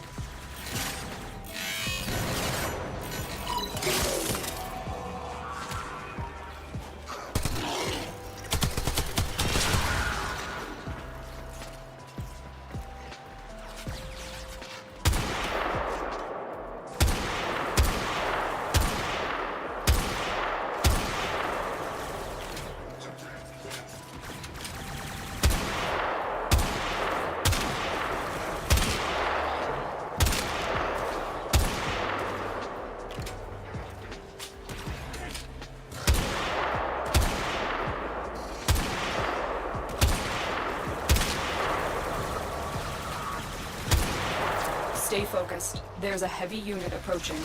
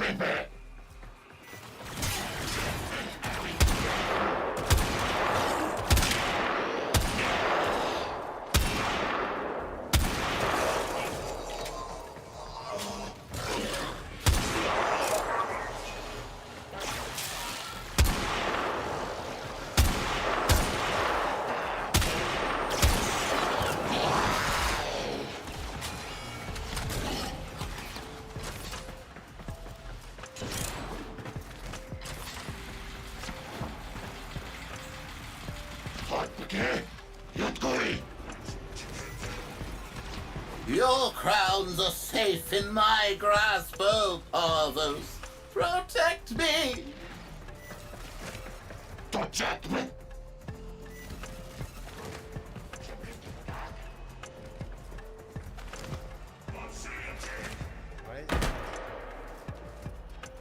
Why is it not phasing?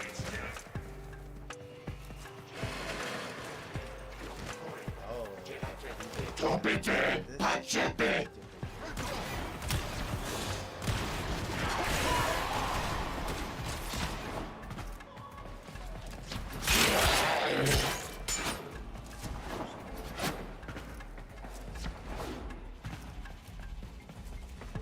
Target down. Assassination contract complete. Great work, Tenno. Fulfill your desire and others will follow. I follow Parvos to freedom!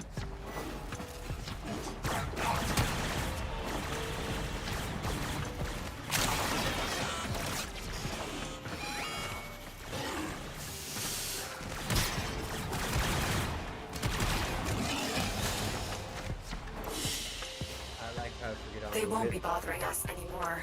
Let's get out of here.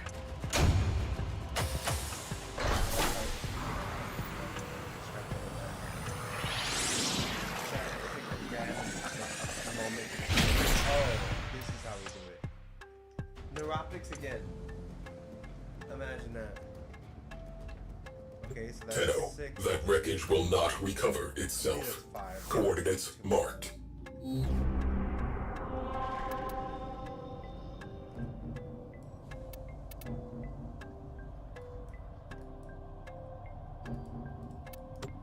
Let's speed run it.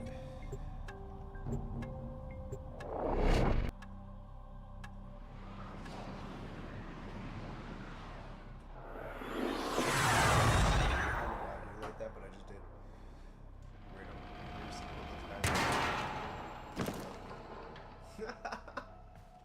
I can't believe that was me. Assassination contracts are not to be taken lightly. Eliminating this target will have a significant impact on enemy forces. Search the area. Leave no survivors.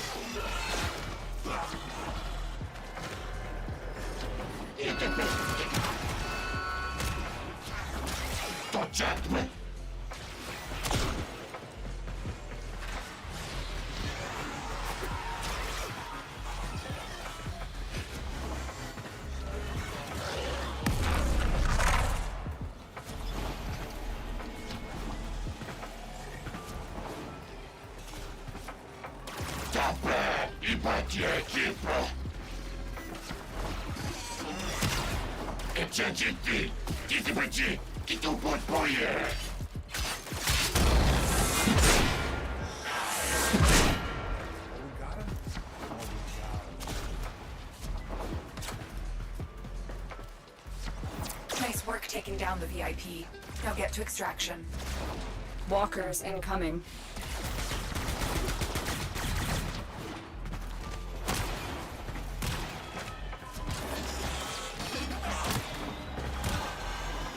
Stay focused. There's a heavy unit approaching. They won't be bothering us anymore. Let's get out of here. One more. Oh,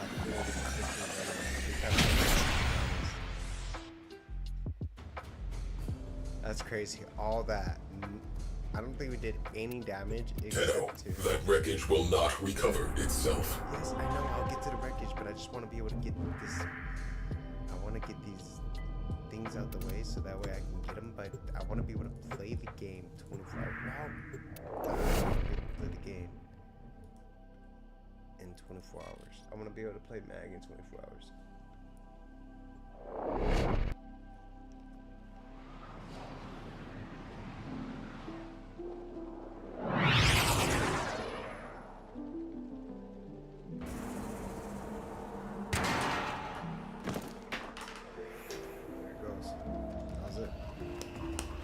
The VIP that we're hunting is here.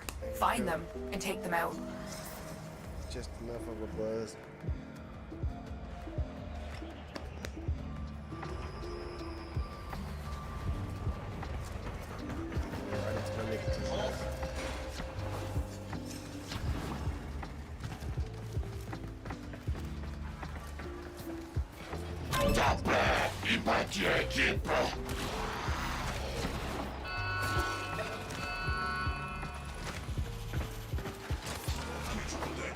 Corpus walkers are heading to your location.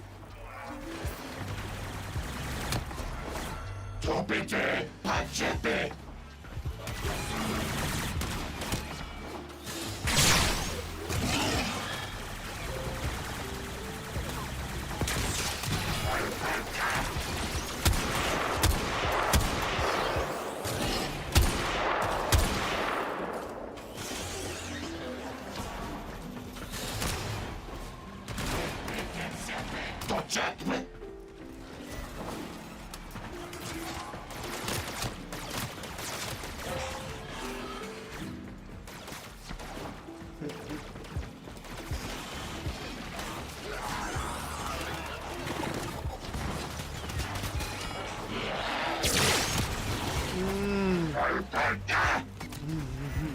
can't believe I made that.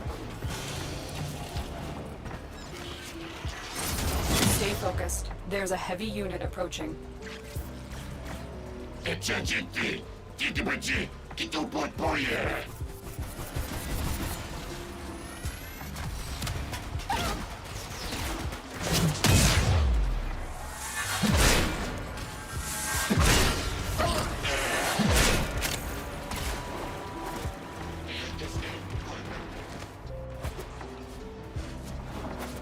They won't be bothering us anymore. Let's get out of here.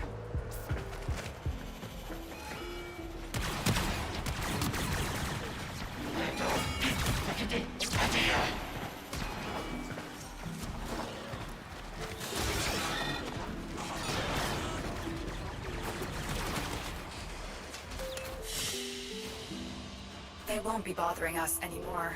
Let's get out of here.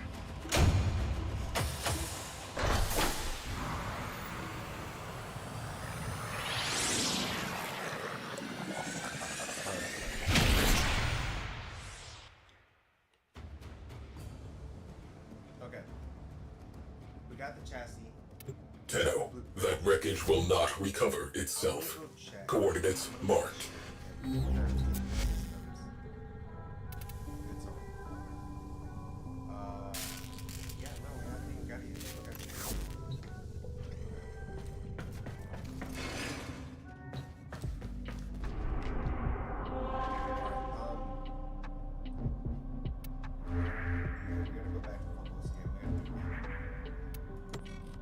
At least they're easy. At least it's an easy grind.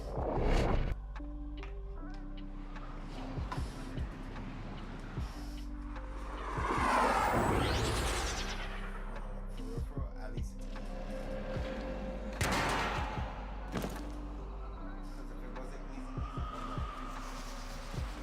Assassination contracts are not to be taken lightly.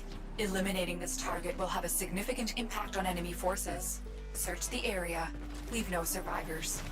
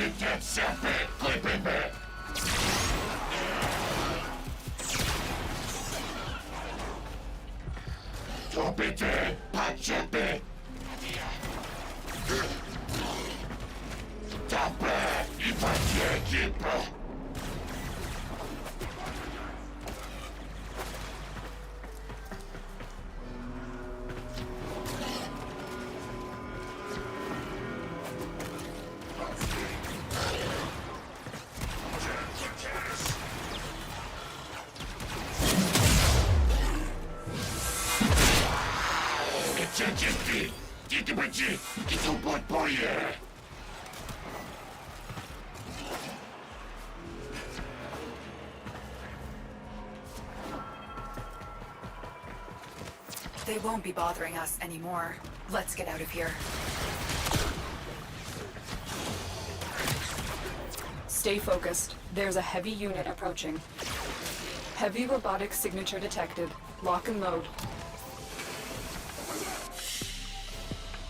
Target down. Assassination contract complete. Great work, Tenno.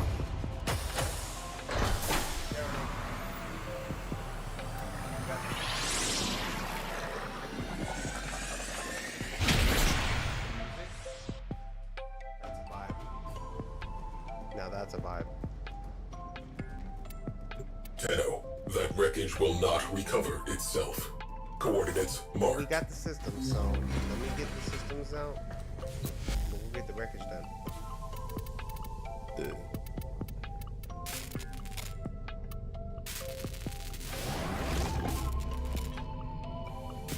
Alright, apparently Mag is really good. And I think I'll like her if I play her right.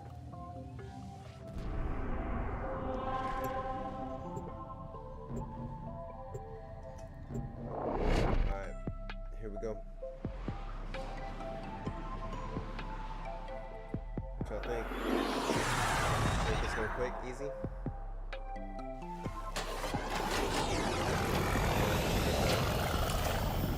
I'm gonna make this go quick.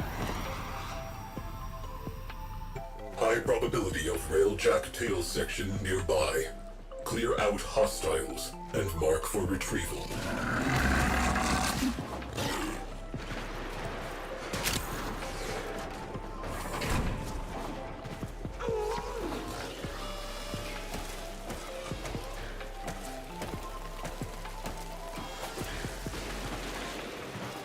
No death.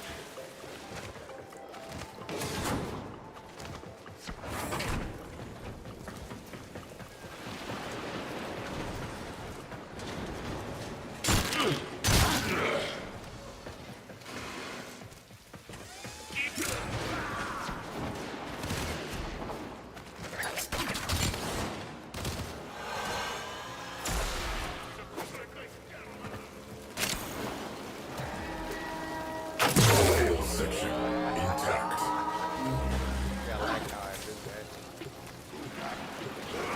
Scan cannot continue until the area of operation is clear. Get on it. Maintain defense. Hold position.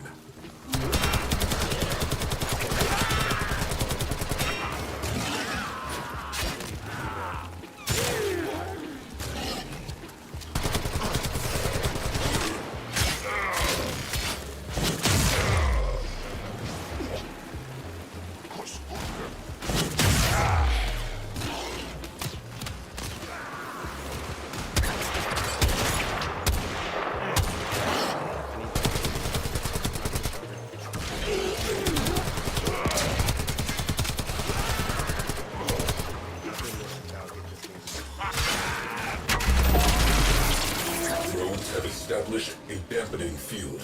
Eliminate them to resume scan.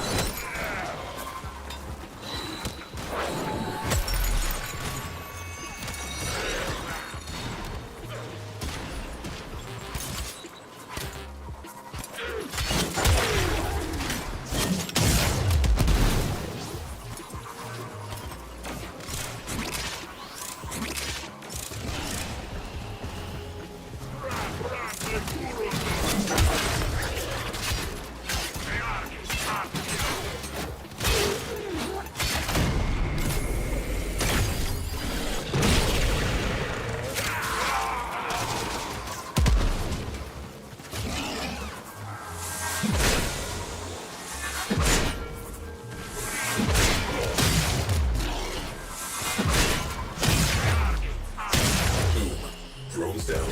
Back to it. Scan interrupted. Hold perimeter.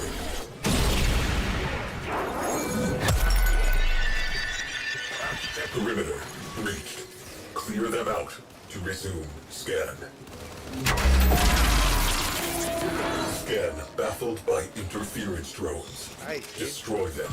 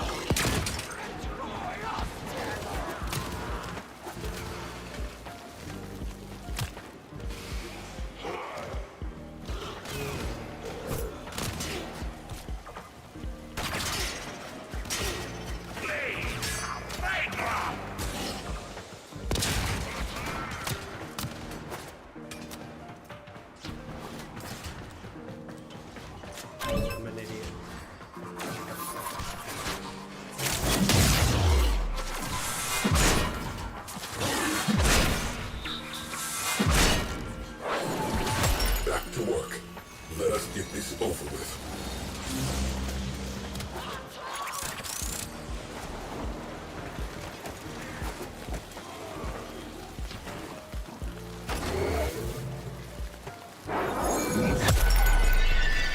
Perimeter breached. Scan interrupted. We do not have time for this. Scan interrupted. Maintain proximity to objective.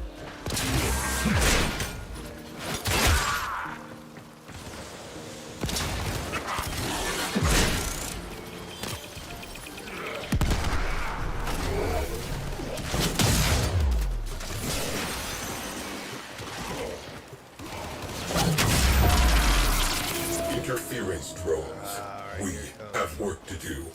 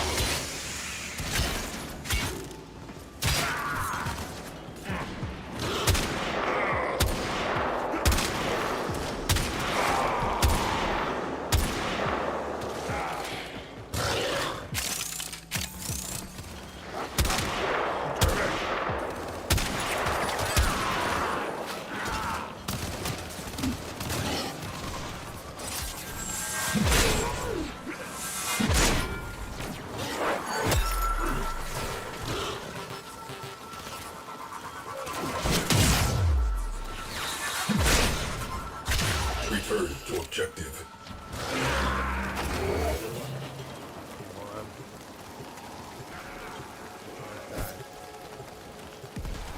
Perimeter breached. Clear them out to resume scan.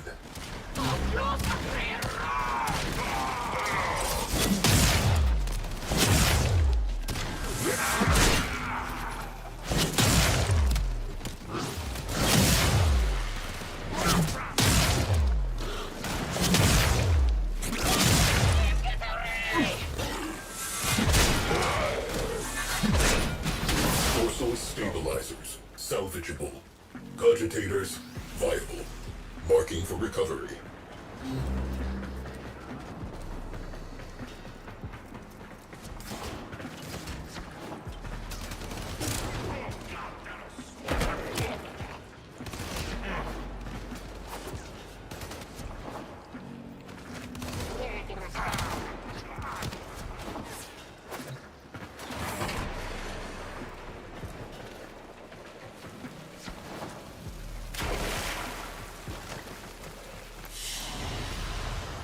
Mission complete. Excellent work, Tenno.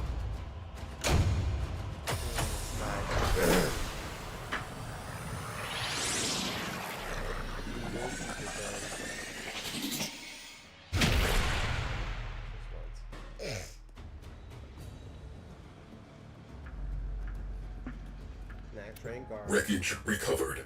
Proceed to the dry dock.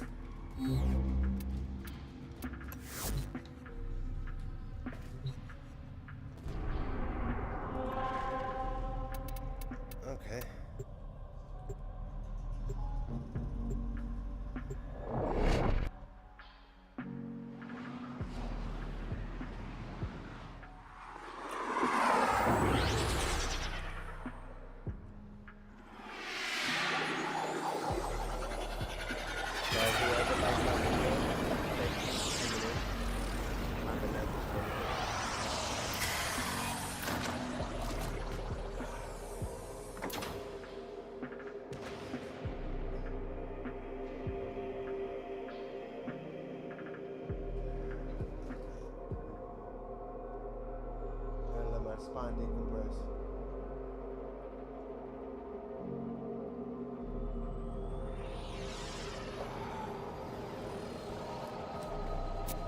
It's highly recommended that when you get a chance,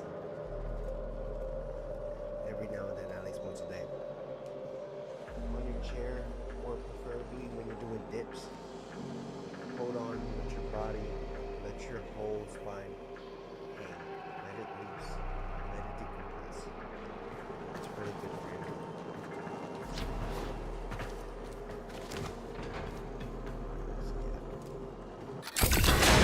Railjack, Sigma Series, top of the line. Crew, 4,890 confirmed kills. Complete the mission. Preserve the crew. 13 system-wide errors. There were no errors. There was only me following my orders. In her final moment, I think Zara knew that. Precepts. Complete the mission. Preserve the crew.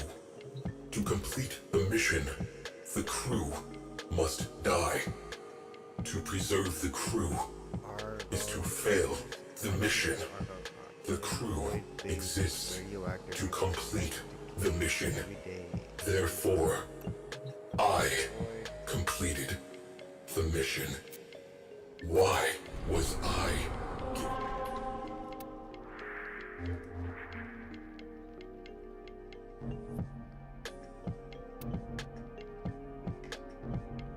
I need to figure out what mission is best at dropping Argon crystals.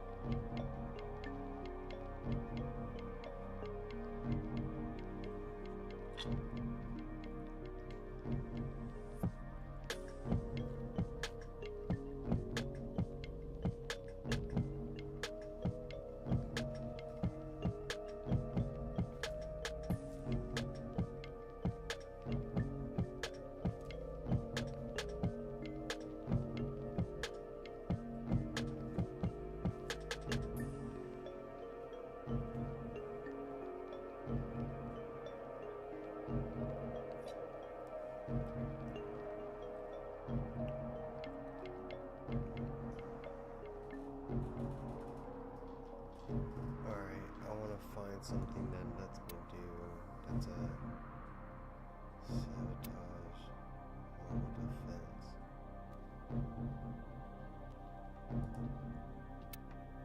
Okay, let's do sabotage.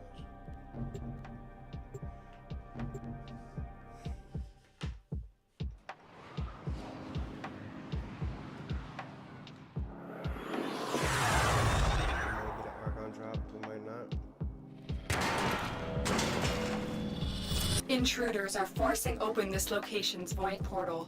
You are here to stop them. My intel suggests there are rich enemy supply caches in the area, but I am unable to pinpoint their exact location. Search them out if you are willing to shoulder the added risk.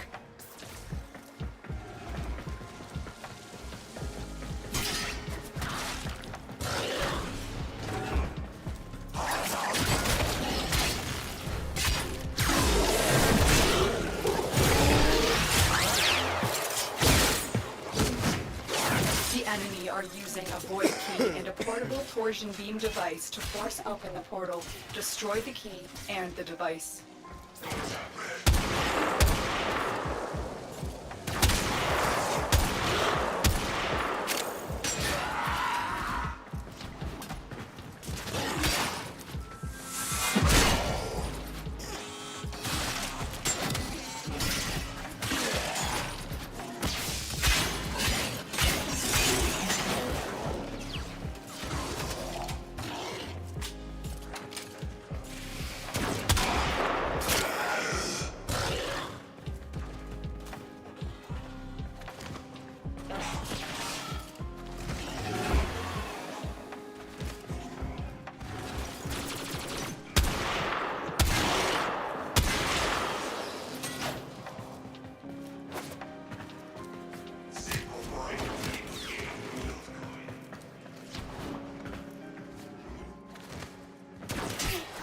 Stay focused. There's a heavy unit approaching.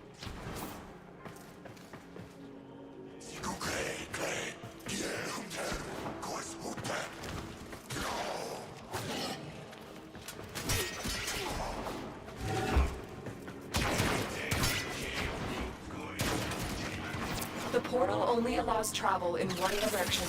Start up the portal generators to reverse the polarity. Get behind!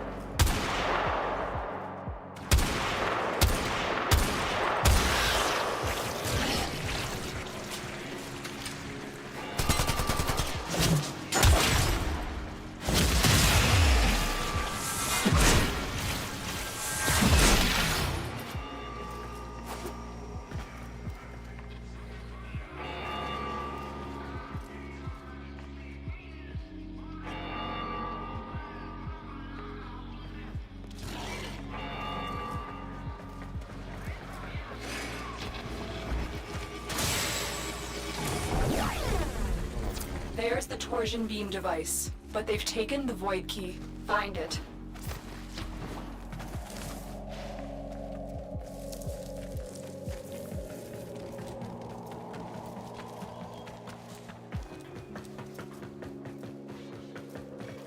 Big mistake, big mistake.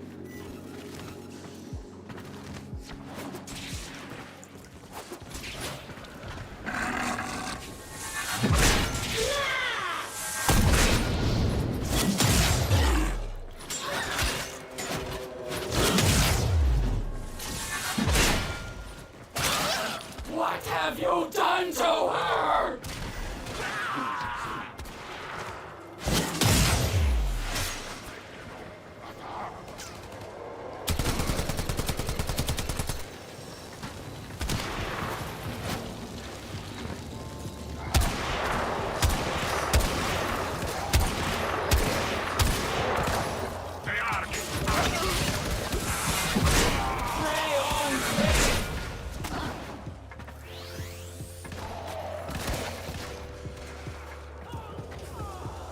Quick, pick up the key.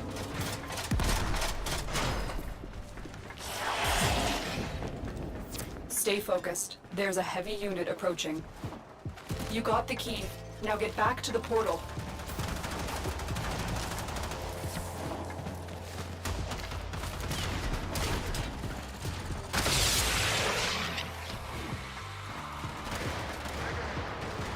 The device is set on overdrive.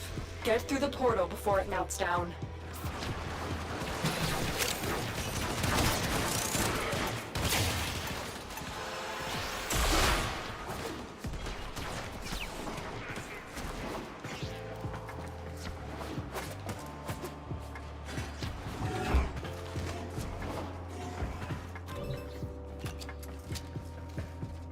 Objective complete. The void key and torsion beam device are out of commission. The enemy will not be returning anytime soon. Tenno, there are still undiscovered supply caches in the area. You may want to locate them before leaving.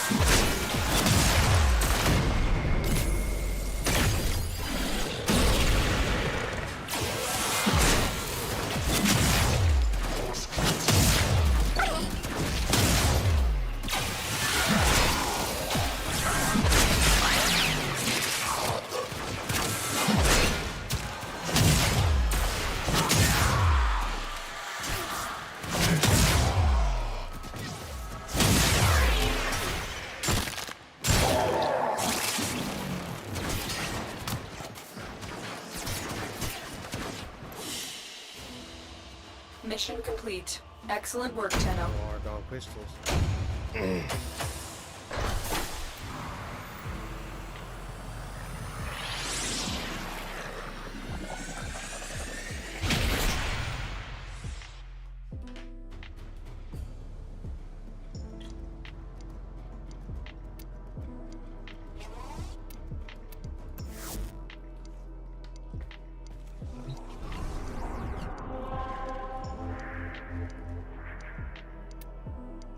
There we go.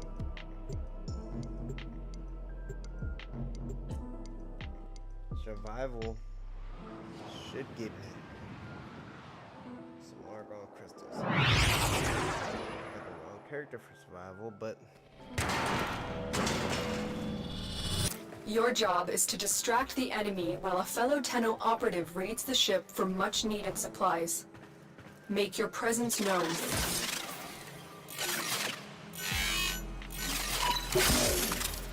Life support has been cut off. They're trying to choke you out.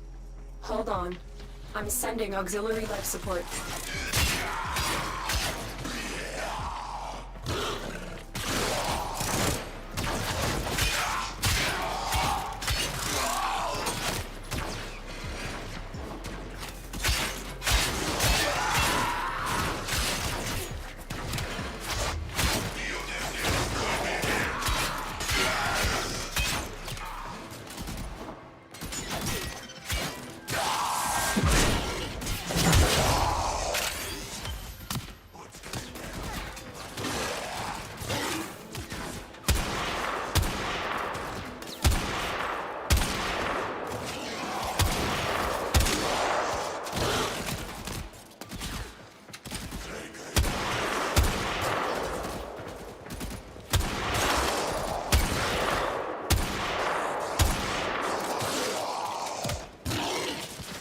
Tenno, prepare for life support.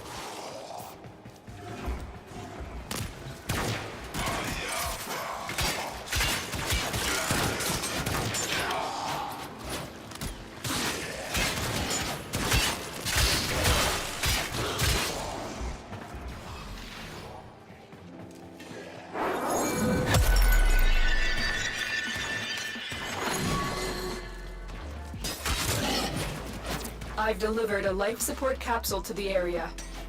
Activating it will buy you more time.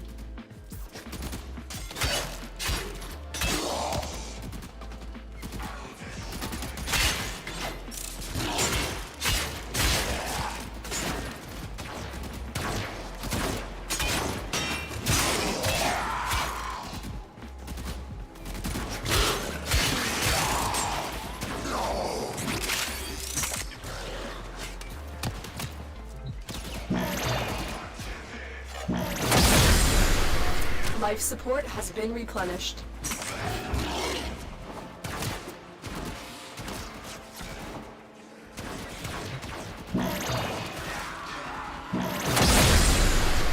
Life support activated.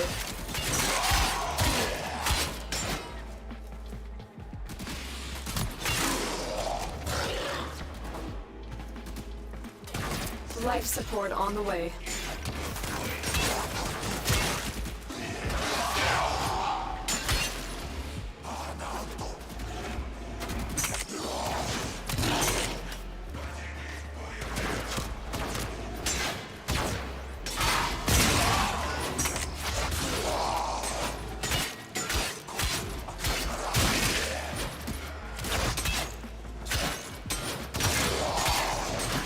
Additional life support has arrived.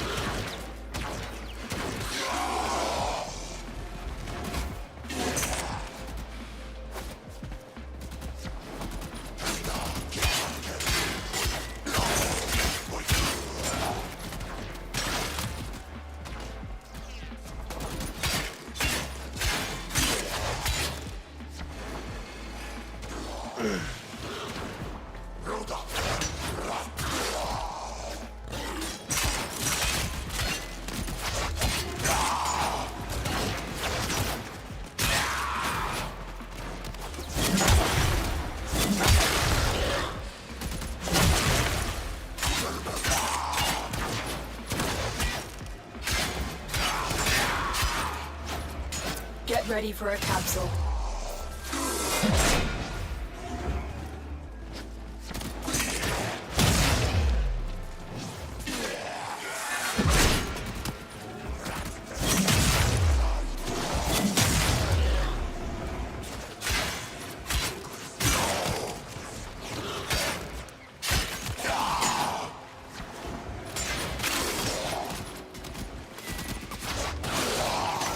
Another life support capsule is now available.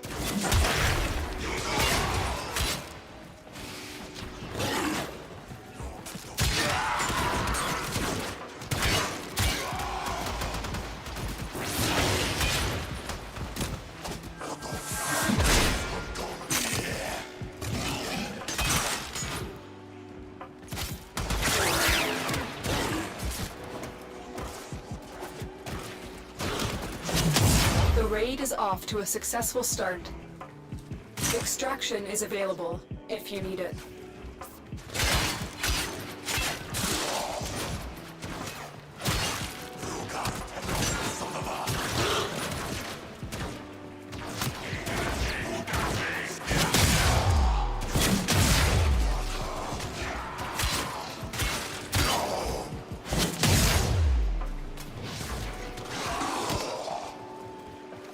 Life support incoming.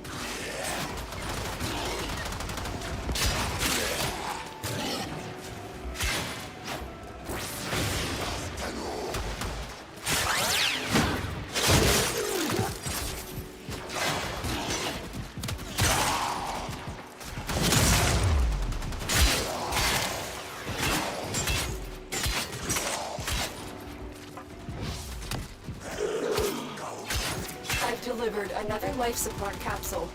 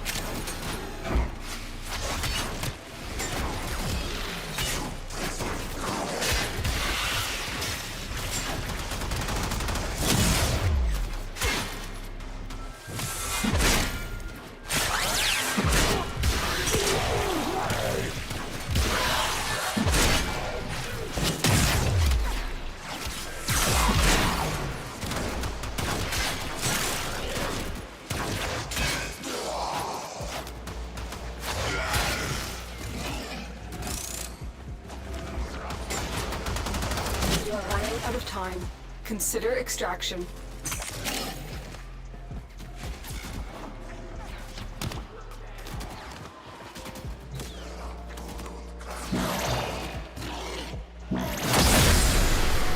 Life support activated.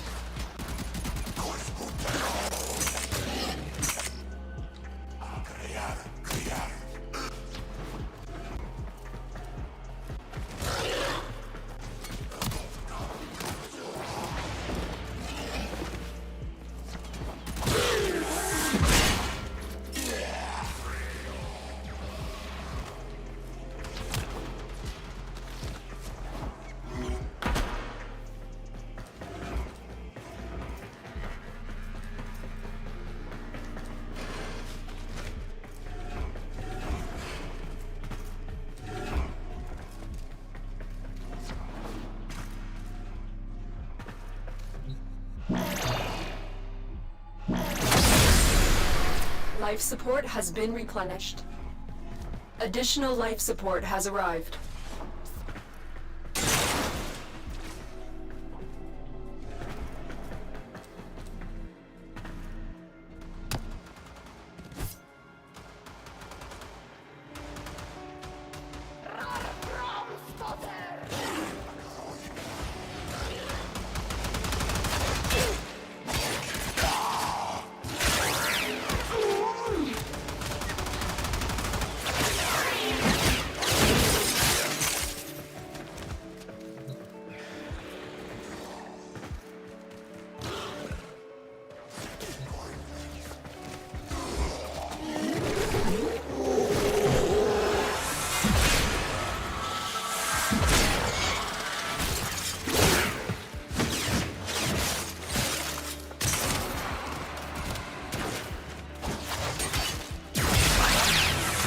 The longer you fight, the more successful we will be.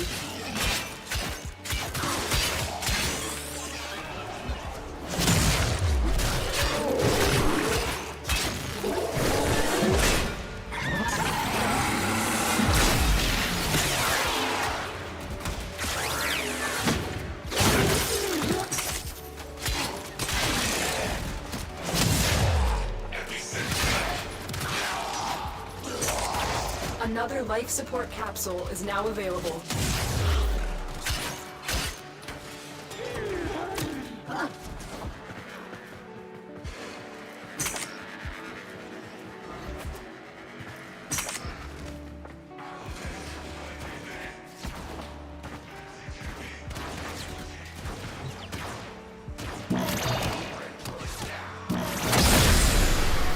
Life support activated.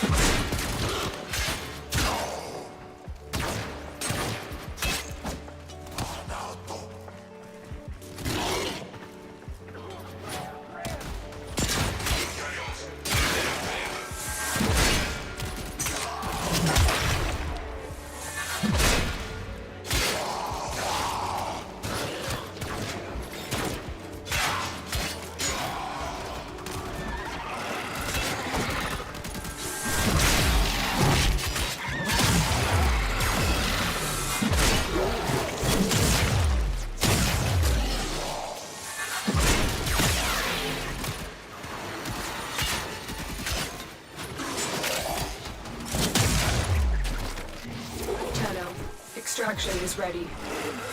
I've delivered another life support capsule.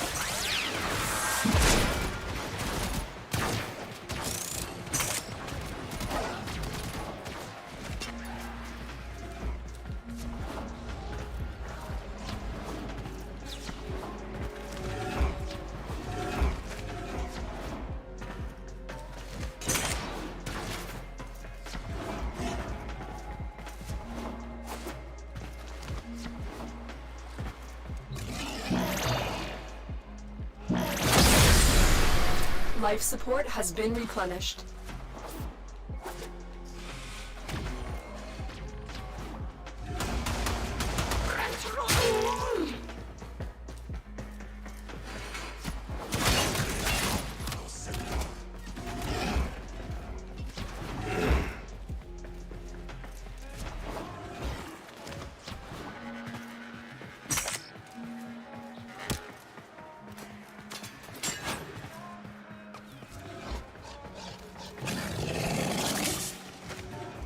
Critical life support levels.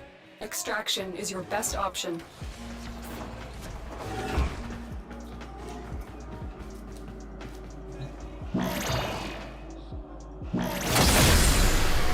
Life support activated. Another life support capsule is now available.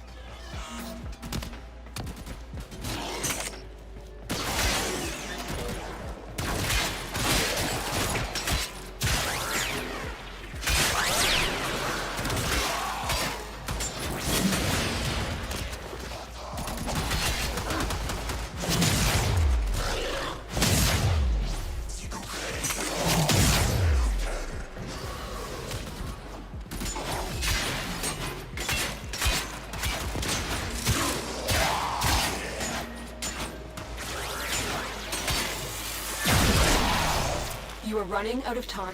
Consider extraction.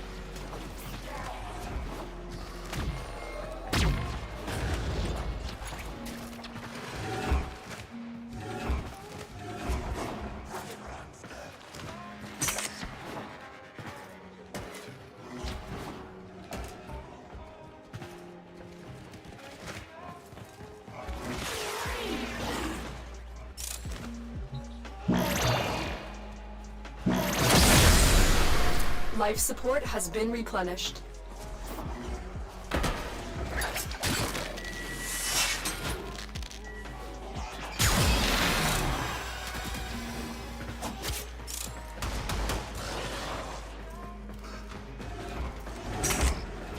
I've delivered another life support capsule. Look what our Tenno operative just found. They could not do this without you. Tenno, extraction is ready.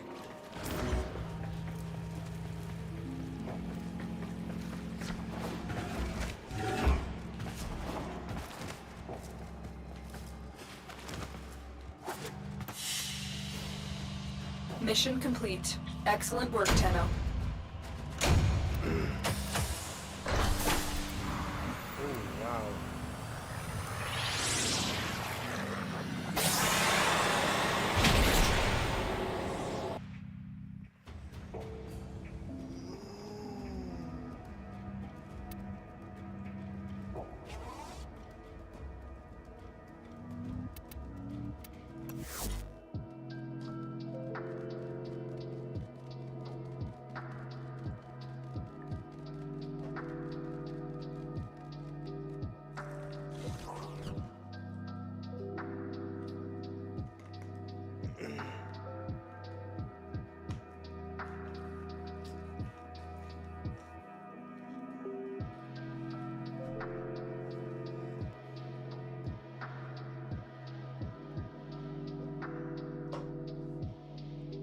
Alrighty, gents, ladies and gents, we'll be getting off here soon.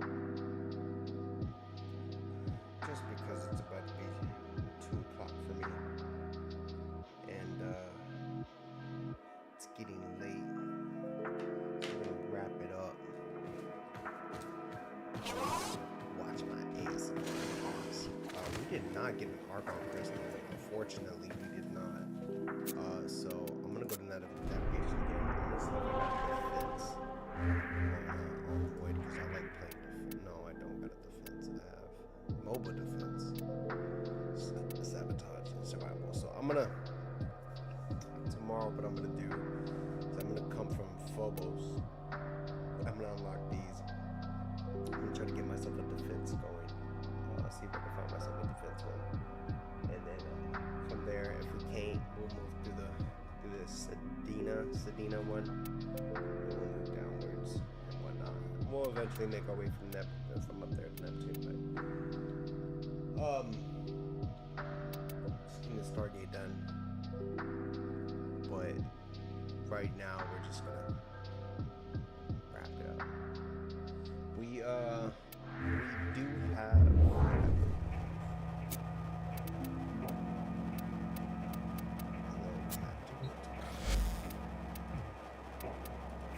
To go to our ship for that.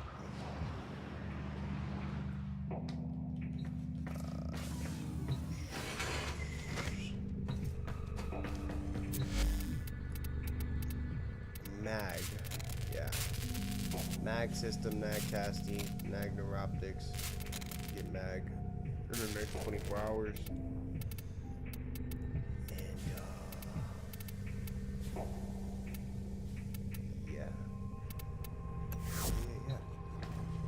We'll get that Argon crystal tomorrow as well. We'll grind for that, so that way we can get this repair the tow section for the railjack. I believe it's the railjack. Yeah. 5 hours. 5 hours. We've been playing longer than that too, guys. I think. Yeah, we were playing longer than that, but we were kind of on and off, like watching stuff on YouTube and playing Warframe. Today has been a purely Warframe based game. Day. we did that particularly because, well, I wanted to get some stuff done before my brother is ungrounded, because my dad grounded him. We don't live together, so this is how we hang out. We play Warframe, we play War Thunder, we play whatever games we like to do. We like to play it. Yeah, that's how we hang out. Warframe's the main one. He grinded Warframe before I even grinded it. I was a Destiny guy. I was a beta Destiny player. And moving over to Warframe, it's been a fun ride. I'll tell you that. The story's getting good. I didn't know. I was playing Warframe. Like, we go into my settings right now. We go to my progression. Let's go to my profile. Go to my profile right here. Go to my stats. Time played. 2 days and 21 hours. We're gonna reach 3 days here in just a moment. But it's really like, I didn't know the story up until, like, I'm gonna say the past month, and in that beginning of that month, I didn't pay attention to the story much, right? I didn't pay attention to the story much at all. I know about the story in the beginning a little bit, and then moving into the second dream was oh, okay, we're getting into something. So yeah, I'm enjoying it. It's definitely getting more interesting. The hours you put into it, and what you get out of it is rewarding. I like it. You can go, you can buy it. You can use real money. You can buy what you want to buy, but I find that the grind is just that much better. And you can also trade. I believe you can trade plat. Yeah, I believe you can trade plat. So it's a good thing, because if you can't put money in, you can get money, and you can go that route. Everything's grindable in this game, so I love this game. I'm on and off with it, so tomorrow I'm most likely hopping on, but I'll probably hop on War Thunder. Who knows what I'll film tomorrow? I'll live stream something, but I definitely want to get down and finish that get that Argon Crystal, get the World Jack, and get the components for Mag finished in the Foundry, and get Mag. Get Mag being made, or what is it called? It's not made. I don't even know what's called, but I'm gonna make Mag, and then form her. Form Foundry, I don't know. And yeah, we're gonna get it. We're gonna get her. Get a good build on her. I don't know. And then I'm gonna start looking into getting other characters, other Warframes. Because, yeah, this game hits.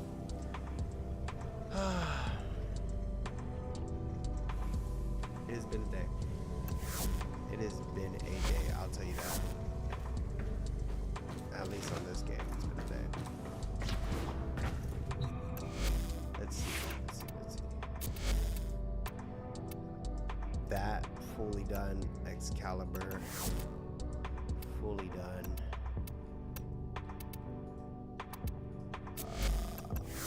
Wisp Prime, got her fully maxed, and then all I need. That's not the Almighty Push. Almighty Push is supposed to be mag, but we'll see how that turns out. Let me see.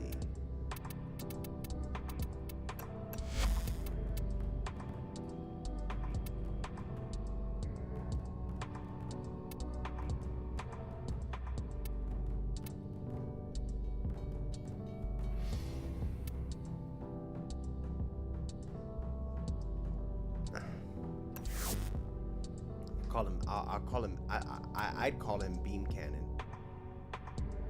That's what I call him. He seems kind of cool. I might give him a shot. All right, guys, that's it for today's stream. If you enjoyed the stream and you're still here, give it a like, give it a subscribe. Go watch some of my For Honor videos, particularly my my faction wars, descriptions. I'm making stories, getting down on them eventually. I'm gonna enhance the story mode. I have a book that I'm writing about it, so we gotta get back down on that book too. We've been kind of slacking and lacking, but we're getting there. We're getting there. So yeah, if you enjoyed it, I hope you enjoyed it. I really hope you all enjoyed the stream. I had a lot of fun today. Even though I didn't talk much, I had a lot of fun. So with that being said, you have a good night. You have a good day. Eat some food, work out, read a book, read your Bible, pray to the Lord, and yeah. God bless you all. Have a good night.